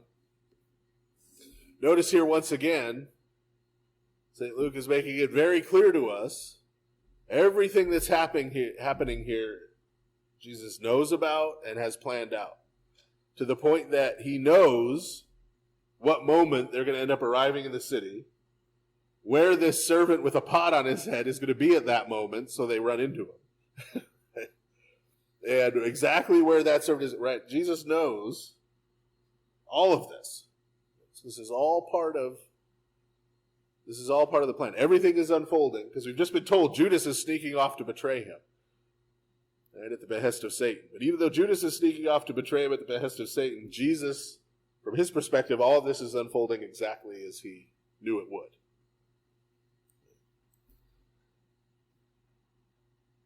When the hour had come, he sat down and the 12 apostles with him. Then he said to them, with fervent desire I have desired to eat this Passover with you before I suffer. For I say to you, I will no longer eat of it until it is fulfilled in the kingdom of God. Now sometimes this is interpreted oddly. Like people will say, oh, this is just the last time he's going to eat before he rises from the dead. Right? Which isn't what Jesus said. This is the last time I'll eat of it. This is the last time I'll eat the Passover. Right? Until what? Until it is fulfilled. Until the Passover meal is fulfilled in the kingdom of God. So what he is about to institute, what Jesus is about to tell them to do, he is setting up as a fulfillment of the Passover. This is important in our understanding of the relationship between the Old Covenant, the New Covenant, the Old Testament, and the New Testament. Because again, sometimes, especially our Protestant Christian friends, one of the things they don't understand about the Orthodox Church is our liturgy. Right? It seems very foreign and very odd, right, to them. And when they talk about Christian worship, essentially what they've done is, while they'll say, well, we believe you should worship the way the Bible tells us to, by Bible, they seem to only mean the New Testament. Because if you go into the Old Testament and you try and say, well, you know, in the Old Testament, they had this whole cycle of feasts. So shouldn't we have a cycle of feasts? They'll say, well, that was the Old Testament. Right? And if you say, well, you know, the first commandment about worship in the Old Testament is you should offer incense to God in the morning and in the evening. They say, well, that's the Old Testament. There's nothing about that in the New Testament. Right? What Jesus is showing us here is that what we do in the church is not get rid of the Old Testament, we're starting from scratch. Right? That was okay, but now we've got better. Or worse, that was defective somehow, and now we've got better. Right? We're starting over. But it's the fulfillment. Right? So this is why our celebration of Christ's death and resurrection is the fulfillment of Passover. The Eucharist is the fulfillment of the Passover meal. We worship on Sunday rather than Saturday. Because remember, what was the command of the Sabbath? God worked for 6 days. He rested on the seventh day. And so the seventh day is the Sabbath. Well, what does Jesus say in the Gospel according to St. John? Jesus says, the question about the Sabbath, God is still working even up to this very day. And then in Gospel according to St. John, as Jesus dies on the cross, what does he say just before he dies? He says, it is finished, tetelestai in Greek, which is the exact same word that is used in Genesis when it comes to the seventh day. And it says, in 6 days, God finished his work. So Jesus finished his work and he rested when? Rested in the tomb what day? The seventh day, the Sabbath day.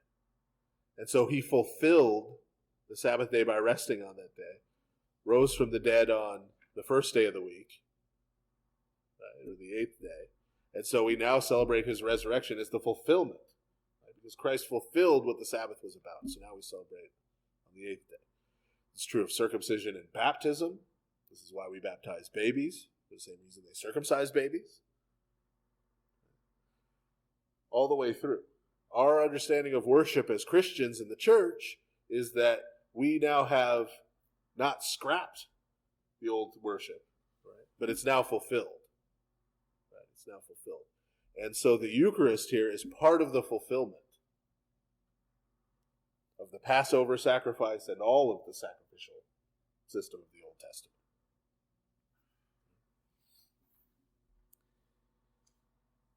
Then he took the cup and gave thanks and said, take this and divide it among yourselves. For I say to you, I will not drink of the fruit of the vine until the kingdom of God comes. And he took bread, gave thanks, and broke it, and gave it to them, saying, this is my body which is given for you. Do this in remembrance of me. Now when he says, do this in remembrance of me, as we've already seen, was the Passover meal a just remembrance? Like we just sit around and remember, nostalgically. Oh yeah, the good old days. Right? Escape from Egypt.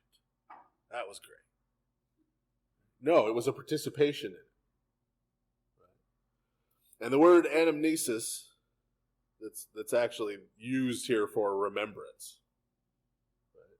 The Greek word is the same word that's used in the Septuagint, in the Greek version of the Old Testament, which is what the apostles were primarily using. Anamnesis there, do this as a remembrance, is the same word that's used in Numbers 10, verse 10. You can look it up later.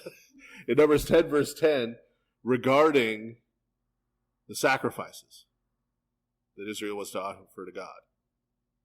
So you were to offer XYZ animals as a remembrance before the Lord your God. So he's not just talking about sitting and remembering. Right? Saying to do this as a remembrance. He's setting this up as part of worship. As part of worship.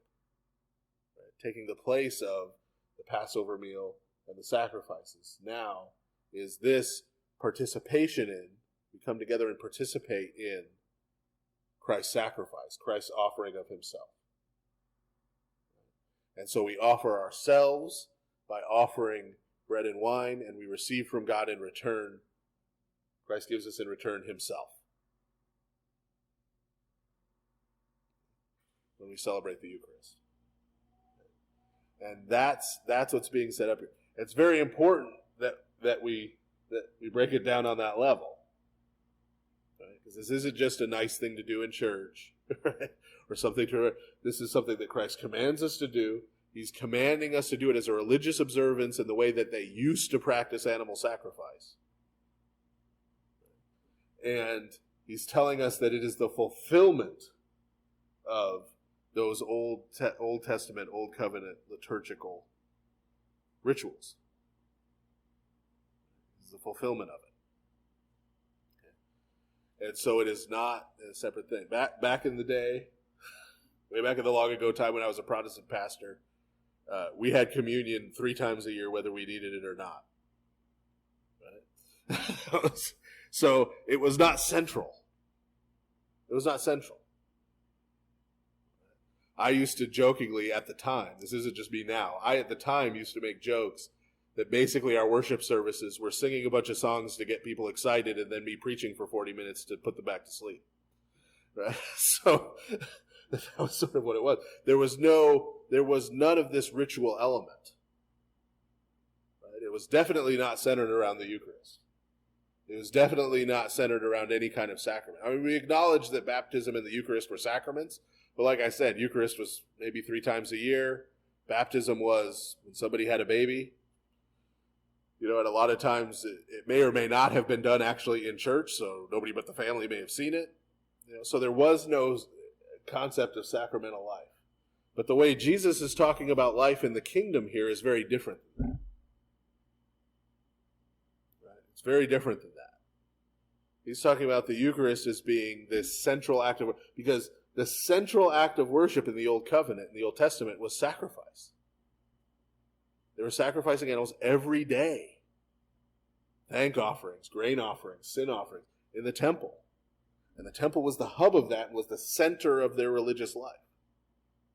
So when Jesus says this is replacing that sacrificial system, right, he's saying that now, as he establishes the kingdom, now in the church, this is going to be the central act of worship. Right? The Eucharist is now going to be the central act of worship, fulfilling that whole sacrificial system. This is what you are now going to do. And so if we have our worship structured around anything other than the centrality of the Eucharist, then we're structuring our worship in a fundamentally unbiblical way. We're not structuring it the way Christ is here telling us to structure it. For whatever reason, for whatever misguided reason. And so this is why so much of our life in the Orthodox Church centers around the Eucharist.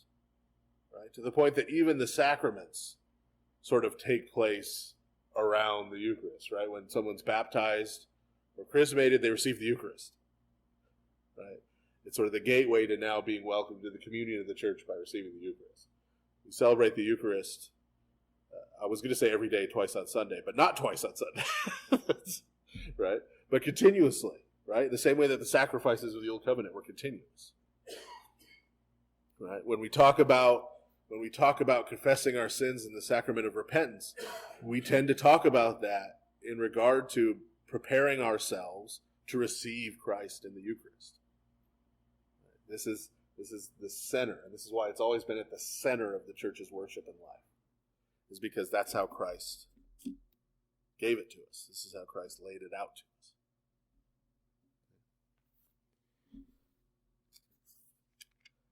Likewise, he also took the cup after supper, saying, "This cup is the new covenant in my blood, which is shed for you. But behold, the hand of my betrayer is with me on the table. And truly the Son of Man goes as it has been determined. But woe to that man by whom he is betrayed." Then they began to question among themselves which of them it was who would do this thing.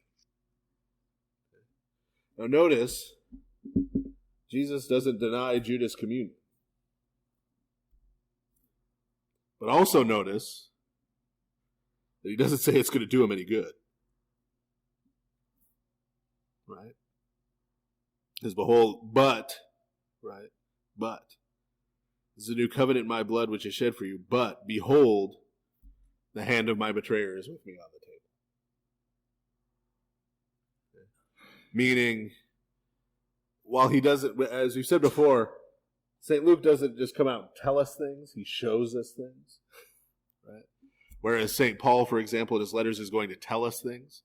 St. Paul in 1 Corinthians is going to tell us that if someone comes unworthily and receives the Eucharist, they're bringing judgment and condemnation on themselves. Right? St. Luke doesn't just tell us that, but he shows us that with the person of Judas. Right? He shows us that with the person of Judas. That the Eucharist here that he receives from Jesus is for his condemnation.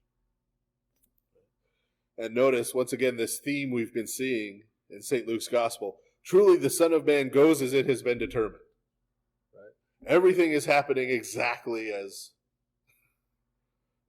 according to plan.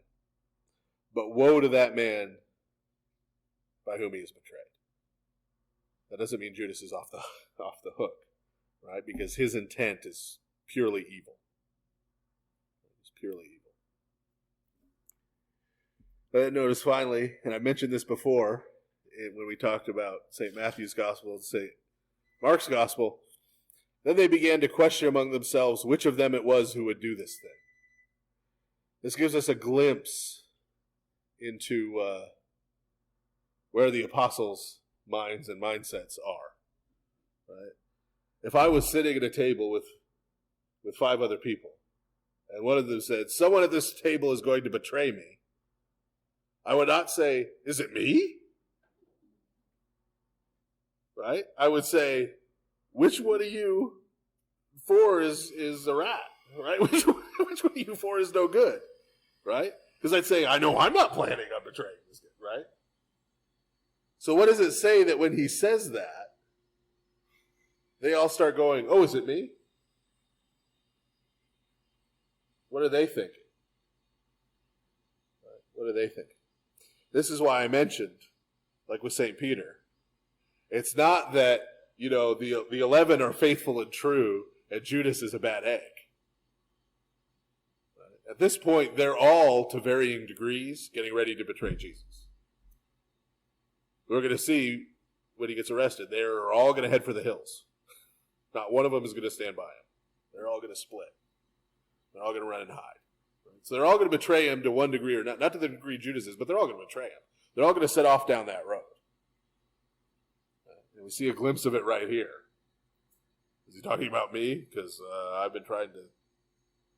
This looks like it's going in a bad way, and I've been kind of trying to look for an out. And so part of the picture here of Jesus, too, is Jesus is ultimately pretty alone here. Right? These 12 are his closest confidants, and they're all on the way out.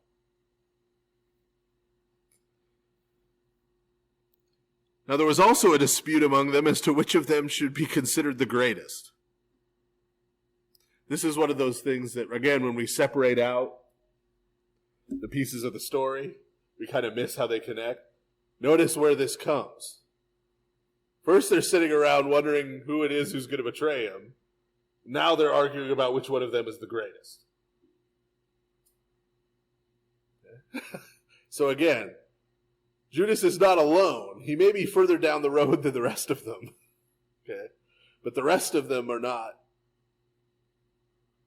pride, doubt, right? Have all these things going on as well.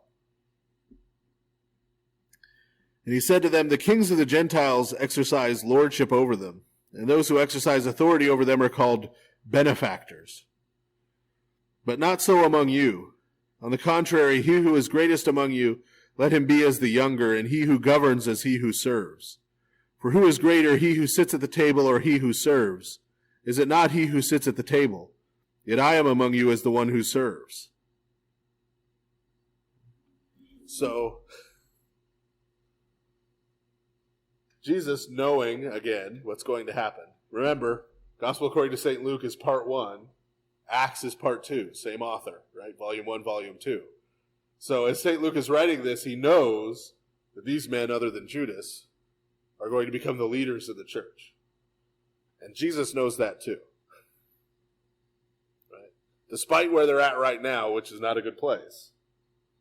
Right? Jesus knows where this is going. And that's why he now corrects them. Right? He says, no, look, if you're going to be great, if you're going to be leaders, right, you need to do that by being the ones who serve. Right? By being the ones who serve. He says, because I'm here serving you. That's the least of it. He's there dying for them. Right? He says that's how leadership is going to work, right, in the kingdom. That's in St. John's Gospel. Yeah. Yeah. But you are those who have continued with me in my trials, and I bestow upon you a kingdom, just as my Father bestowed one upon me, that you may eat and drink at my table in my kingdom, and sit on thrones judging the 12 tribes of Israel. What is Jesus saying here? Well, what was he just saying before? When he began teaching about the Eucharist.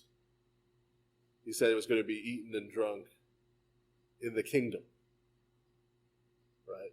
And so he's telling the disciples that they're going to become the apostles. That they're going to have this leadership position. Right? That leadership position is going to center again on what? Eating and drinking at his table. Right? Again, the Eucharist is central. Right? So even the authority of the apostles, when Jesus describes it, that's how clear St. Luke wants to make this. Even the authority of the apostles in the church, for St. Luke, is described in terms of the Eucharist. It's described in terms of Eucharistic authority. They're the ones who are going to preside at the Eucharist. That's how central it is. And while we tend to read that judging the 12 tribes of Israel as referring to something about the last judgment, right? Remember the book of Judges, right? They judged the tribes of Israel. This was a position of leadership. Right? This is a position of leadership. Before there was a king, right? He doesn't tell them they're going to be kings in the kingdom. Jesus is the king of the kingdom. Remember, before Israel had a king, they had judges. Samuel is described in 1 Samuel, the prophet Samuel, as having judged Israel. He was the last of the judges. And remember what happened was they were dissatisfied with God's rule and God sending judges to judge over them, and they said, we want a king. Remember to Samuel? We want a king like the other nations have a king.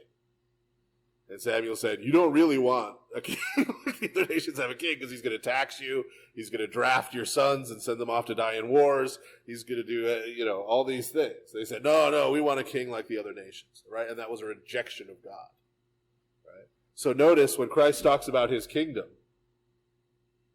right? He doesn't have kings. He's the king of the kingdom. But he sends people to act as judges, the way the prophet Samuel acted as a judge. Right? He sends leaders into the church. Right? But those leaders are operating within the realm of his authority and his kingship. That's the significance of that judging verb being used there.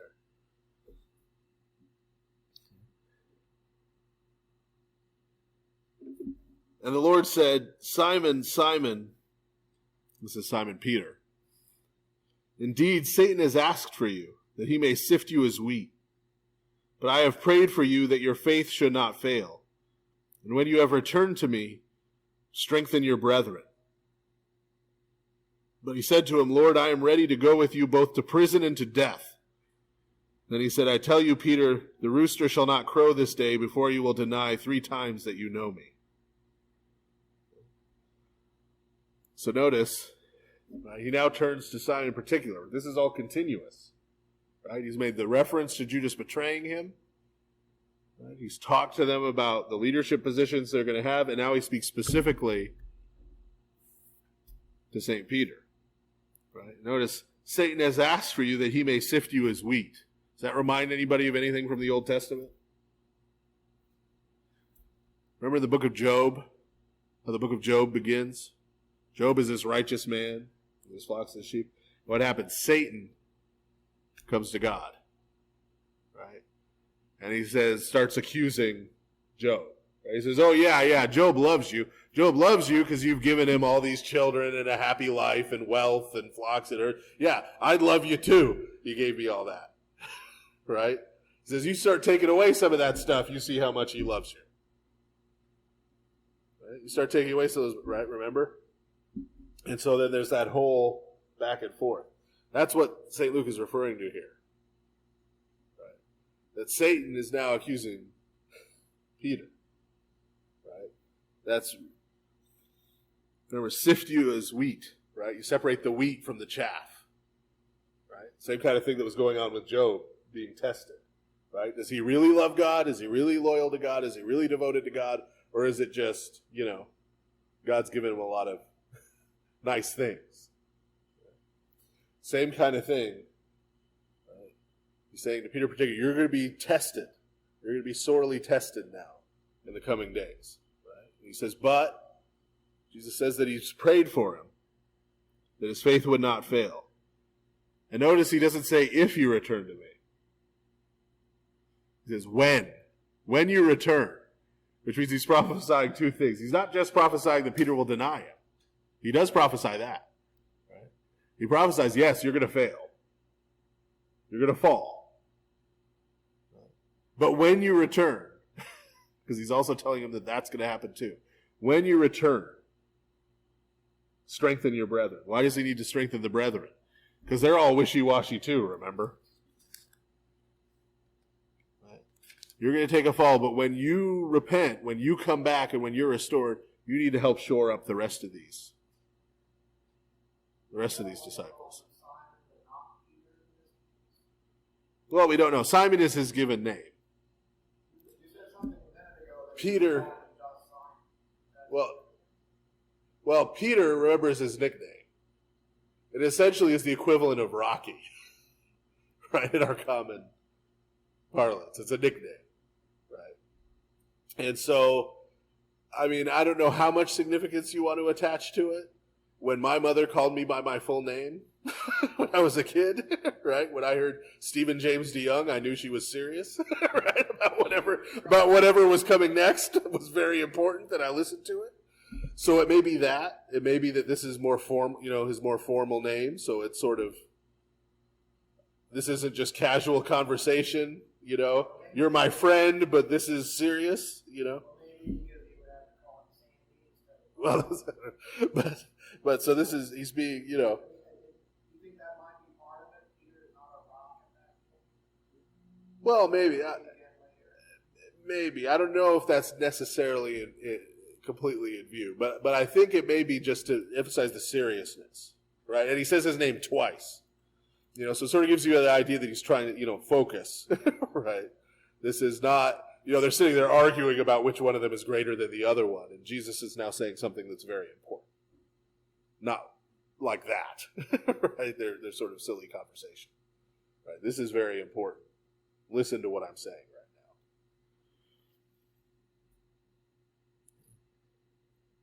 And he said to them, when I sent you without money bag, knapsack, and sandals, did you lack anything? Remember, St. Luke has recorded twice where Jesus sent them out, right, to do miracles. And he told them, don't take anything with you. Just go, whoever receives you into their home, eat what they put in front of you. Right?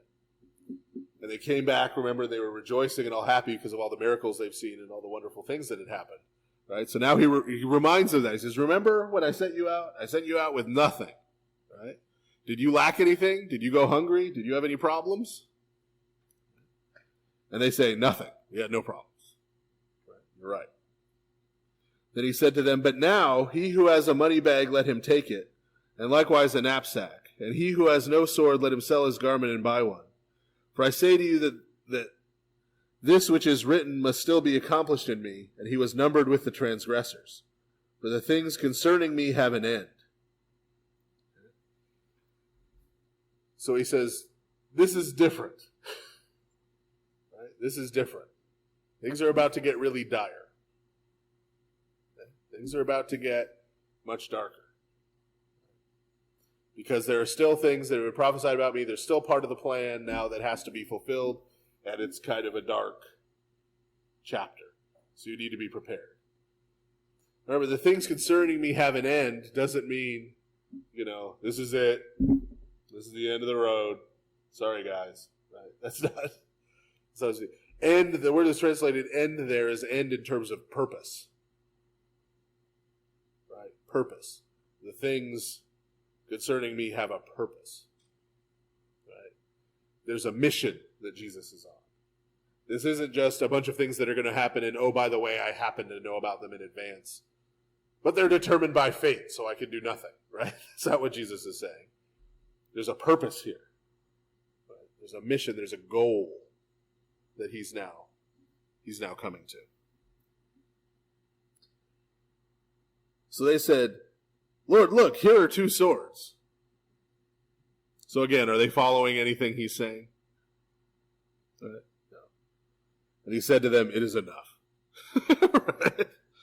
Right? He's like, yeah, okay. You got a couple, that's not what I was getting at. Coming out, he went to the Mount of Olives as he was accustomed, and his disciples also followed him. Remember, we've already been told Jesus is going out there every evening. So they've eaten the Passover meal in the evening. Now they go out, as usual, to the Mount of Olives to sleep. When he came to the place, he said to them, pray that you may not enter into temptation.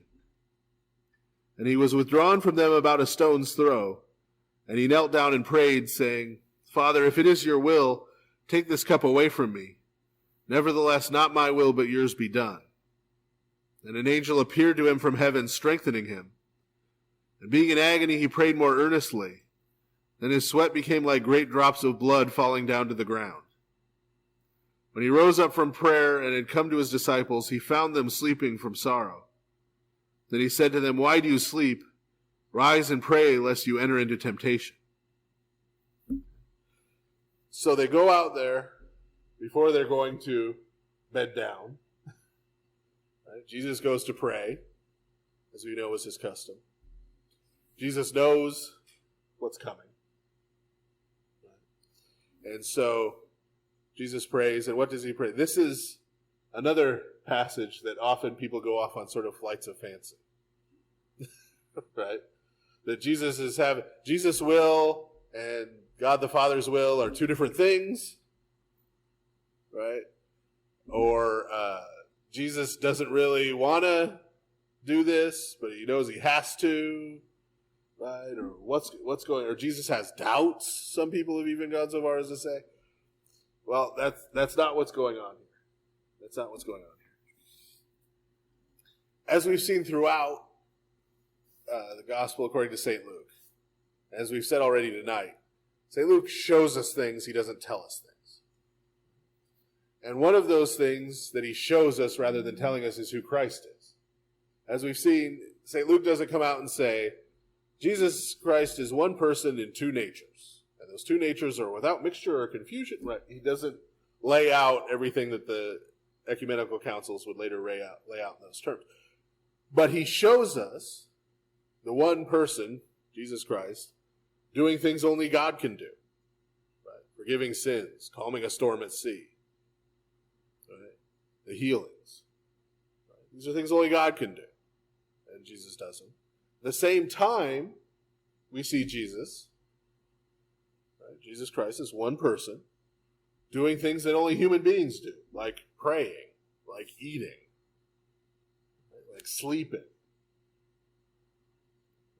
And so St. Luke shows us rather than telling us about the two natures of Christ. This passage here, we've just come from a long passage where Jesus has been in detail predicting the future. Right? And talking about how everything is coming to pass exactly according to plan. He knows where the guy with the jar is, at what exact moment, and where everyone's going to be. Right? This has been a lot of things only God knows. Right? And only God can do. So what would we expect, having read this far in the Gospel according to St. Luke? What would we expect St. Luke to do next? We would expect him to re-emphasize the fact that Jesus is also human, right? Jesus is also man, right? That's what we would expect, to balance that out. That is exactly what this passage that we just read in the Garden of Gethsemane, this prayer, is. It is, right, re-emphasizing that Jesus is human. He is a man. Right? Meaning what? If he has human nature, right? If he shares our human nature with us, what is the most basic drive a human being has? To live, right? To survive, to go on living, right? To continue living. Because we know from the book of Genesis that when God created humanity, death was not in the picture. Right? Death was not in the picture. Human beings were not created to die. Death is foreign to God's creation, let alone to human beings who he created in his image. Okay? And so there is, within our created human nature, not our sinful human nature, our original human nature, deep within it, the idea that death is foreign to it, that death is an enemy, right? That's repelled by death. Right? Jesus doesn't fear death, we've already seen. Right? He doesn't react to death with fear. But death is still foreign to him. In fact, death is more foreign to him than it is to us, because all of us have sinned. And the wages of sin is death. All of us have brought death upon ourselves. Right? When we die for our own sins. Jesus has committed no sins. Death has no claim on him. So death is even more foreign to him than it is to us. Okay? And this is what we see expressed. Christ's true humanity expresses itself through his abhorrence and repulsion at death. He knows and he shares the will of God the Father and the will of the Holy Spirit. Right? They have one will. There's one divine will. Right? He shares that with him. He knows what must be done. He knows what's going to happen. He knows why it must happen. He knows the purpose for what is going to happen. But at the same time, in his true humanity, he has a human will, which, like all human wills, finds death foreign. And so what he is saying here is that he knows and agrees, right, that the divine will, the divine plan, takes precedence. And so he is going to willingly lay down his life. So this is again showing us Christ's humanity. On the side of his divinity, we see that he knows everything that's going to happen. And he knows the purpose of it. in terms of Christ's humanity, we see that he is dedicated to that purpose and choosing that purpose, right? In spite of how horrible what's about to happen is. So those two things work together. They don't contradict each other. Now the verse about the great his sweat falling like great drops of blood, okay? Going to blow some people's minds again. Not written by St. Luke.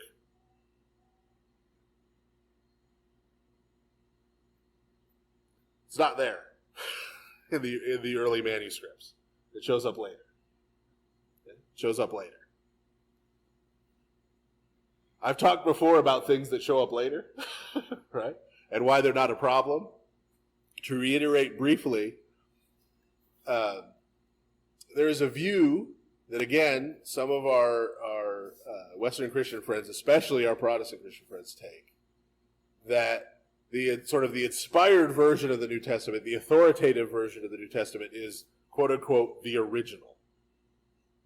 I've talked before about how even figuring out what the original means with some of the books can be tricky.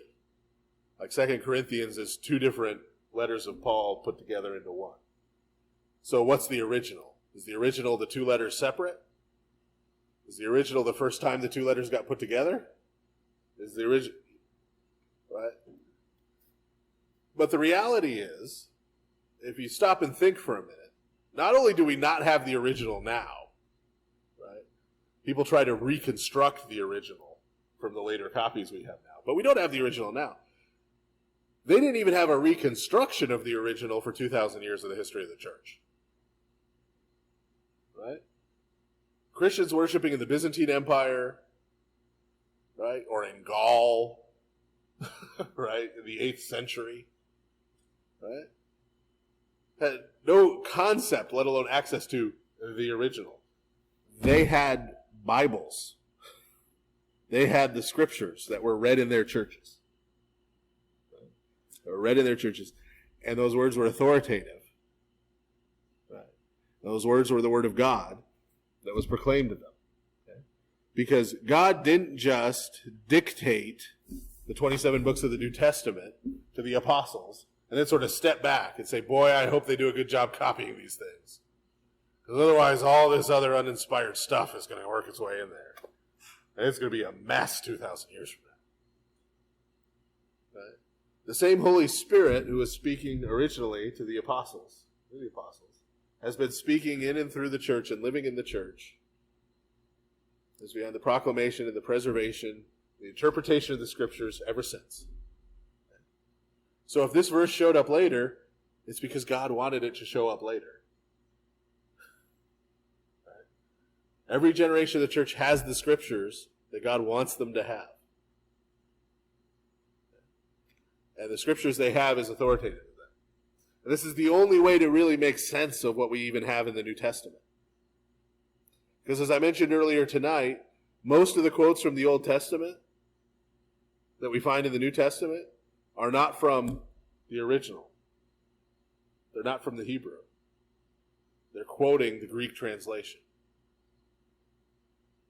Right? It's not the original. It's a Greek translation that was made hundreds and hundreds of years later. Right? But the apostles don't say, well, bear in mind, this is a translation, so, right? Or they don't quote it and then say, well, the original Hebrew of this word means blah, blah, blah, blah. No, it's their Bible. They quote it. It's the word of God to them. So, yes, this verse shows up a few hundred years after St. Luke had gone on into the kingdom. But it shows up there precisely because God wanted it to show up there. And notice, what does that verse do? It reinforces what this text was already doing. It reinforces Christ's humanity, which is what this text was already about in the first place. Just adds reinforcement.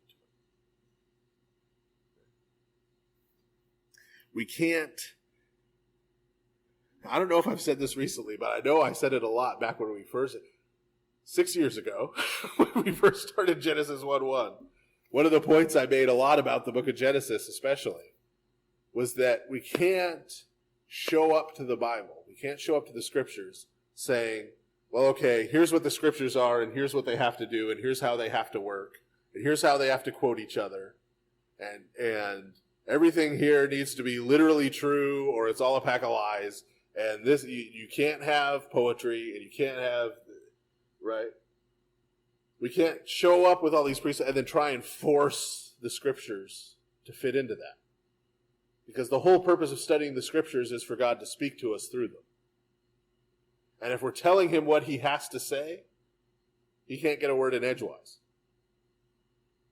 Right? We have to come to the scriptures and see what the scriptures are and see what God is saying to us. And then based on that, we come to our conclusions about what the scriptures are and what they say. And if that means that there are things that only entered into the text in the 6th century, the 7th century, then fine. That's how God has chosen to bring the scriptures to us.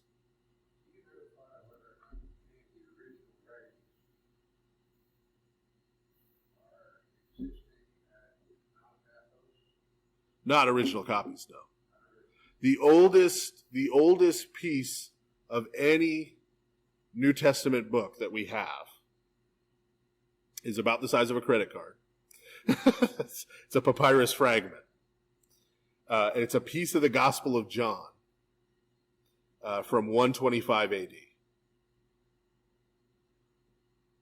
which, people debate when the Gospel according to St. John was written.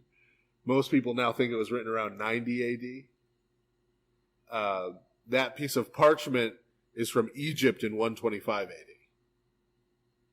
So within 35 years, it had been copied and made it to Egypt. But that's a copy, and probably a copy of a copy of a copy.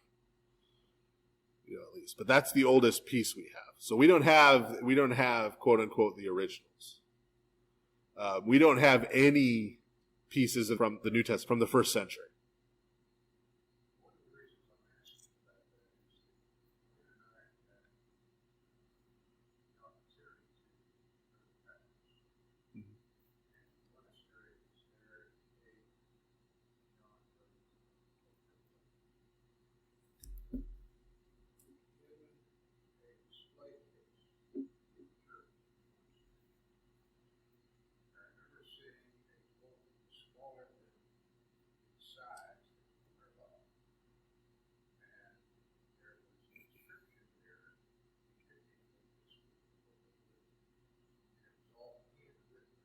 Yeah. It's probably Greek. But the way Greek at that time was written, if it was a very early copy, it was from the 4th or 5th century, which if it was a book, in book format, codex format, it's probably from the 4th or 5th century. They wrote, what was called uncial, they wrote in all caps, with no punctuation, no spaces between the words. And sometimes they didn't even go like this, like right to left. They went right to left and then left to right and then right to left and then winding down the page just to make it even harder for Americans to read. but yeah, that's what that would have been. But yeah, the earliest sort of books, Bibles, so that we would identify as a Bible that we have come from the 4th century. And those, like Codex Sinaiticus, that was found at St. Catherine's Monastery at Mount Sinai, those are very early. But the first Bibles, the way we would have a Bible, that have, the Old Testament and the 27 books of the New Testament, were commissioned by Constantine. He had 50 Bible collections in codex form made. And those are really the first Bibles the way we think of Bibles. Previous to that, very early on, of course, you had books circulating separately. And different people had different then collections. So, for example, there were collections of St. Paul's epistles into a book. And there were the 4 Gospels, sort of the way we have a gospel book and an epistle book. in the church even today. There were collections like that of books, but where you get a Bible with the Old and New Testaments, that doesn't happen until the 4th century. What did they use during the liturgies? Codex or Bible? Basically like what we have now. They would have a gospel book and an epistle book. And the gospel book would have the 4 gospels. The epistle book would have at least St. Paul's epistles. And then depending on where you were, some of the others. That's why there was so much quote-unquote disagreement later on about 1st, 2nd, 3rd John, 1st and 2nd Peter, Revelation, some of those other books, is that some churches had those in their epistle book and others didn't. Or they'd have some of them and not others. So it wasn't actually like they were sitting there and voting on each book and arguing about it. It was that different churches were using different numbers of them in different ones. And so what ends up happening is sort of everyone gets together with their lists over the course of the 4th century, and they hammer out the 27 books, as these are the ones that are used in the churches that we recognize as being Orthodox churches. Right, non-heretical churches. These are not Gnostic or whatever. These are the 27 books that they use. But even after that, there are still churches that don't use some of those books. For example, the entire Orthodox Church doesn't use the book of Revelation liturgically. It's never read. The Coptic Church does. We never did. They do read it on Patmos. They do read it on the feast day celebrating it being written. But it's not read, you'll notice, you'll never show up at church on Sunday and have a reading from the book of Revelation there. Because we never did. So the canon, when we wrote out the list of the books that are canonical in the New Testament, it was descriptive, not prescriptive. It wasn't Constantine or someone else, whoever you want to conjecture, saying, these are the books you're going to read. Right? These are the inspired books. It was descriptive. It was describing these are the books that churches are using. Right? But it never mandated. Right? So churches that had just never used the book of Revelation, they didn't come and say, you have to start using the book of Revelation. They just went along not using it. They just said, well, you other churches who do use it, that's fine. There's no problem with that. It's not heretical. Whereas other books, they said, if you're using that one, you need to stop. Because that's not Orthodox. Yeah. Okay. So notice also, Jesus goes to pray before they sleep. He's just given them the speech about these things that are going to happen, right? How they're going to be tested, how they're going to be tried, they're going to be tempted. Right? It's not going to be like before. You need to have money. Things are about to get hard. Right? And so while he's praying, he comes back and they've all decided to just go to sleep. Right? Are they there praying about this time? No. Praying for Jesus because no. Right? They just all fall asleep. Right? So when he finds them, he says to them, why are you asleep? Rise and pray lest you enter into temptation. You Apparently you didn't hear what I just told you. You need to be praying right now because you're about to face something. And notice, verse 47, while he was still speaking, so he doesn't even get to finish telling them that. Behold, a multitude, big crowd shows up. And he who was called Judas, one of the 12, went before them and drew near to Judas to kiss him. But Jesus said to him, Judas, are you betraying the Son of Man with a kiss? So notice, as St. Luke tells it, Judas is going to kiss him. And Jesus stops him to tell him, I know what you're doing. I know that you're betraying me. Right? Because once again, for St. Luke, Jesus knows exactly what's going on. When those around him saw what was going to happen, they said to him, Lord, shall we strike with the sword? Right? Remember, they got those 2 swords. They're like, I get it. This is why Jesus told us to get the 2 swords, right? So we could fight these guys off, fight off this crowd with 2 swords, right? In the middle of the night, in the dark. And one of them struck the servant of the high priest and cut off his right ear. But Jesus answered and said, "Permit even this," and he touched his ear and healed him. So Jesus makes pretty clear here, no, the sword thing, you still didn't, right? You still didn't get what I was getting at, right? I was not telling you to try and attack these people, to try and harm these people. Permit even this means you need to permit me to be arrested, even to go to my death, right? Because this is the plan. And so he heals, right? Even now, even for this ungrateful person who's about to put him to death, what is Jesus doing? Jesus is doing good for them. Good for them and not evil. Then Jesus said to the chief priests, captains of the temple, and the elders who had come to him, right? So the chief priests are out there in person, right? And the captains of the temple, remember, are those temple guards, because remember the Roman soldiers were Gentiles, so they couldn't come into the inner parts of the temple, so they had to have their own guards to guard the inner parts to make sure nothing happened. They're there, various elders of the people. Have you come out as against a robber with swords and clubs? When I was with you daily in the temple, you did not try to seize me, but this is your hour and the power of darkness.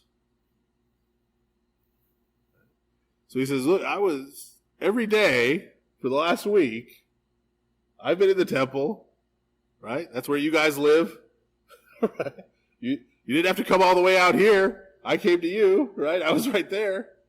You could have arrested me, and yet, you didn't. You're out here in the middle of the night with swords and clubs, right? What's the point he's making to them? He's trying to say to them, what are you doing right now? How are you acting right now? You're coming out here to essentially murder someone in the middle of the night. And you're the chief priests. You're the leaders, the religious leaders of the people. This is how you're acting. Why does he make this point? So not only is he still healing people, he's still calling the people who are about to have him murdered, he's calling them to repentance. Stop and think for a second about what you're doing and why you're doing it. Right? You need to repent. You need to turn from this. Having arrested him, they led him and brought him into the high priest's house. But Peter followed at a distance. Okay. Everybody else scattered, right? Peter followed, but at a distance. Right? Now, when they had kindled a fire in the midst of the courtyard and sat down together, Peter sat among them. Okay. So Peter's kind of snuck along behind, following to see what's going to happen, right? The guards and stuff, they're not going in there for the important meeting with the chief priest. That's the chief priest of the priests and stuff. So Peter comes, slips in, just sort of sits with the guards and stuff around the fire. Right? It's the middle of the night. He's going to keep warm and kind of keep an eye on things, see what happens. A certain servant girl, seeing him as he sat by the fire, looked intently at him and said, "This man was also with him." Right? So she kind of gives him the hairy eyeball, right? She's looking at him. She's like, I've seen this guy with Jesus at the temple. They've been hanging out at the temple all week. I've seen this. I recognize this guy. But he denied him, saying, "Woman, I do not know him." Right? So he was like, Jesus who? What? What are you talking about? After a little while, another saw him and said, "You also are of them." Somebody else says, "Hey, wait a minute, that's one of his friends." But Peter said, "Man, I am not." I like that translation. Listen, man. But notice, see, it says, remember, at first it's a serving girl, right? So she's a slave and a woman, right? So nobody's going to believe her anyway, right? You could just say, oh, whatever, Well, now this is a man, okay? So he could testify in court. So this is a little more serious, right? So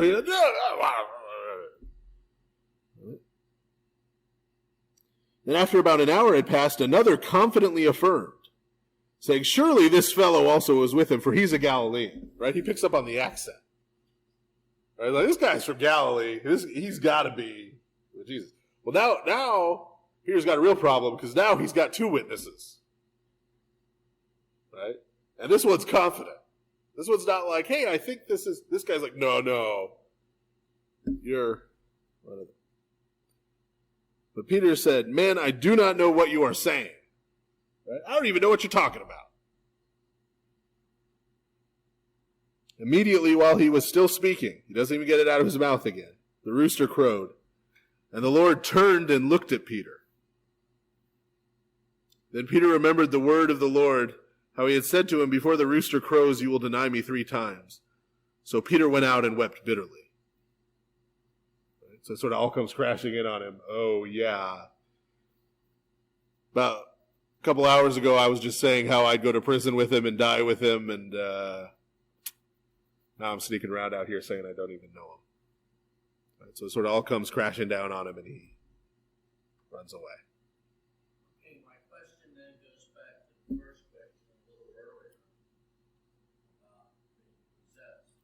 That by these choices, are we saying then that, or can we say, that Satan hindered Peter to give him the authority to say no and to deny Jesus? No. Well, because we've already been told by St. Luke that Satan is testing Peter. Right? And Jesus even predicted, remember, that Peter was going to fail the test. Right? But he also predicted that he would return, that he would repent. And so that's what's going on here. This is still Peter making very bad choices. So on the bad choices, then this is the temptation that we need to be delivered from. Right. Now the men who held Jesus mocked him and beat him. And having blindfolded him, they struck him on the face and asked him, saying, prophesy, who is the one who struck you? And many other things they blasphemously spoke against him. Now, do you notice something here? You remember when we were reading the Gospel according to St. Matthew, the Gospel according to St. Mark, there was a similar passage of people doing this to Jesus. Do you remember who it was?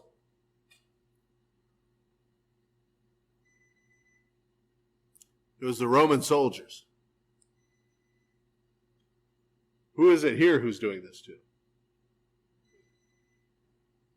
These are the guards of the chief priests. These are the Jews who are going to turn him over who are doing this to him. We're going to notice as we go through the last part of St. Luke's gospel, St. Luke, probably because of his audience. Remember, we talked about St. Luke is writing to the sort of mainly Gentile Christians. Right? He's a companion of St. Paul. He's writing to Christians all over the Roman Empire. Right? We're going to notice here as we get to the end, and this is true in Acts too, in Volume 2, St. Luke is going to sort of minimize the role that the Romans played in Jesus' crucifixion. Because St. Luke's goal is not to blame the Romans. Right? His goal is not to assign blame. His goal, in fact, part of what St. Luke is doing, and we'll see this even more clearly in Acts, part of what St. Luke is doing is writing sort of an apologetic on behalf of the Christian church. Because at the time St. Luke is writing this, Nero has started persecuting Christians. Okay, Christians are being murdered. St. Paul was murdered. St. Peter was murdered by Nero. And part of the way that St. Luke is presenting the story of Jesus and the story of the apostles and of the Apostle Paul in the book of Acts is to say, there's no real reason why there needs to be enmity between Rome and the Christian church. Christians are not trying to overthrow Rome. Right? We've seen already in St. Luke's gospel how clear Jesus has been over and over again saying, I'm not that kind of Messiah. Right? I'm not here to violently overthrow Rome. I'm not here to start a revolution in a physical, violent sense. Right? This is revolutionary, but it's revolutionary in a spiritual sense. Right? How clear he's been. That's part of St. Luke's modus operandi. So he's not in the business of saying, This is, Rome murdered Jesus, right? He's not in the business of assigning blame in that regard, although clearly he's still going to tell the truth. Pontius Pilate's still here. I mean, he's still going to be crucified, right, by the Romans. He's not lying, right? But he's emphasizing the culpability of the people to whom Jesus came in the first place. Right? That it was Jesus' own people who betrayed him and turned on him and handed him over to the Romans to be killed. That's his focus, is that this is coming from Jesus' own people. And this is going to be a focus in Acts as well, right? That it's going to be St. Paul's own people, his fellow Jews, who are going to be stoning him and throwing him out of cities, who are going to be stirring up riots, who are going to be doing these things. Right? So it's a matter of emphasis. Right? It's a matter of emphasis. There's plenty of blame to go around. Ultimately, everyone who has ever committed a sin is responsible for Jesus' death, ultimately. Right? There's plenty of blame to go around, even at the time, between the Romans and the Jewish leaders and Judas and everyone else, right, who's here involved. But St. Luke's emphasis is on the fact that Jesus was betrayed by his own. Right? He was not staging an attempted revolution against Rome that went awry and he got executed for it. Rather, the very people who he came to, who he healed, who he preached to, who he came to be their Messiah and to save them, those are the people who turned on him and killed him. That's the point St. Luke is trying. That's why even right here, when he's being betrayed and they're arresting him, he's healing the high priest's servant and he's preaching repentance to him. That's what St. Luke is trying to bring out. And so that's why he emphasizes, we could be quite sure Jesus was mocked by both the servants of the chief priest and the Romans. But St. Luke chooses to focus on the one because he's trying to make that point. As soon as it was day, the elders of the people, both chief priests and scribes, came together and led him into their council, saying, "If you are the Christ, tell us." So this is their first plan of attack. Right? They bring him in front of the chief priests. The scribes are there. Right? They lead him in front of them. They say, "If you're the Christ, if you're the Messiah, tell us." Right? No more hinting around. No more parables. Right? If you're the Messiah, tell us right now. Yes or no, you the Messiah. But he said to them, "If I tell you, you will by no means believe. If I also ask you, you will by no means answer me or let me go." Right? So he says, if I tell you, meaning what? Meaning the answer is yes. Right? But if he just says, "Yes, I'm the Messiah," none of those people there are going to, "Oh, okay, you're the Messiah? Well, we'll let you go then. Oh, that's what, sorry, our mistake." Right? Right? That's not happening. Right? They're not going to believe him. Right? And he says, if I ask you, right? He says, if I ask you if I'm the Messiah, right? He says, if I ask the chief priests whether I'm the Messiah, you're not going to answer me. Right? You're not going to answer me. So this is the point. Basically, he's saying, I have nothing to say to you. Right? Because there's nothing I'm going to say to you that you're going to listen to, that you're going to believe, that's going to change what you're about to do. But then he says, hereafter the Son of Man will sit on the right hand of the power of God. Okay? So he's saying, you're going to do what you're going to do, and what's going to be the ultimate result? This is the ascension, right? Right? St. Luke, for St. Luke, the ascension is very important. We're going to see the Gospel of St. Luke ends with the ascension. And Acts, Volume 2, begins with the ascension. It's a pivotal event. So the ascension is very important to St. Luke, right? It's the end, it's the culmination of all of this. Christ dies, he rises again, he appears to the apostles, and then he ascends into heaven and is seated at the right hand of God. Right? So that's where this is going. And so Jesus is saying to them, you're going to do what you're going to do. I know what you're going to do. But here's where this is going to end up. This is going to end up with Jesus Christ seated at the right hand of God the Father.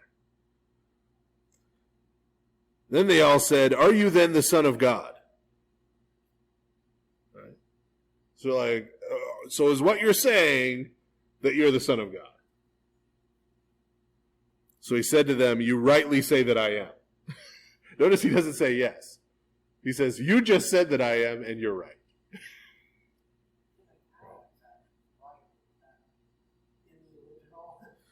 Yeah, but the word rightly isn't there.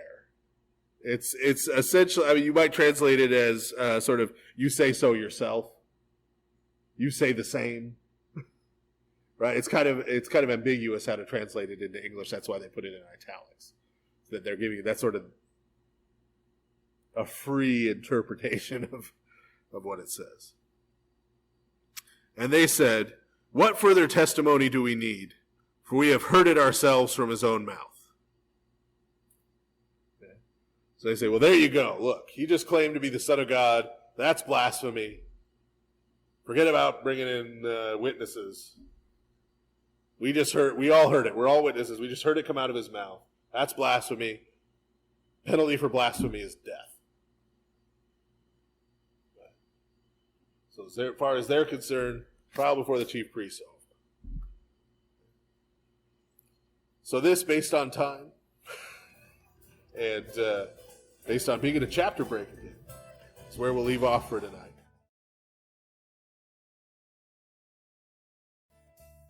And when we start here in just a minute, we're going to be starting at the beginning of chapter 23, the Gospel according to St. Luke.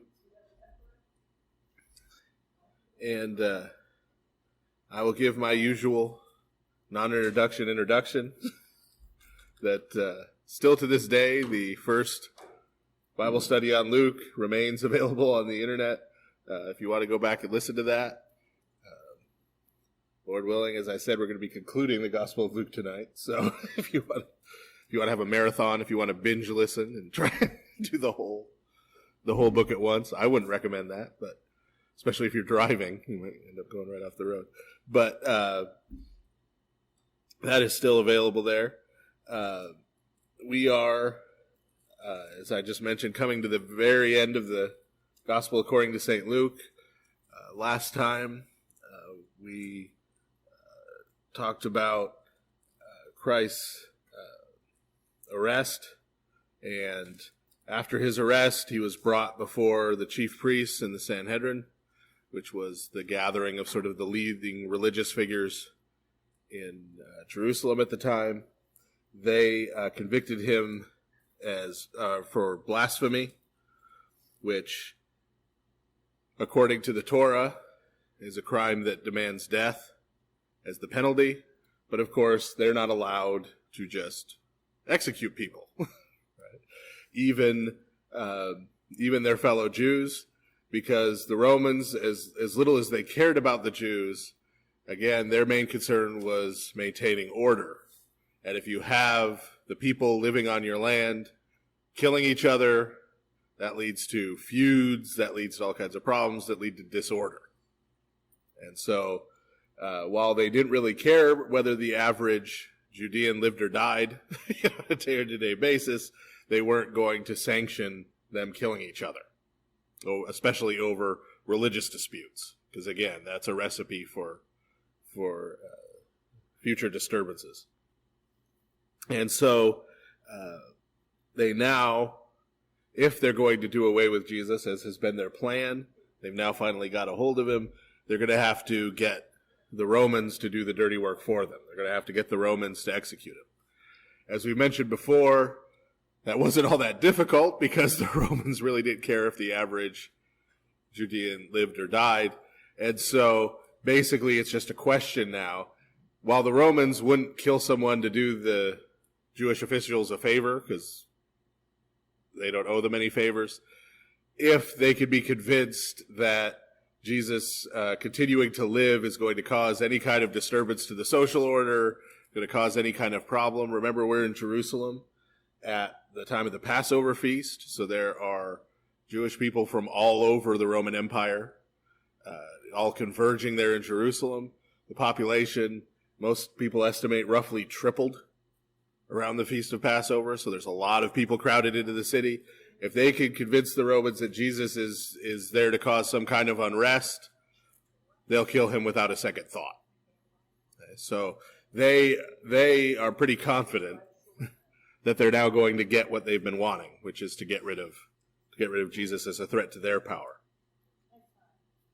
Okay, and so that's where we left off last time. So did anybody have any questions, comments, requests? Okay, we'll go ahead and get started. Chapter 23. Then the whole multitude of them arose and led him to Pilate. So the whole multitude of them being the chief priests, the scribes, the religious leaders. Pilate, of course, is Pontius Pilate, who is the current governor of the Roman province of Judea. We've talked before about how the Romans governed, that the idea of a nation of laws did not exist yet in the Roman Empire. The Roman Empire was not governed by a system of laws. And then where we have the idea in our modern politics that we have a system of laws and nobody, even the leaders of the country, are above those laws, at least in theory. And that concept did not exist. This is rule by men. There is no law that applies to Caesar because in their mind Caesar is a god, essentially. And so he could do what he wishes. Right? There are no, it's a sort of overarching laws. So the way in which provinces were governed were someone was sent by the emperor to govern that province. His job was to keep order in that province, keep the tax money flowing from that province, keep the material wealth in goods and slaves, in timber, in stone, whatever else the Romans were trying to get from that province, keep all of that flowing and just maintain order. And in order to do that, he could do virtually anything he wanted to. There was not a legion headquartered in Jerusalem, but he had sufficient troops to wipe out the local population a couple of times over, if he wanted to. And so Pontius Pilate has one job: maintain order, keep everything operating smoothly. And in order to do that, he can kill as many people as he needs to. There's no right to a trial. Most of the people he executed never had a trial. And so that's his only concern. And we know historically what happened to Pontius Pilate many years later was during one of the Jewish revolts. Because there was a revolt, because they rebelled against Rome, he having allowed that to happen meant he had failed at his job, and so he was taken back to the city of Rome and beheaded. So the same sort of rules applied, right? He was to execute whoever he had to execute. If he didn't do his job right, well, then it was his turn, and the emperor would send somebody else to do a better job, having seen what happened to his successor. And this wasn't just that he was done away with. When the Romans executed someone, I mean, we've talked about crucifixion, obviously, where you have someone naked who's hung out. They leave the bodies to rot to make a display of it. They did the same thing with beheadings. If you were a Roman citizen, crucifixion was such a horrible form of death that it was banned from Roman citizens. I mean, the emperor could crucify whoever he wanted to, but by and large, Roman citizens were not allowed to be crucified. Roman citizens were beheaded because it was seen as more humane than crucifixion. But this is why later on under Nero, St. Peter was crucified, right? Because he was Jewish, right? So he was not a Roman citizen. St. Paul was a Roman citizen, as we find out in the book of Acts. And so he was beheaded. That's the reason for the difference in their mode of execution. Because St. Paul had Roman citizenship, he was entitled to be beheaded instead. But the way they did state execution specifically, and this is a little gory, but you know, there may be some teenage boys listening to this on the internet who will find this really neat. They didn't, the way we think of beheadings now is the way they did beheadings in the Middle Ages, where they'd take a sword or an axe and cut someone's head off. That's not how the Romans beheaded people. The way the Romans beheaded people, because again, I mean, I don't want to get too graphic with it, but there are problems with that if you don't have a very sharp sword and a very strong man, where that could get really gross. So the way the Romans did it is they'd have two very strong men, they'd wrap a strap around someone's neck, and they both pull in opposite directions. And they did this at the top of this set of stairs that led down into the Tiber River of the city of Rome, so the person's head would roll down the steps into the river. So again, they made a big display of it, right? Because their goal was for it to work as a deterrent. Right? So Pontius Pilate didn't do his job. You other governors pay attention. Right? This is what happens when you don't do your job. Okay? And so after seeing that, your other Roman governors were going to be twice as ruthless now, in order to make sure that that wasn't going to happen to them. Okay? We also know Pontius Pilate, in the quest to maintain order, as we've talked about a couple of times, at one of the preceding Passovers several years before this, had randomly crucified 150 Jews because he got wind that there might be something going to happen at the Passover to cause a riot. And so he just had his soldiers round up 150 people off the street, men and women, at random, and crucified them along all the roads leading into the city on both sides, so that everyone coming to the city for the Passover would see all of these bodies hanging with the message, again, if you come into the city and cause trouble, this is what's in store for you. So this is the kind of reason I'm going through all this, and even some of the more graphic stuff is you need to have an idea of the kind of man that Pontius Pilate was. Okay? Sometimes, we see him in our illustrated story Bibles, and he's sort of wearing a toga, and he's got the little wreath, and, we have this kind of idealized image that he's some sort of statesman, as a governor. And the reality is he's a lot more of a thug. He's a lot more of a butcher, than that picture, might imply. His wife, according to the we don't have any record of his wife in secular history, but that's not uncommon because she was a woman, and in the Roman Empire, they didn't really care. She was there to give him a male heir, and that was about it. But in the tradition of the church, she actually ended up converting to Christianity and is a saint. She's a saint. She was, depending on which tradition you read, some say she was martyred, some say she was executed when Pilate was, and that it wasn't strictly for being a Christian.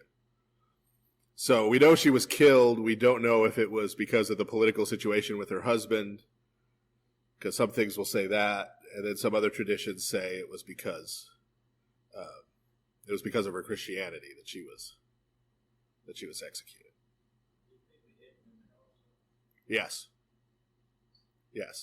Most of the time when they executed women, if they were Roman women, they would also be beheaded. There are some exceptions. There were women who had a position of, I don't really want to say position of authority because it's not position of authority the way we think of it, but like the Vestal Virgins in Rome, women who were involved in the religious life, they had much stricter penalties. So, for example, if one of the Vestal Virgins, Vesta was one of the Roman gods. She was the goddess of the hearth. And so in Rome, her temple was served by these dedicated virgins who are sort of like nuns today, except for, of course, it was for this pagan goddess. And if one of them was found to not be a virgin, they were buried alive. So there were some exceptions to that. But that was because, again, they wanted even more of a threat than just being beheaded, to get across the point that you've been put in this special position. Now these are your responsibilities, But yes, they would execute women, and non-Roman women they'd execute by crucifixion or torture to death, or however they felt like. Because again, there are a lot of things we take for granted in the modern world. One of those is that at least tacitly, we would probably all want to say that all human lives are equally valuable, but that comes from Christianity. That doesn't exist in Rome. If you had said to a typical Roman, all human lives are of equal value, they would have said, you mean all Roman lives, right? Because slaves and non-Roman citizens weren't really people in the same sense. And the best example of that is that in Roman law, someone who was not a Roman citizen, the categorization of them in terms of all the laws was non persona. They're literally a non-person, according to Roman law. So, it didn't matter. Yeah.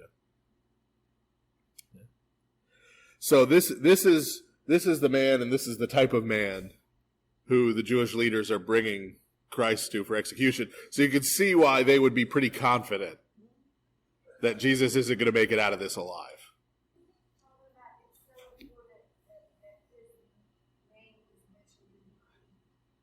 Oh, Pontius Pilate? Pontius Pilate's name is mentioned in the creed to reinforce the fact that the incarnation of Christ is a real historical event. It's not like, for example, you look at Hindu mythology, right? You have gods and goddesses. You have a god like Krishna that was quote unquote incarnated, right? They say these because they believe in reincarnation, of course. But there were these different lives that Krishna led, in these mythic battles and this kind of thing, right? And so when they're writing the creed, they want to make the point that when it talks about Christ, who is God the Son, right? Very God of very God, light of light, that when he becomes man, it's not just sort of a mythological story, or like when Zeus would take on the form of a human being to go mess around with a human woman. It's not like that. That this is a real event that happened in history. And by pointing out that he suffered under Pontius Pilate, right, that locks you in on exactly when it happened. That gives you a time, a place, right? So the idea is that this really happened in our actual world that we live in. And you could get on a plane today and fly there and see the places where this happened. And stand in the same place and walk in the same place. So that's why Pontius Pilate, his name being mentioned there is so important, is that's the one thing that gives us a time and a place and a date marker in the creed that says this is real history that we're talking about here, not just mythology or theology or that kind of thing. So they bring him to Pilate, and they began to accuse him, saying, "We found this fellow perverting the nation and forbidding to pay taxes to Caesar, saying that he himself is Christ, a king." Now, did they establish that Christ was doing any of that? Right? Remember, the trial was the Sanhedrin was, they asked him, "Are you the Son of God?" Right? Are you the Son of God? That's what their trial was about. He said essentially yes, and they said, okay, well, that's blasphemy. Right? Well, we can understand why they wouldn't bring up blasphemy, because Pilate doesn't care about blasphemy. Right? Pilate would blaspheme the Jewish God all day and all night and not care, right? I mean, that means nothing to him. Right? That means nothing to him. This is about 12 years before Caligula would go and try and put a statue of himself in the Holy of Holies. Okay, so the Romans don't care about the Jewish God and about blasphemy. Okay. But what do they care about? Right? So he's trying to pervert the nation, right? He's trying to cause trouble. He's trying to stir up trouble. That's bad, right? Romans don't like that. He's telling people not to pay taxes. That's real bad, right? And he's saying that he himself is Christ. Now, again, the word Messiah doesn't mean anything to Pilate, right? So they explain a king. Right? He's saying he's a king. And we talked once before, at least, about the fact that not only would Jesus saying he's a king be a challenge to Caesar's authority, but remember, king is a dirty word for the Romans. Because before the Roman Republic was founded, before they became a republic governed by the Senate in the 6th century BC, before that they were ruled over by kings, and those kings were referred to by the Latin word tyrannus. You could probably imagine what English word we get from that, right? It's tyrant, right? So those were like the dark ages in the Roman mind. Those were the dark, bad old times when we had a king. Then we found enlightenment. Now we're governed by the Senate. And so even when Augustus became emperor, right, the one title he never took for himself was king. The title emperor comes from the Latin imperator, which means conqueror. Right? So he presented himself as this victorious general who had conquered the world. And the empire was what he had conquered. But he never took the title king. Julius Caesar got stabbed 23 times on the floor of the Senate because people accused him of trying to set himself up as a king. So king's a dirty word. So in addition to, if Jesus is really calling himself a king, in addition to this being a challenge to Caesar's authority, he's also using the dirty word, right, on top of everything else. Then Pilate asked him, saying, "Are you the king of the Jews?" That's a pretty straightforward question, okay? Because if he says yes, right, then in Pilate's mind, what they're telling me is true. Right? And that would be enough to get you killed as a Jewish person. He answered him and said, "It is as you say." So Pilate said to the chief priests of the crowd, "I find no fault in this man." Now, how does that make sense? He says, "Are you the king of the Jews?" He says, "Yes."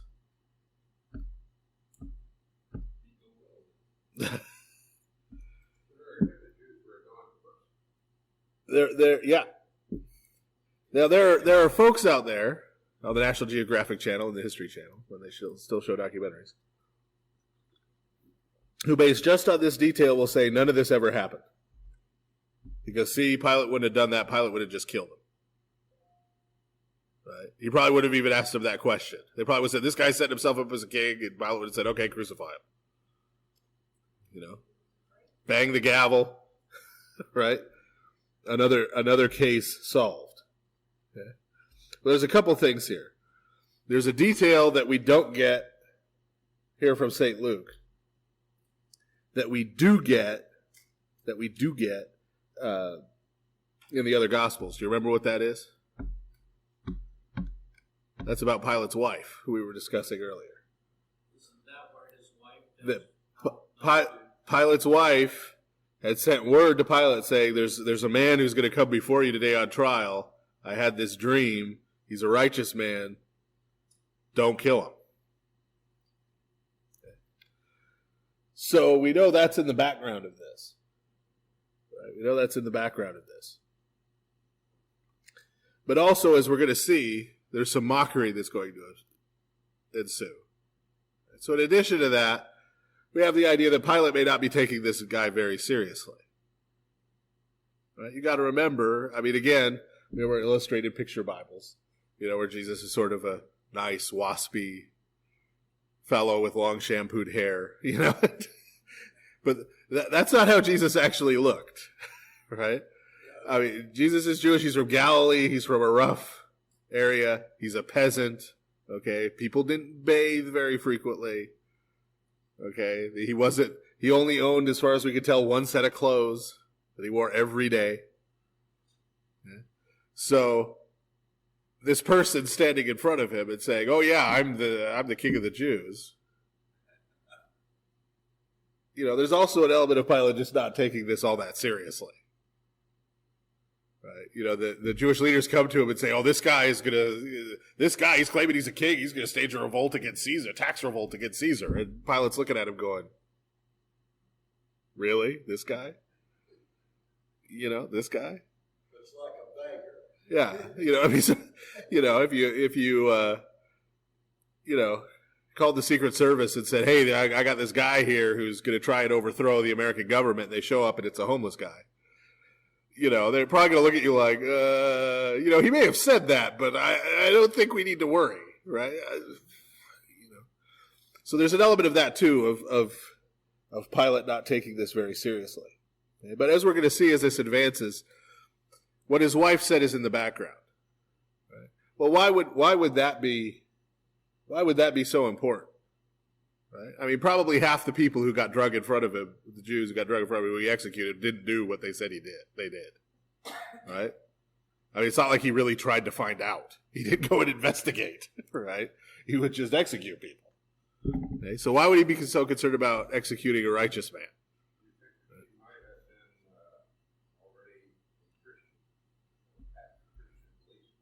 It's possible.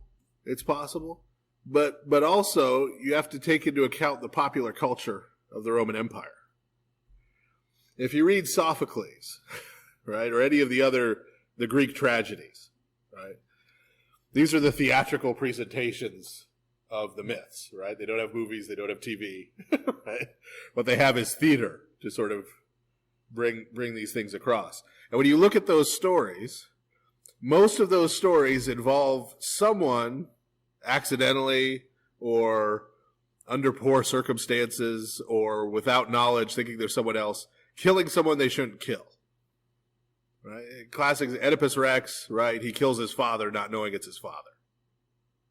Right? You look all the way down the line. Somebody kills someone they're not supposed to kill. And then because of that, their lives end up being destroyed. Sometimes they end up getting dragged down to Hades, right? I mean, horrible things happen to you after that. So Roman religion is very fatalistic in the sense that they believe in fate. Right? And their view of the gods, remember, nobody's singing What a Friend We Have in Zeus, right? The gods don't love people. That's right? That's Christianity again. The idea that God loves us was a revolutionary idea in Christianity. They didn't think Zeus loved them but Ares loved them or Hermes loved them. They didn't even think Aphrodite loved them. She's the goddess of love. But what the gods did was the gods would get angry if you crossed them, right, and strike you down. And so your goal with the gods, most of the sacrificial system and that kind of thing was aimed at kind of keeping them away, right? Kind of keeping them at a distance, keeping them placated, keeping them calm, keeping them from getting involved, because the last thing you wanted was them getting involved in your life, because when that happened, all these horrible things would unfold. Okay? So don't think that Pilate, number one, has much of a moral conscience, because he doesn't. And don't think that he, at least at this point, has any understanding of Christianity or even who Jesus is. Okay? But based on his Roman religion, if he puts a man who is righteous and who is innocent to death, right, he has full belief that there will be consequences for him, from his gods, right? That this could go very, very poorly for him. So it's more superstition than anything that would make him want to stay his hand. So he just says, look, why are you bothering me with this? Right? Why are you bringing it? But they were the more fierce, saying, he stirs up the people, teaching throughout all Judea, beginning from Galilee to this place. Right? So he says, no, they say, no, you don't understand. He's traveling around, stirring up trouble. Right? He's not just going to stir up trouble here in Jerusalem. He's stirred up trouble all over Judea. Your whole province. Right? He's gonna bring this whole thing crashing down. When Pilate heard of Galilee, he asked if the man were a Galilean. And as soon as he knew that he belonged to Herod's jurisdiction, he sent him to Herod, who was also in Jerusalem at that time. So Pilate sees an out here. Right? I don't want anything to do with this guy. Right? He says, wait a minute, this guy's from Galilee? Right? Galilee's north of Judea. And remember, Herod is the ethnarch. The Romans, again, were only concerned with the land and the natural resources. They didn't care about the people there. They didn't even consider them people. Right? So Herod was technically the quote-unquote king. He was the ruler of the people there. Right? So he sees an out. He says, oh, good. Forget about it. He's from Galilee? Okay, yeah. Herod's here in town for Passover. Send him over to Herod. Let Herod deal with him. Right? Herod can execute him for you. Now, when Herod saw Jesus, he was exceedingly glad, for he had desired for a long time to see him, because he had heard many things about him, and he hoped to see some miracles done by him. So Herod gets excited. Oh, wow, they're bringing Jesus over here. I've heard he does, maybe he'll do some tricks for me. Right? So apparently he thinks Jesus is Doug Henning. Too dated a reference, David Copperfield.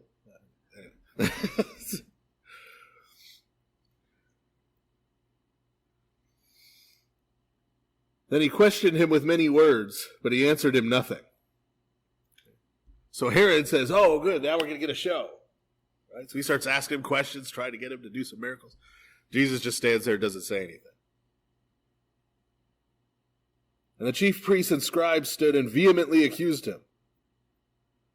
So meanwhile, he's standing there saying nothing. All the chief priests are, you got to get rid of it. You got to get rid of this guy. Then Herod, with his men of war, treated him with contempt, and mocked him, arrayed him in a gorgeous robe, and sent him back to Pilate. That very day, Pilate and Herod became friends with each other, for previously they had been in enmity with each other. Okay. So Herod goes and consults with his troops, with his soldiers. You know, what do we do with this guy? Right? What do we do with this guy? And he says, well, I don't want to be the one to kill him. Remember, we heard before that after he had executed John the Baptist, that he becomes sort of paranoid about it. He thought John the Baptist was going to come back from the dead to haunt him or, to get revenge, So he's like, I don't need to, Herod doesn't want to execute anybody else, right? But he also is apparently pretty unimpressed with Jesus, despite having heard all these stories. So they mock him. Right? They put a robe on. Oh, he's the king of the Jews. Here, put him in a fancy robe. Right? So he looks like a king. And then sends him back to Pilate. Apparently, Pilate thought that was funny. Because he and Herod bond over this. That's pretty funny how you put the robe on him. Right? So these are you can see Herod's no better. Right? Herod's no better than Pilate. Was that the robe that they cast lots for? No, that's his own. That was Jesus' own clothing. Yeah.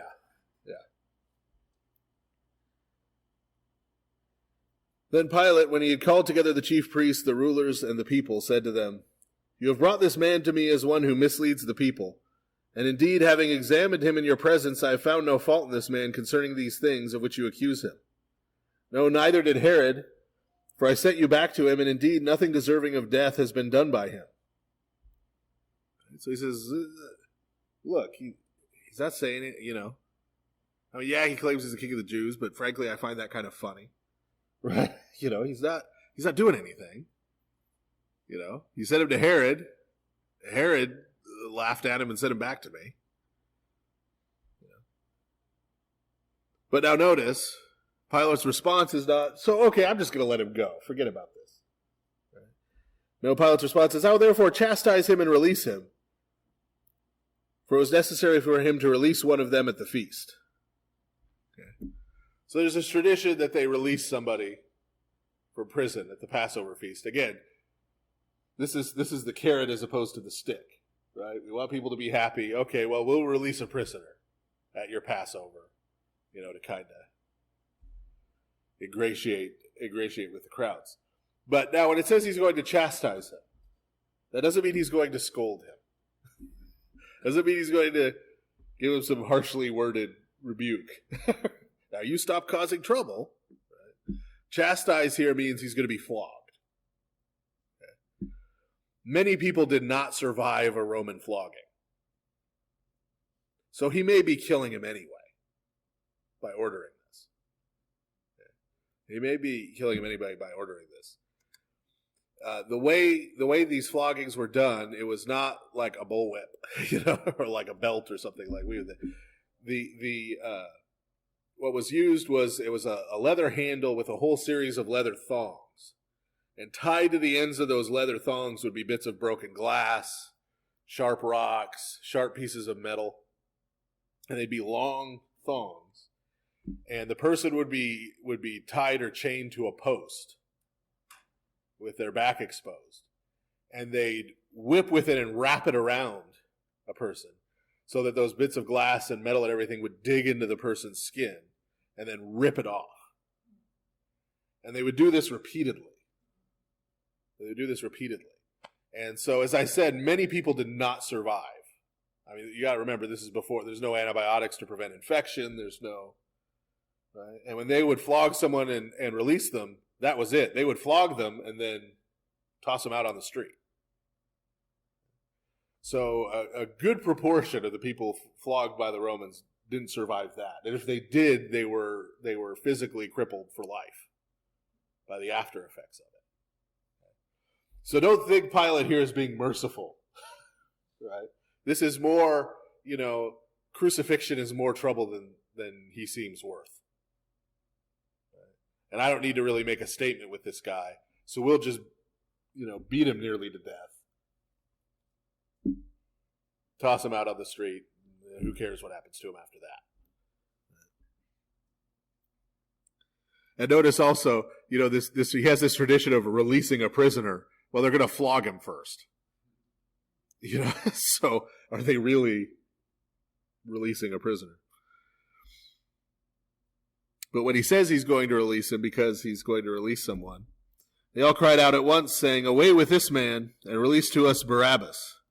Now, Barabbas, even though we pronounce it that way, is actually the Aramaic name Bar Abbas. Bar means son of. It's the equivalent of Ben in Hebrew. So this is Bar Abbas. His father's name is Abbas.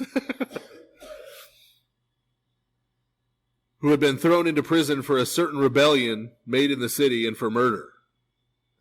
So he actually did what they're accusing Jesus of, and worse. And worse, because he murdered people. Right? But they'd rather have him. Right? They'd rather have him than Jesus. Right? Now, since he was responsible for a rebellion, the person he murdered was probably a Roman. So you can kind of understand why the Jews wouldn't care so much about that. But, this is the person. They want Pilate to convict. Notice here, the people are crying out to Pilate to convict the righteous person and let the guilty person go free. That's what they want. That's what they want.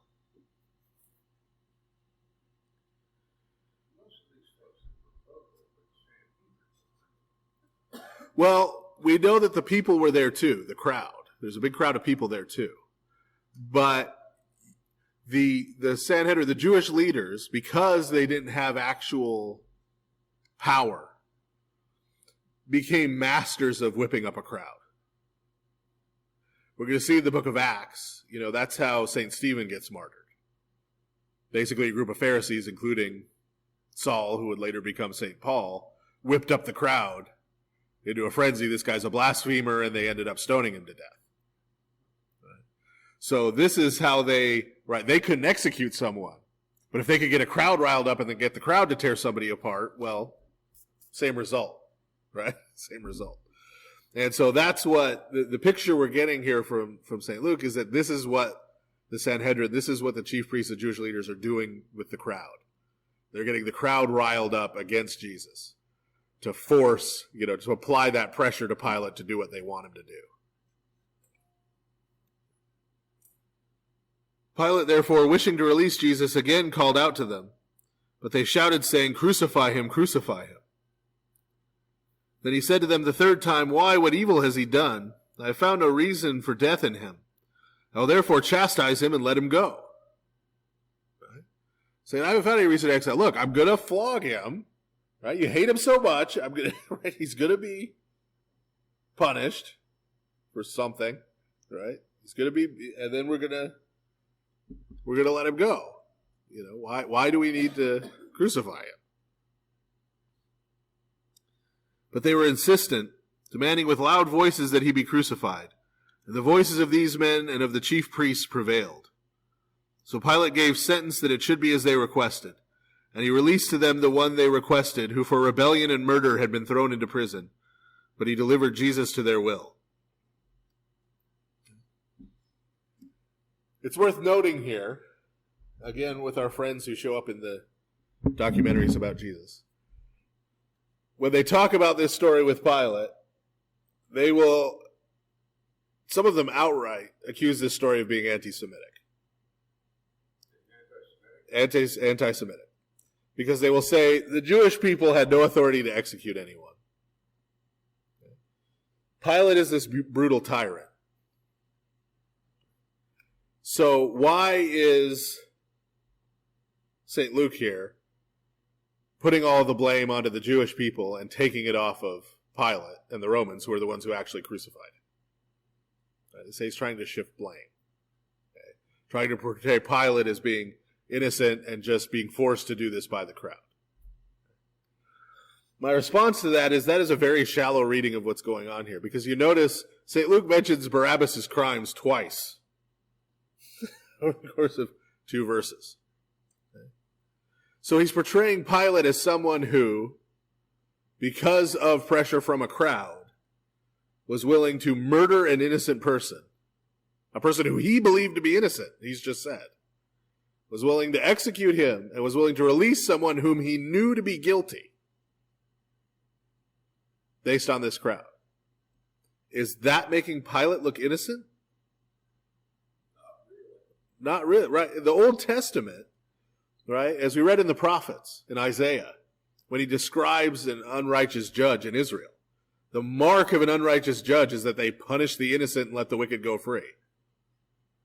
Right? This is the textbook case of what a wicked ruler is. That's how St. Luke is portraying Pilate. Okay? He's portraying Pilate as craven, right? As someone who doesn't care about justice at all, right? Who's perpetrating this injustice and now is going to go and eat lunch and not give it a second thought.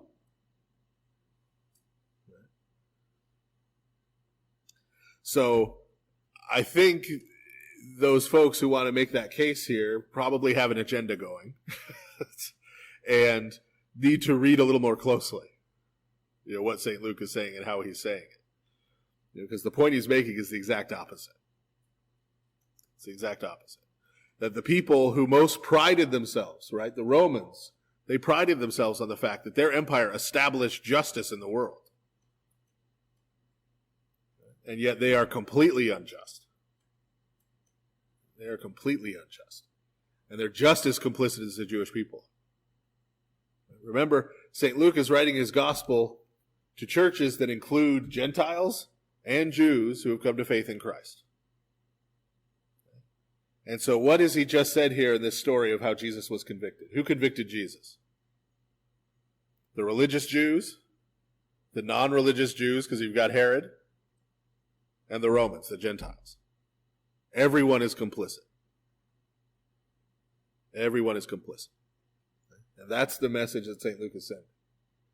That we were all complicit. So if you're a Gentile in one of those churches, you can't sit there and say, oh, you Jews, you killed your Messiah. Right? Because they were involved too. Right? And the Jewish Christians can't sit there and say, oh, you no good Romans, you killed the Son of God. Because they were complicit too. Both are the case. And that's what St. Luke is weaving together here in these sort of 3.5 trials where we go back and forth between the Jewish authorities and the Romans. Right? That everyone is complicit to the point that Herod and Pilate bond and become friends over this.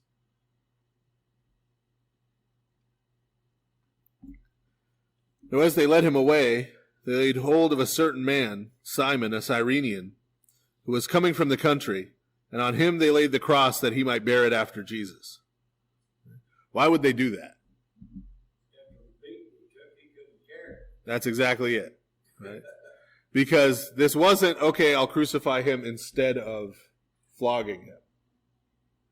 Right? They flogged him They beat him already like that. Again, beating he probably would not have survived anyway. And now they're going to take him and crucify him also. Okay. So you got to remember what they did to his back before they nailed it to a piece of untreated wood.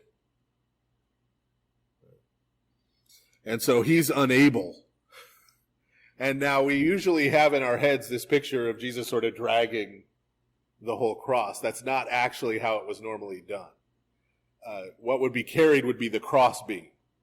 They put it over someone's shoulders to carry it out there. And then that cross beam would either be hoisted up and nailed onto a tree, or they would have a standing post that was reused. And they'd hoist the cross beam up and nail it to that. And then when the body eventually was taken down or fell down under its own decomposition, they'd go and take the crossbeam down and reuse the standing post. Okay. So Jesus is unable at this point to carry that crossbeam. And so you notice the Roman soldiers just grab somebody who looks young and strong enough to do it. Right? This man Simon from Cyrene. And because they're Roman soldiers, they can tell you to do whatever you want, and if Simon had said no, he would have been on the next cross over. So they grab him and they compel him. Why is this detail mentioned here? It's been a little while since I made this point. Remember what we had at the beginning of St. Luke's Gospel.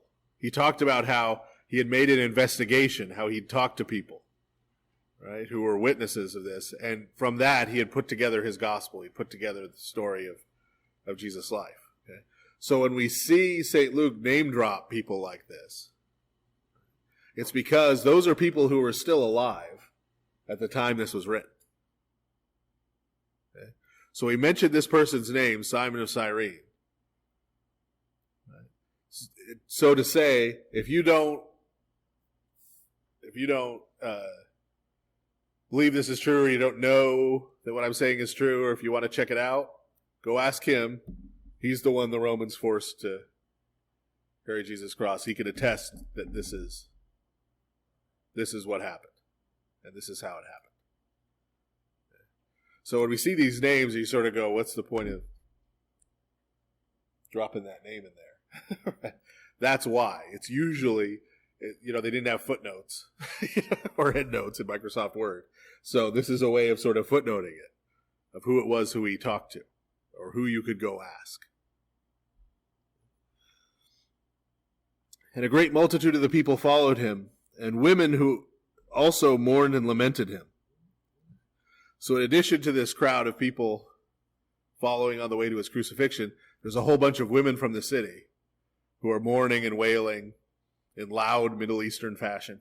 This is not sort of, there's a tear running down their cheek. They're wailing and mourning over the fact that Jesus is being executed. But Jesus, turning to them, said, "Daughters of Jerusalem, do not weep for me, but weep for yourselves and for your children. For indeed the days are coming in which they will say, 'Blessed are the barren, wombs that never bore, and breasts which never nursed.' Then they will begin to say to the mountains, 'Fall on us,' and to the hills, 'Cover us.' For if they do these things in the green wood, what will be done in the dry?" This is Jesus referring back to, remember, sort of his last discourse. The disciples and the crowds, before he was arrested, was about what? It was about what was going to happen after his death and resurrection and ascension, with the destruction of Jerusalem, right? Destruction of the temple, then the destruction of Jerusalem, all the things that were going to happen until the time came when he returned. And so Jesus is saying to these women of Jerusalem, if you really understood what was happening here, if you really knew what was going on, right, you wouldn't be weeping for me. Well, we now know about the resurrection, but Jesus has already predicted the resurrection. Right? You wouldn't be weeping for me. You'd be weeping for yourselves over what comes next. Because if they meaning who? The religious authorities, the Romans, everyone who's killing Jesus, if they're going to act like this now, when there's no crisis, no trouble, no problems, right? What do you think is going to happen later on?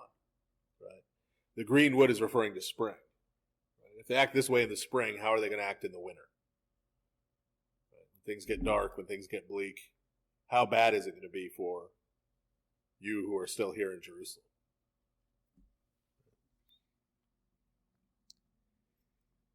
There were also 2 others, criminals, led with him to be put to death. And when they had come to the place called Calvary, just a note, and this is purely a pet peeve of mine, notice it is Calvary, not cavalry. Cavalry is troops on horseback. Calvary is where Jesus was crucified. Because people mix those up. They'll talk about cavalry units in the military, which I guess would be the chaplains. And they will say that Jesus died on cavalry. There were no horses that we know of involved in Christ's crucifixion. So Calvary and cavalry, 2 different words. There they crucified him, and the criminals, one on the right hand and the other on the left. Then Jesus said, "Father, forgive them, for they do not know what they do." So Jesus, as he's being murdered, prays that God will forgive the people who are murdering him for that murder. This is, and I've said this, some of you have probably heard me say this. This is here because Jesus is God. Jesus is how we know who God is. So this is our picture of God's perfect forgiveness. So when we talk about forgiveness as Christians, okay, the forgiveness that we're supposed to exercise, the forgiveness that we're supposed to offer to others, right? What did Jesus tell us? Forgive as the Lord forgave you. This is the kind of forgiveness that we're to offer. Now, obviously, this forgiveness is total and complete. Obviously, Jesus isn't waiting for them to apologize for murdering him before he forgives them. But it's also important that we recognize what he's saying. Because we hear forgive and forget. Is he saying, I'm just going to forget this ever happened? Right? Obviously not. Right? That's obviously not what Christ is saying, that he's going to forget that he was crucified.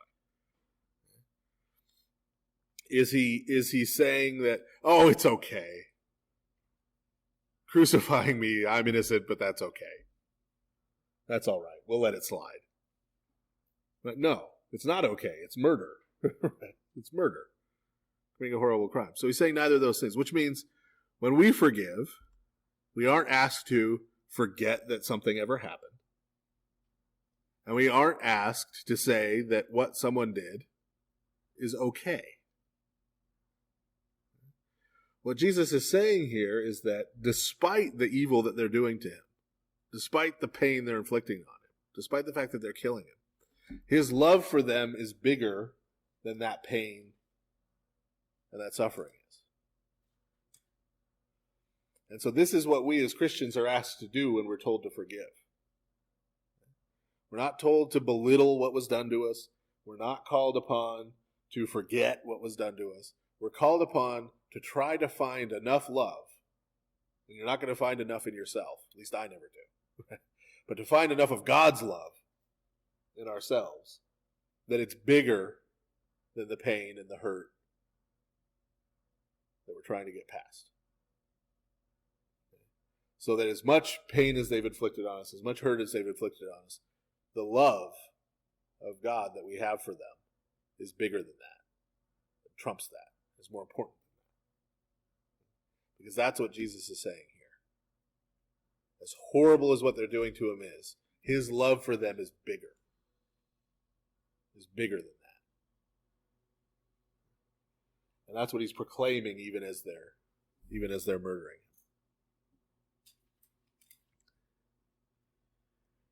And they divided his garments and cast lots, and the people stood looking on.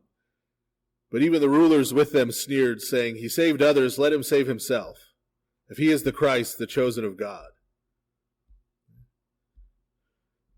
So you may notice here, it mentions the soldiers, dividing his garments and casting lots, but it doesn't quote the psalm. Remember, that's a quote from a psalm. Now, we've seen in other Gospels it says, this was to fulfill what was written in the psalm. This is part of, again, what we've talked about all the way through the gospel, according to St. Luke. Luke doesn't tell us things. He shows us things. So he doesn't sit there and say, oh, by the way, this fulfills that Old Testament passage. Right? But he means you by giving you this picture, right? To say, oh, this is a familiar picture. So that you're called back to that psalm. Right? He shows you rather than telling you. And notice again the mockery that Christ experiences. He saved others, but he can't save himself. The soldiers also mocked him, coming and offering him sour wine and saying, if you are the king of the Jews, save yourself. Notice once again, you've got the rulers of the Jewish people and the soldiers basically both mocking him at the same time in the same way. Everyone is complicit. And an inscription also was written over him in letters of Greek, Latin, and Hebrew. This is the King of the Jews. That was not just a sarcastic comment by Pilate. Right? What was hung, it was called a titulus in Latin. What was hung over a convicted criminal's head is their crime. Right? Because remember, part of this horrible death of crucifixion, right, where someone dies basically of asphyxiation, right, when their legs give out and they can no longer push themselves up enough to breathe. It takes hours, sometimes days. And part of the point of this horrible death was to make a point. And so you would put what they did above their head. Right? So you'd put, thief. Right? So if someone's coming to town, they see this, they say, well, I know not to steal anything. Well, I'm in Jerusalem. Because this is what happens to thieves. Right? Or rebels. So Pilate is here making a point. He's making a point. This is the King of the Jews. This is what happens to somebody who's going to come here and claim to be the King of the Jews. But he's also, don't let this slip away either, he's also making a point to the very Jewish leaders who betrayed Jesus. Here's what I think of your king. Here's what I think of your king. So Rome has no time. Has no time for this. And notice it's in Greek and Latin and Hebrew. Why? So everybody walking by will get the message. Because everybody coming into Jerusalem is going to know one of those three languages.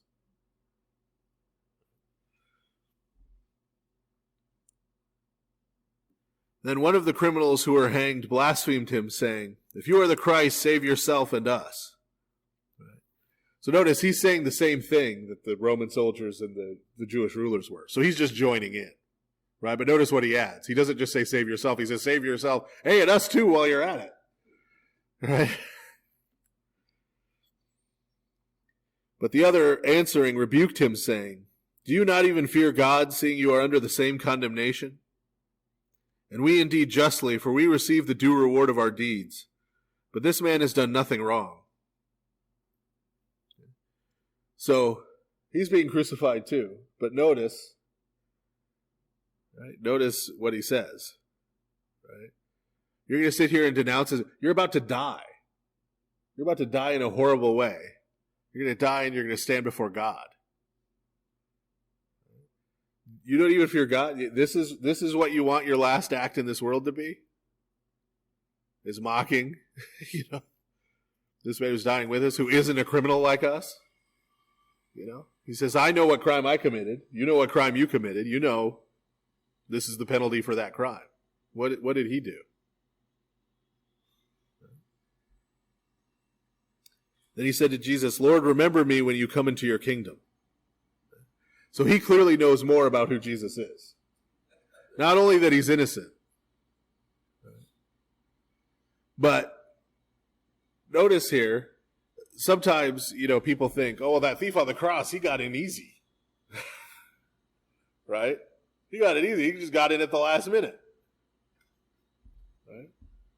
And then sometimes they may think, well, maybe I could get in at the last minute. I'll just wait till I'm about to die and then repent real quick. Right? But notice the two pieces that are here. Right? And this is important because the book of Acts, we'll see St. Luke, he has a way that he presents becoming a Christian. How do you become a Christian? According to St. Luke. Right? And there's basically two pieces. Right? There's two pieces. Piece one is repentance. Right? It's repentance. What's the first thing the thief says? I deserve what's happening to me. I know what I did. I know the life I've led. I know the sins I've committed. Right? Repentance, that's step one. For St. Luke, step two, and he gets this from St. Paul, step two is what? That they acknowledge Jesus as Lord. Right? They acknowledge Jesus as Lord, which is the second thing he says. So, for St. Luke, this becomes abundantly clear as you go through Acts and you see lots of people convert, right, to Christianity. The thief on the cross, St. Dismas, is his name. The thief on the cross is not sort of this one-off, right? He's not sort of this unique instance. For St. Luke, he becomes a Christian the same way everyone else becomes a Christian. He does it under much more dire circumstances. Right? Much more dire circumstances. And more dire circumstances that, frankly, take a lot more faith. Take a lot more faith. Because most of the other people who St. Luke presents becoming Christians, right, they've just seen, St. Peter or St. Paul work a miracle. They've just seen, and so they decide to convert to Christianity, right? This thief who is dying, who knows that he has led a wicked and sinful life, is entrusting himself, is entrusting the destiny of his soul to a man who's dying right next to him.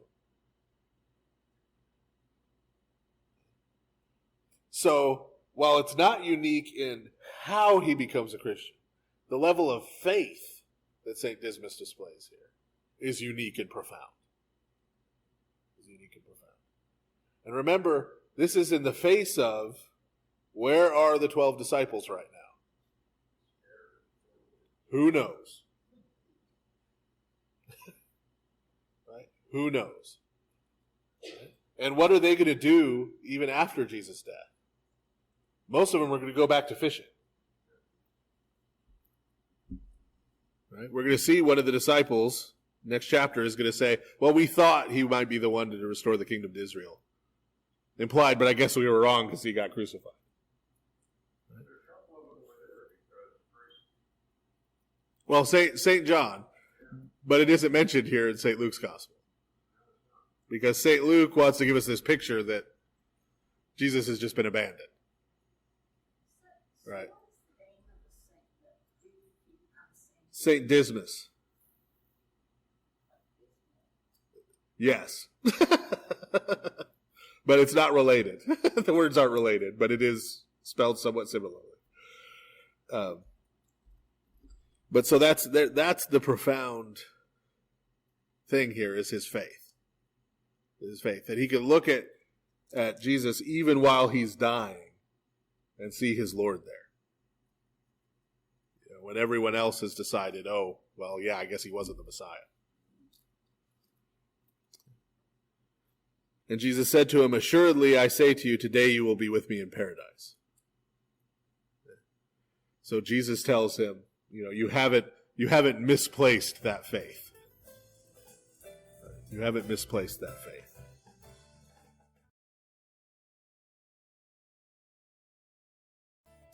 Now it was about the 6th hour. 6th hour is roughly, depending on the time of year, about high noon. And there was darkness over all the earth until the 9th hour. So, the reason the time there is important isn't just because St. Luke wants you to know exactly what time Jesus died. The point there is, if it was 9 o'clock at night and it got real dark, that might be explainable by natural phenomena. If it gets pitch black dark at noon, something's happening. Right? Noon to 3 p.m., brightest, sunniest part of the day, right, goes black. Goes black. Then the sun was darkened, and the veil of the temple was torn in two. We don't have any more detail on that. It just says the veil of the temple was ripped open. And we've talked before in the other synoptic gospels as we went through, often people interpret this in an inverse way. They interpret this as if God tears the curtain open so that everybody can see inside. Well, we know at this point in history there was nothing inside. Right? So if you look at it that way, and you say, okay, well, God was tearing it open so people could see what was inside, that means he was tearing it open so they could see that there was nothing inside. Because what's actually going on here is God is leaving. Remember how Ezekiel starts? Right? Ezekiel picks up from Jeremiah. Right? Jeremiah had this vision of God leaving the temple before it was destroyed. And then in Ezekiel, when God shows up, he's in the throne that's sort of on these chariot wheels flying through the sky, right? Because he's not bound to the temple anymore. Right? This is a parallel here to what Jeremiah saw, because what's going to happen in 70 AD to this temple? It's going to be destroyed, right? And what did Jesus predict just before he was arrested? And what did he predict again to the women on the way to the crucifixion? That this is all coming to an end. And so this is the first step. The first step to the temple being destroyed and trampled under by Gentiles is God leaves. God's presence leaves.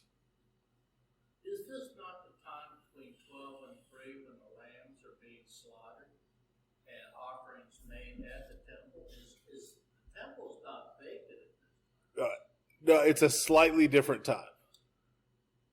It's a slightly different. Now, in John's gospel, I'll have a discussion of that because St. John fiddles with the timeline a little bit so that Jesus dies at the exact moment that the lambs are being slain.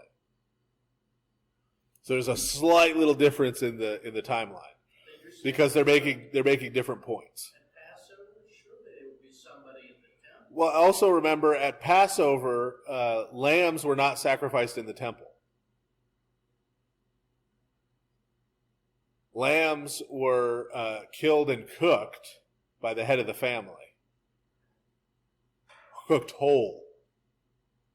That was part of the legislation in Exodus. They were cooked whole and eaten by the family. And the blood was taken and put on the doorpost.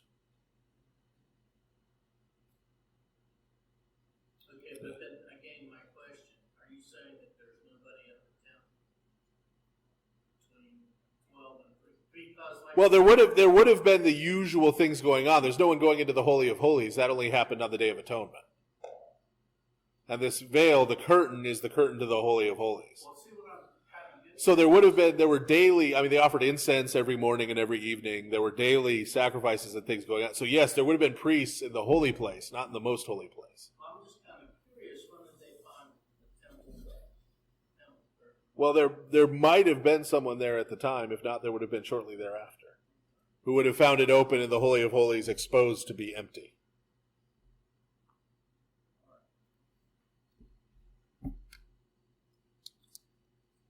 And when Jesus had cried out with a loud voice, he said, "Father, into your hands I commit my spirit." Having said this, he breathed his last.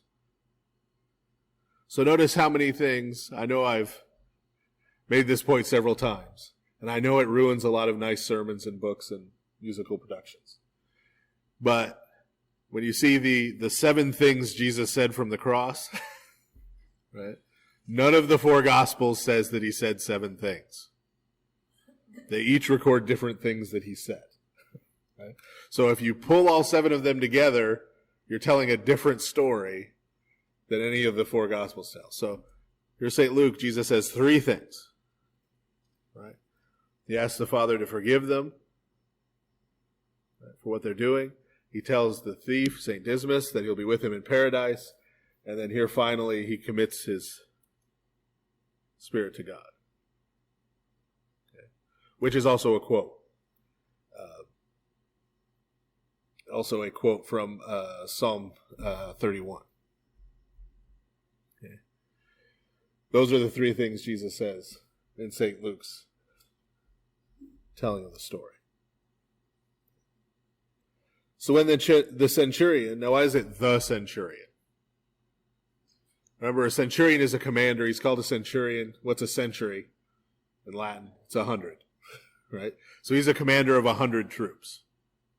They sort of followed the decimal system in the Roman military. Everything's were in tens and hundreds and thousands. And so he's a commander of 100 troops. So the centurion is the centurion who's in charge of the executions that day. Right? There are lots of Roman troops out there crucifying people, keeping order, holding the crowd back, doing whatever. He's the one who's supervising all of those soldiers who are on that duty. So the centurion sees what happens. He glorified God, saying, "Certainly this was a righteous man." Now notice the phrasing there. Right. You saw in one of the other Gospels, surely this man was the Son of God. Here, notice St. Luke has a little different emphasis. Surely this was a righteous man. Right? Meaning what? Meaning surely this man was innocent. So this centurion recognizes, this centurion and St. Dismas. Right? And we know this is, for church tradition, this is St. Longinus. Right? These two, one of them, notice, Jewish, one of them Roman, right? One of each, are the two who recognize, even in Christ's death, recognize that he was innocent.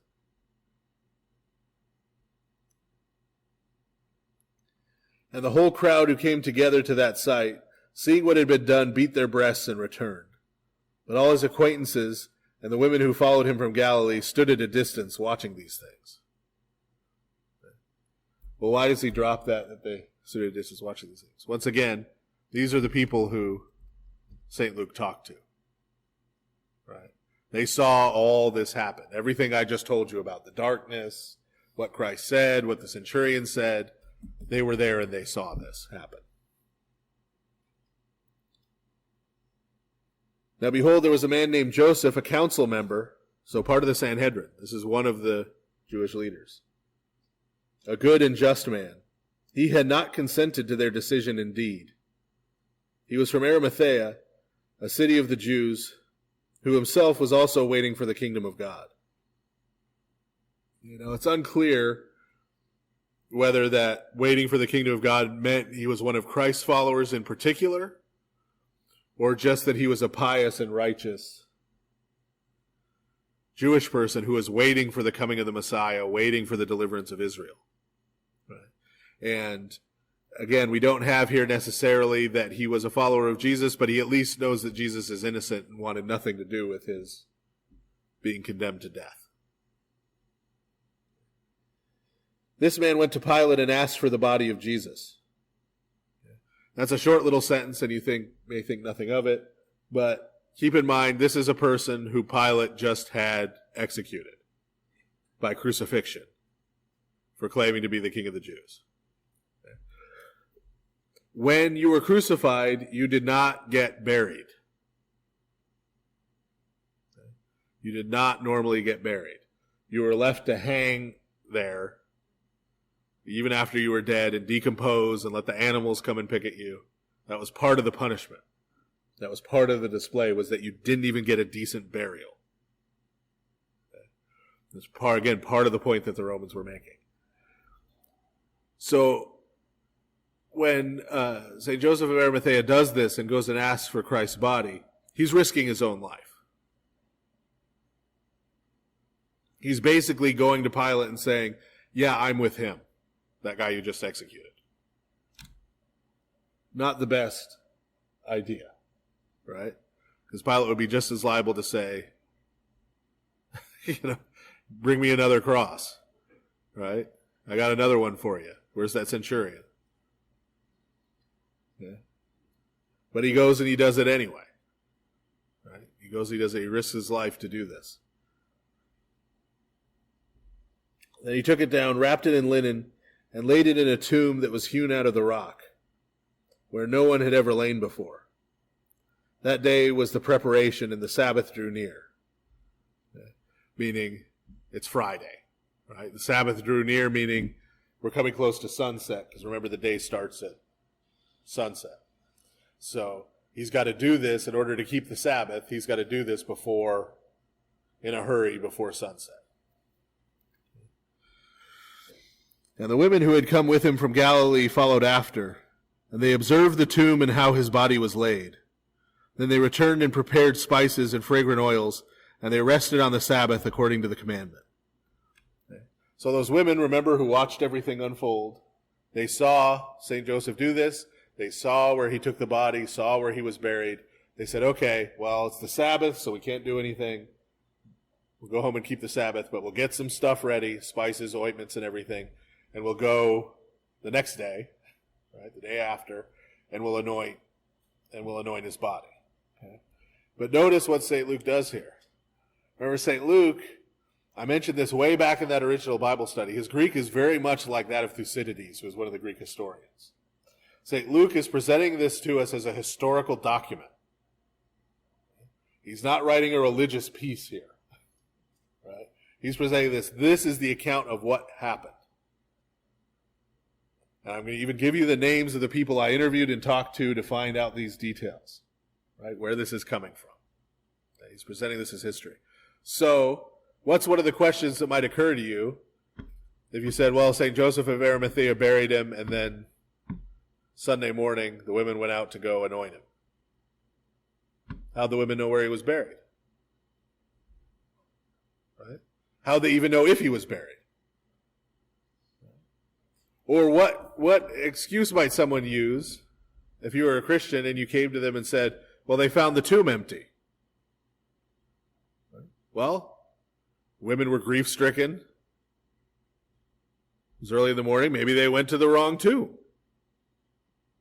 Right? Maybe they went to the wrong tomb. And so St. Luke is pointing out here, no. I talked to them. Right? They were there. They saw where he was buried. They saw how he was laid out, and they made preparations to go and anoint him. Okay, so they knew exactly where they were going that morning, exactly where they expected to find him. And as we're going to see here shortly, he wasn't there. So that's why St. Luke takes the time to spell that out, right, to make his case, make his historical case. Now, on the first day of the week, very, very early in the morning, they and certain other women with them came to the tomb bringing the spices which they had prepared. But they found the stone rolled away from the tomb. Then they went in and did not find the body of the Lord Jesus. So now, we got to be careful here. Remember, we've got to read each gospel on its own, right, for its own story. Right? This is how St. Luke presents it, right? Is they show up to the tomb, stones rolled to the side. Right? And now these stones, again, we have the picture from the Bible storybook of this sort of flat, right, rock that sort of rolled over onto the door. This was more likely just a straight up boulder, right? And you would roll, there'd be a hill next to the entry of the tomb. You'd sort of roll it down the hill. It would land in front of and seal off the door. It was not intended that you were going to be rolling this back and forth a whole lot. Right? One of the other Gospels, remember, it says, as they were walking, they were trying to figure out how they were going to get in to do it because there's this huge stone in the way. Right? And it was not designed to be rolled back and forth for access.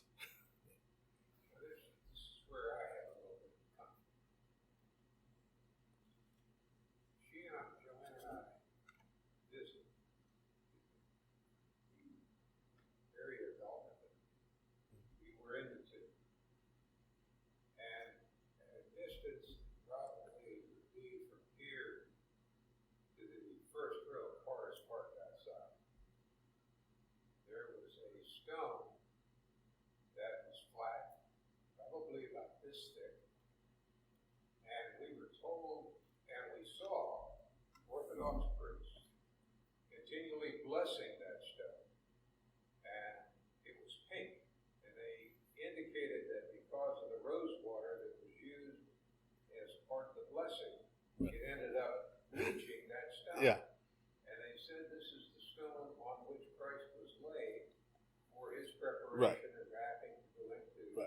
By St. Joseph, right. Yeah, and at the same time, they also talked about the miracles that occurred by persons who were there praying at that stone. Yeah.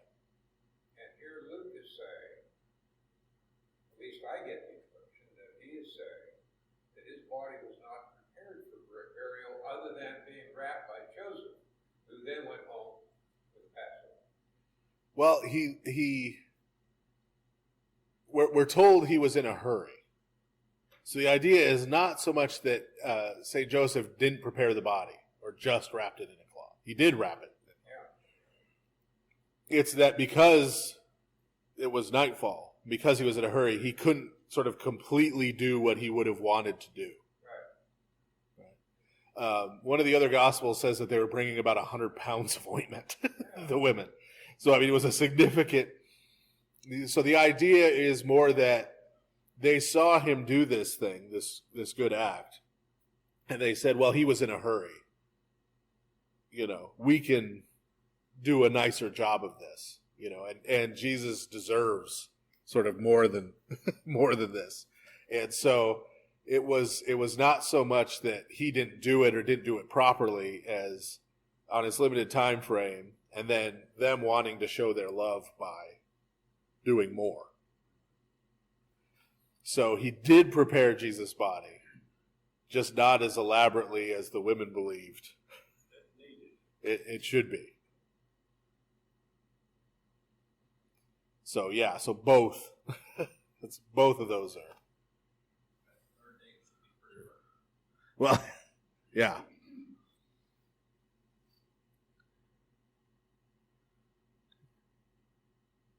So they go there. The stone has been moved already. Tomb is sitting open. They walk in. It's empty. Okay, it's empty. And it happened as they were greatly perplexed about this, as one might imagine. Right. Wait a minute. That behold, two men stood by them in shining garments. Then as they were afraid and bowed their faces to the earth, they said to them, why do you seek the living among the dead? He is not here, but is risen. Remember how he spoke to you when he was still in Galilee, saying, the Son of Man must be delivered into the hands of sinful men and be crucified and the third day rise again. So these two figures appear, as we've seen in the Old Testament when angels pop up. People could tend to go flat on their faces, right? In fear, especially when they suddenly appear. So the women sort of prostrate themselves. They say, why do you seek the living among the dead? Now, if you go to the Church of the Holy Sepulchre today, they've just done some renovations, but still, Christ's tomb is sort of sitting in the middle of this big open room. And you might say, well, this is kind of odd looking. But what you need to do is go over to the far wall. There's a crack in the wall. And you could look through that crack. There's no light back in there. But if you have your handy camera phone there, you can turn on the flashlight or take a flash picture through that crack in the hole. What you'll find is there's a whole network of ancient tombs that Christ's tomb was part of originally. Okay. Now, because the church was built around Christ's tomb, you don't see the others. But they're still there. They're just sort of buried. Right? And you can see them through there. So this wasn't just sort of this tomb off on its own in the middle of nowhere. Right? So they say, why do you seek the living among the dead? It's sort of, why are you looking for Jesus in a cemetery? Right? Because Jesus is alive. Therefore, he's not going to be in a cemetery. Right? That's the point that they're making. Right? He is not here, but is risen. And then reminds them. Remember how he spoke to you when he was still in Galilee. We're not even talking about recently. Remember way back when this whole thing started. Way back when you were in Galilee. Because these are the women who followed him from Galilee. Remember, we've been told twice by St. Luke. They've been with him the whole time. Right? Remember all the way back when this all first began. Back in Galilee. Remember, he told you he's going to be delivered in the hands of sinful men and be crucified and on the third day rise again. And he didn't know what he was talking about at the time. He didn't understand at the time. But he did tell you that exactly this was going to happen. So you shouldn't be surprised. Shouldn't be surprised. And they remembered his words. Oh, he did say that repeatedly. Then they returned from the tomb and told all these things to the 11 and to all the rest. Okay, so the 11 disciples and then all the rest of the Jesus followers. Yeah, they come back and tell the disciples. Okay? Notice it's now the 11, not the 12, because Judas is gone. And here we get a list of names again. It was Mary Magdalene, Joanna, Mary the mother of James, and the other women with them who told these things to the apostles. Again, why does St. Luke mention names? These are witnesses. Right? These are his witnesses that this is what happened. Right? If you don't believe me that this is what happened, here's 3 women you can go ask. Now, you may not have noticed it because, again, we're all modern Americans.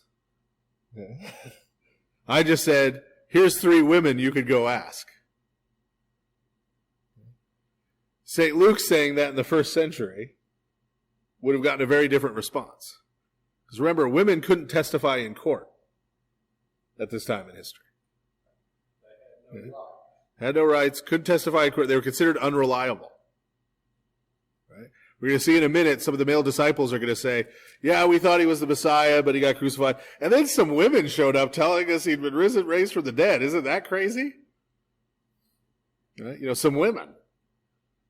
Right? You know their old wives' tales. And they're, right?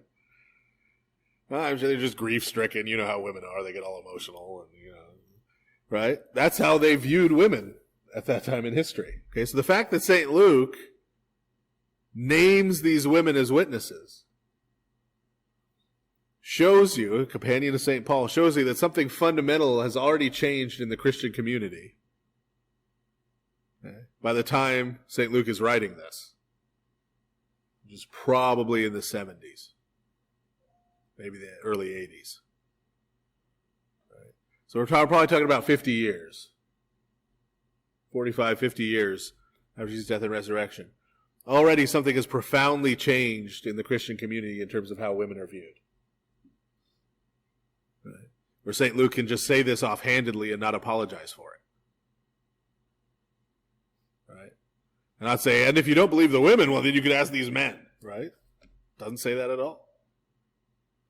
Doesn't say that at all. So already, I've talked about how some of these ideas, like the idea that God loves human beings, you know, or this about men and women and all human beings, all human lives being equally valuable, right, to God. How these were revolutionary ideas.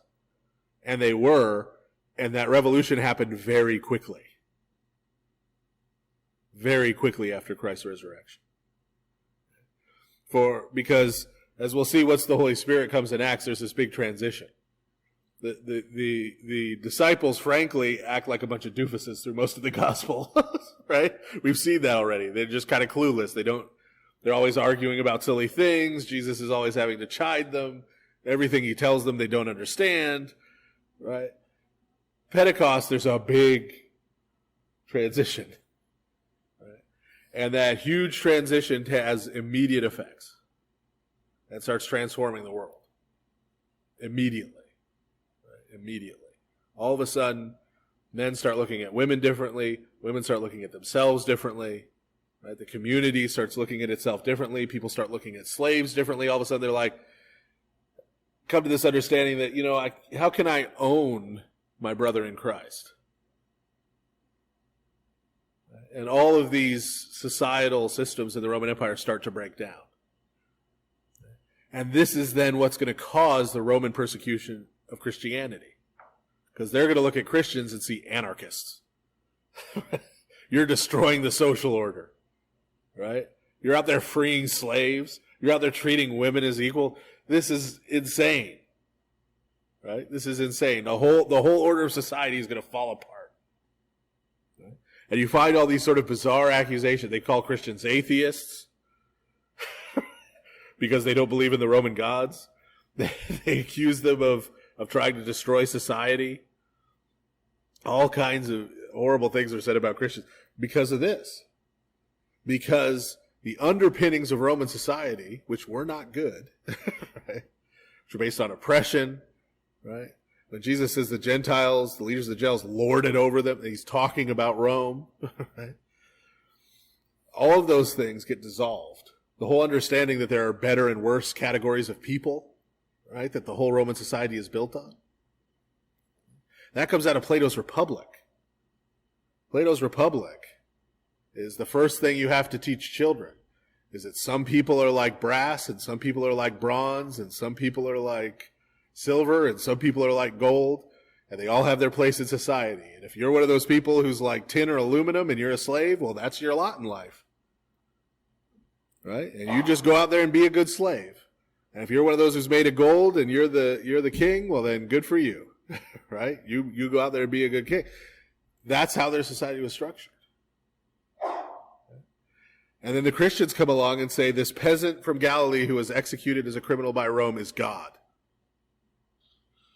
Then the last shall be first and the first shall be last. And the Romans say that's insanity. That's anarchy. We have to destroy this movement at all costs.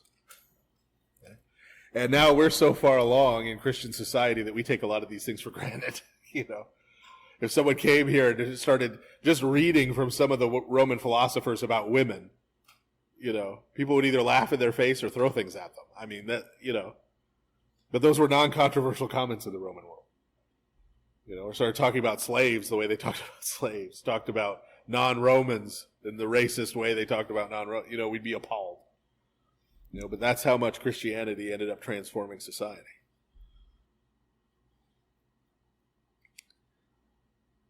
And notice, even though St. Luke calls these women as witnesses, notice how the 11 responded at the time. Their words seemed to them like idle tales, and they did not believe them. Right? St. Luke, again, we're talking about 45, 50 years. St. Luke will call them as a witness. The disciples are women. That quickly, things began to change. But Peter arose and ran to the tomb, and stooping down, he saw the linen cloths lying by themselves, and he departed, marveling to himself at what had happened. So he goes there, he sees that the cloths that Jesus was wrapped in are just laying there, and Jesus isn't there. And what does it say? And he believed that Jesus had risen from the dead. No. Just says he departed going, wonder what happened. Right? Notice the difference between his response and the women's response. The angel says, you remember he said this was going to happen, and they remembered. Yes, he did say that. Right? So the women believe. Right? And go to Peter's like, that's odd.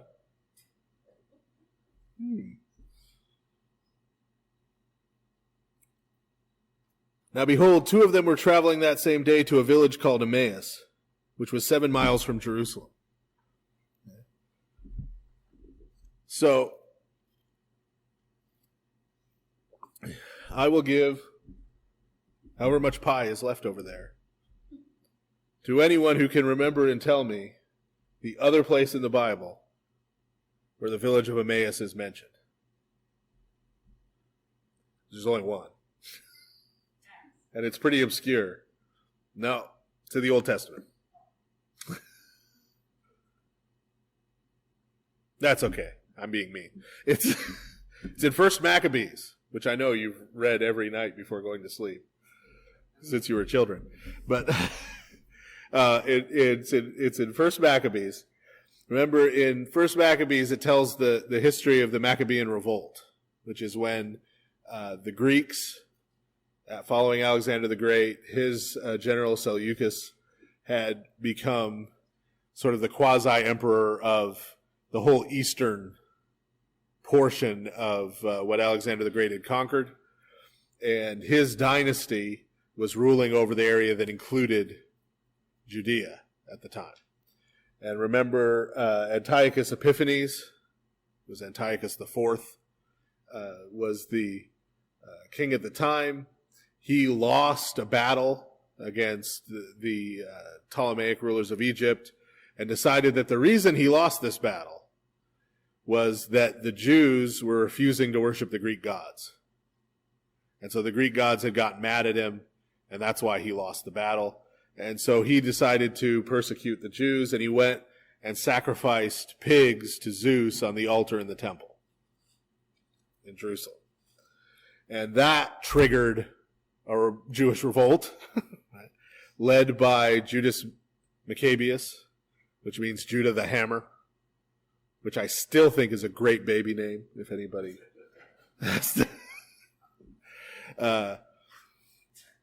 led by he and his brothers. And in the battle that ensued against the Greek forces, the major military victory where the tide was turned, right, sort of the Gettysburg of this revolt, was the battle at Emmaus. It's the only other place Emmaus is mentioned in the Bible. Okay. So Emmaus, by reputation, right, we don't necessarily think of it. But when a Jewish audience at this time in history heard Emmaus, it was like when we hear Gettysburg. Right? It sort of calls to mind, right, that war and what happened there. Okay.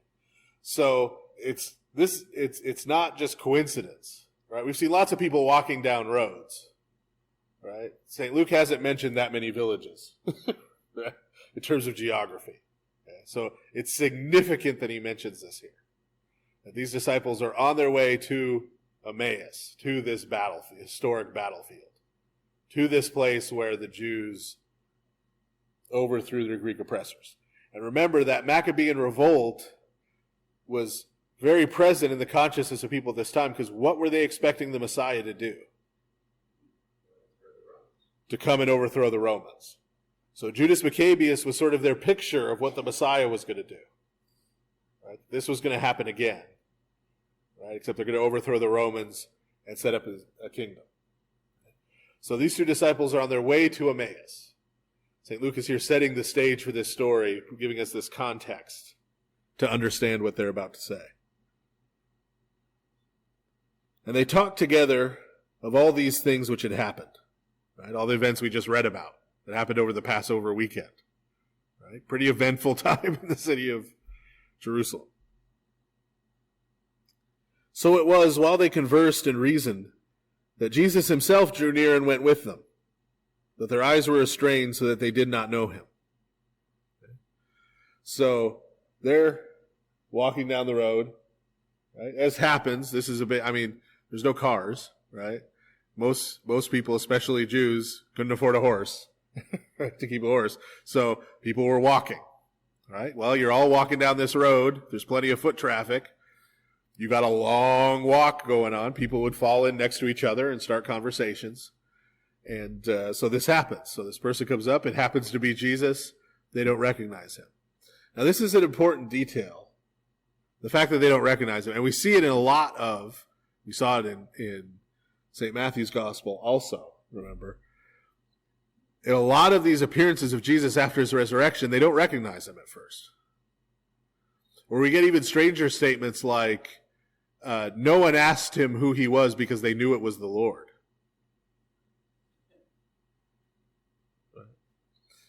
Why is that an important statement? Well, if you're going to take the position that this is fiction,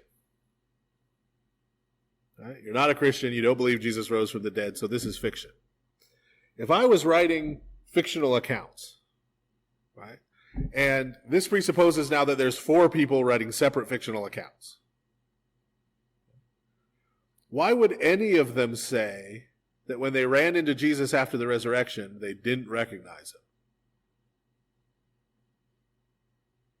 Right? If I'm making this up to convince you, no, Jesus rose from the dead. Right? Yeah, they executed him, but he rose from the dead. I'm making this up and I'm trying to convince you. Would I say, yeah, I ran into him, but I couldn't really tell it was him. Right? That makes no sense. This is not a detail that anyone would have made up, let alone several different people adding this detail to different stories. Right? To different stories, different pieces of events. So as odd a detail as it is, the fact that that odd detail is there tells us something about these accounts. Right? That these are legitimate accounts of something that happened. Yeah. Yeah. If I were making this up, I'd say, I was walking down the road and I ran into Jesus and he was glowing and walking 3 feet off the ground, right? Yeah, obviously it was Jesus. Everybody knew it was Jesus. I could show you 20 other people who were there and said it was Jesus. Right? I sure wouldn't say, yeah, we couldn't tell who it was.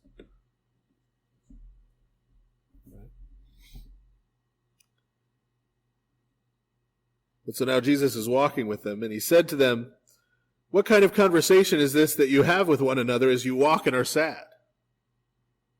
We're told that these are disciples, so these are people who are followers of Jesus. It was an eventful week and weekend in Jerusalem, but it was not a particularly pleasant one, especially if you were one of Jesus' followers. So they're sad. They're trying to sort out, well, what do we do now? We thought Jesus was the Messiah. Now he's been executed by the Romans. Then the one whose name was Cleopas, notice once again, we get a name. Right? Has Cleopas been mentioned anywhere else in St. Luke's Gospel? Is he mentioned in any of the other Gospels? Is he mentioned anywhere else in the Bible? No. Right? So why does St. Luke mention him here? Because you can go talk to Cleopas, right? And he'll tell you that this is what happened. He's the one who told me that this is what happened. One whose name was Cleopas answered and said to him, Are you the only stranger in Jerusalem? Have you not known these things which happen there these days? Right, he's walking in the same direction they are. He seems to be coming from Jerusalem. He's like, what? What do you mean, what are we talking about? You weren't just there, right? You didn't just see all this happen? He said to them, what things? So they said to him, the things concerning Jesus of Nazareth, who was a prophet, mighty in deed and word before God and all the people. Okay? So you can see already how they've interpreted this. Right? Well, yeah, he got executed by the Romans, so clearly he wasn't the Messiah. Right? But he did do all these miracles, and he did teach all these things. He must have been a prophet, because they killed a lot of the prophets. Right? So that makes sense. He was a prophet, like St. John, forerunner. Right? That happens to prophets. You know, these wicked rulers of Israel, they kill the prophets. So that's how they've decided to process this. How the chief priests and our rulers delivered him to be condemned to death and crucified him. But we were hoping that it was he who was going to redeem Israel. Indeed, besides all this, today is the 3rd day since these things happened. He says, well, we were hoping he was going to be the one to redeem Israel. What does that mean? We were hoping he was the one who was going to be the Messiah. What was he going to do? Well, we're on our way to Emmaus. We were hoping he was going to do what Judas Maccabeus did. Right? He was going to come and throw out the Romans, and all this was going to happen. We had hoped, but clearly not. Executed by the Romans. Because remember, executed by the Romans is what happens to failed messiahs. It had happened to a lot of them by this point. It would happen to a whole bunch more before Jerusalem was destroyed.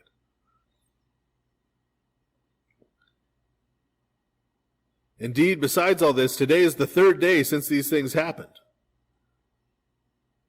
Yes, and certain women of our company who arrived at the tomb early astonished us. When they did not find his body, they came saying that they had also seen a vision of angels who said he was alive. And certain of those who were with us went to the tomb and found it just as the women had said, but him they did not see. So did any of that make a dent? Yeah, so women went and said they saw angels, and the angels said he was alive, and yeah, then some of the men ran over there and didn't find the body either, but you know, it's strange. Strange, I tell you. Right? But it hasn't made a dent. Then he said to them, O foolish ones and slow of heart to believe in all that the prophets have spoken. Right? So Jesus calls them foolish, so there you go. Right? Jesus sort of saying, okay, and, right? You know, let's put this together, you know, but they hadn't done that yet. But not only that, notice he says all that the prophets have spoken.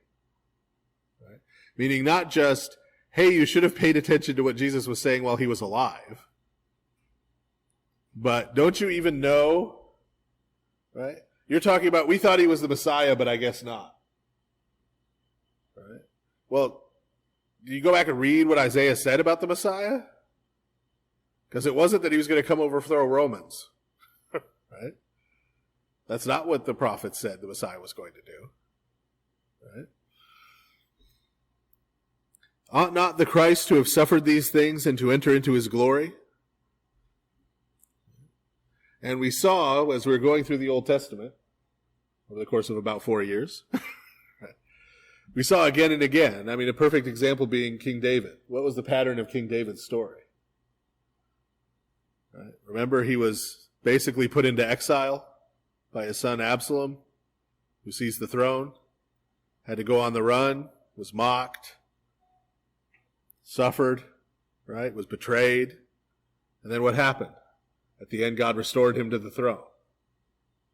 Right? Who's the paradigm for who the Messiah is? The anointed one, the King of Israel. David. Right? David. So let's start with the prophet Samuel. What did he write about the Messiah, about the anointed one, about David? What? That he suffered and then he entered into his glory. That's the pattern. Right? Not David went and overthrew the Philistines and took over and, right? And beginning at Moses and all the prophets, he expounded to them in all the scriptures the things concerning himself. So I doubt he took 4 years to do it. He did it a lot quicker than I did. It's not that long a trip. It's about 7 miles. Right? But in that time, Jesus goes through all the way through. Says, look, didn't you read Genesis? Look at Joseph. Right? What happens? He's betrayed by his brothers. Right? Who tried to kill him. Right? He ends up in prison, falsely convicted. Right? But then what happens?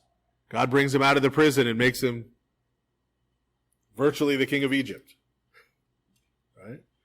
Goes all the way through the scriptures and explains these things. So this is what you should have seen. This is what you should have been expecting. Okay, so now what's the next step? If that's what you were expecting, then who's Jesus? Jesus is the Messiah. Right? You were right the first time. Right? You were right the first time. Then they drew near to the village where they were going, and he indicated that he would have gone further. Okay? They get to Emmaus and they're satisfied. Right? They get to Emmaus and they're satisfied. Jesus wants to go further. Okay? So don't miss that, that little detail there. Right? For them, Emmaus, kingdom on this earth, right? Get rid of the Romans, set up a independent Judea, right? That's enough for them. That's all they're looking for in a Messiah. Jesus goes much further than that.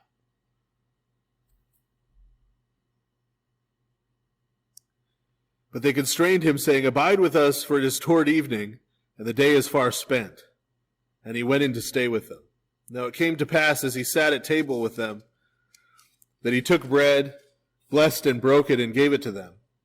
Then their eyes were opened, and they knew him, and he vanished from their sight. Notice when it is that it finally clicks and they see who Jesus is. Right. It's the same language there in the Greek that was used at the Last Supper. Jesus took bread, broke it, gave it to the disciples. Okay. So, we're coming here to the end of St. Luke's Gospel. Right? Remember who St. Luke is writing to. He's writing to these churches that St. Paul has established. And what is he saying to them? Where should they look for Jesus in this story we just read? There's 2 places where we see Jesus in this story. Number 1, the Scriptures. Right? And what is the Scriptures? You look at the Scriptures. According to this, starting with Moses, starting with Genesis all the way through, you see Jesus. There's the second place. The Eucharist, right? Communion. Breaking of the bread. Scripture and the Eucharist. This is the basic structure of our liturgy all the way down to today, right? Our liturgy has two pieces. There's the first piece with the scripture readings and the sermon, right? They call the liturgy of the word. There's the liturgy of the sacrament, and there's the Eucharist that we celebrate together. Right? So what we have here essentially in this Road to Emmaus story is the first liturgy. Right? And St. Luke is saying this is the place in the reading and teaching of the scriptures and in the Eucharist and the sacraments, this is the place where Christ's presence continues with us. The risen Christ. Right? This is where we continue to see and experience and encounter him as Christians. And they said to one another, "Did not our heart burn within us while he talked with us on the road and while he opened the scripture to us?" So they rose up that very hour and returned to Jerusalem. Now notice, they were walking all day, remember? 7 miles. But they're so excited now that it's finally clicked. Right? That it's finally come together. They're so excited that they get up, even though it's dark, and they head 7 miles back to Jerusalem. And they find the 11 and those who are with them gathered together, saying, "The Lord is risen indeed and has appeared to Simon," that being Simon Peter. By the time they get back, Jesus has already appeared. He's already appeared to them. All right, so they come and say, guys, we have this great news. And they're like, yeah, we know. And they told about the things that had happened on the road and how he was known to them in the breaking of the bread. Right, just in case you missed it the first time, St. Luke makes the points again. Christ is known to us in the breaking of the bread, in the Eucharist. Now as they said these things, Jesus himself stood in the midst of them. So while they're still excitedly talking about this, right, he appeared to Peter here, right? While they're excitedly going back and forth, Jesus himself appears in the midst of them and said to them, "Peace be to you." But they were terrified and frightened, right? Because he suddenly appears and says, peace be to you. And suppose they had seen a spirit. Right? So still, things haven't fully clicked. Right? They still think maybe they're seeing a ghost. And we could be a little harsh on them. Okay? Because I got to tell you, if a loved one, passed away, and someone came to me and said, "Hey, yeah, I went down to the cemetery and the coffin was sitting there open and he was gone," my first conclusion would not be, well, he must have risen from the dead. Right? That would not be the first thing I went to. Right? And even if somebody I love died and then I saw them, I would probably also think it was a ghost. Right? Before I thought they were raised from the dead. And that kind of thing in the ancient world was very common. That people would see the spirit of a departed loved one, would appear to them. And there are a lot of stories about that. Of someone seeing the spirit of a departed loved one who says goodbye or who gives them some final wish or some final thing. That kind of thing happened a lot in the stories and literature of the time. So don't be too hard on that. They're sort of understanding this in the way they've been culturally conditioned to sort of understand it. It happens a lot in Shakespeare's writing. Right. Shakespeare, you have the same thing, Hamlet's father, and this sort of thing. It's sort of a literary trope. But yeah, like I said, if I suddenly saw one of my departed loved ones, I would not first jump to they rose from the dead. I would probably first think I was seeing a ghost or I'd gone crazy, or someone was playing a trick on me, or something else. So don't be too hard on the disciples that they still haven't quite pieced this all together. And he, Jesus, said to them, "Why are you troubled, and why do doubts arise in your hearts? Behold my hands and my feet, that it is I myself. Handle me and see, for a spirit does not have flesh and bones as you see I have." When he had said this, he showed them his hands and his feet. Right? So this is the end. Remember, St. Luke is telling us a historical story. Right? He's giving us historical details. Right? He's telling us what historically happened. And so Jesus says, "No, I'm risen from the dead. Look, here's the difference.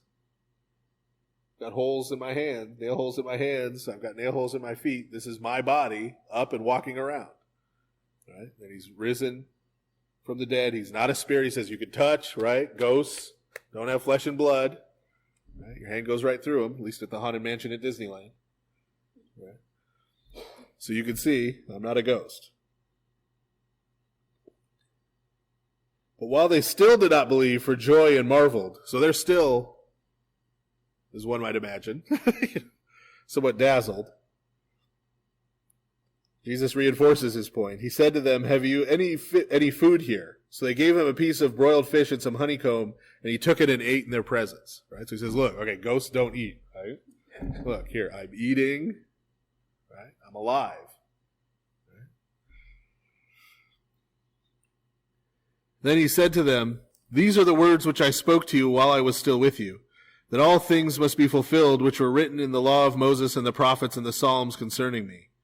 And he opened their understanding that they might comprehend the Scriptures. Then he said to them, thus it is written, and thus it was necessary for the Christ to suffer and to rise from the dead the third day, and that repentance and remission of sins should be preached in his name to all nations, beginning at Jerusalem. And you are witnesses of these things. Behold, I send the promise of my Father upon you, but tarry in the city of Jerusalem until you are endued with power from on high. So he lays out for them now what just happened and what's going to happen. He says to them, you remember all those things I said? While we were journeying, while we were traveling, I kept telling you that I was going to be betrayed, I was going to be handed over, I was going to be crucified, I was going to rise again. I kept telling you that. You remember that? And again, he takes them through the Scriptures. He says, this is what was supposed to happen. This was all part of the plan all along. That's another theme we've seen in St. Luke's Gospel, right? That this was the plan all along. And then he says, not only, right, notice here, previously when he predicted it before it happened, it always ended with him rising on the third day. Right? Betrayed, handed over, suffer, die, rise on the third day. Now it doesn't. Now, rise on the third day, and that repentance and remission of sins should be preached in his name to all nations, beginning at Jerusalem. Notice the way that's phrased, too. Right? The gospel is about repentance and forgiveness of sins, but also to all nations. Who's St. Luke writing to? Churches all over the world that include Gentiles. Right? So what he's saying here is, St. Paul going and preaching to all these Gentiles, that wasn't sort of something he came up with on his own. It wasn't he was going to the Jewish people and he struck out, so he said, they aren't buying. Let's go talk to these Gentiles. Right? That's not what happened. This was part of the plan all along. Right? That it would be preached everywhere, starting in Jerusalem. Right? It wasn't preached at Jerusalem and then, it happened to leak out other places. Right? Jerusalem was the beginning. And then it was always intended to go to the whole world.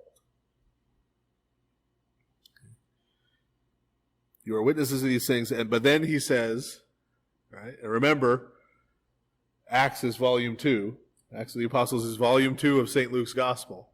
So we get the teaser. Here's the teaser ending, the cliffhanger. Right?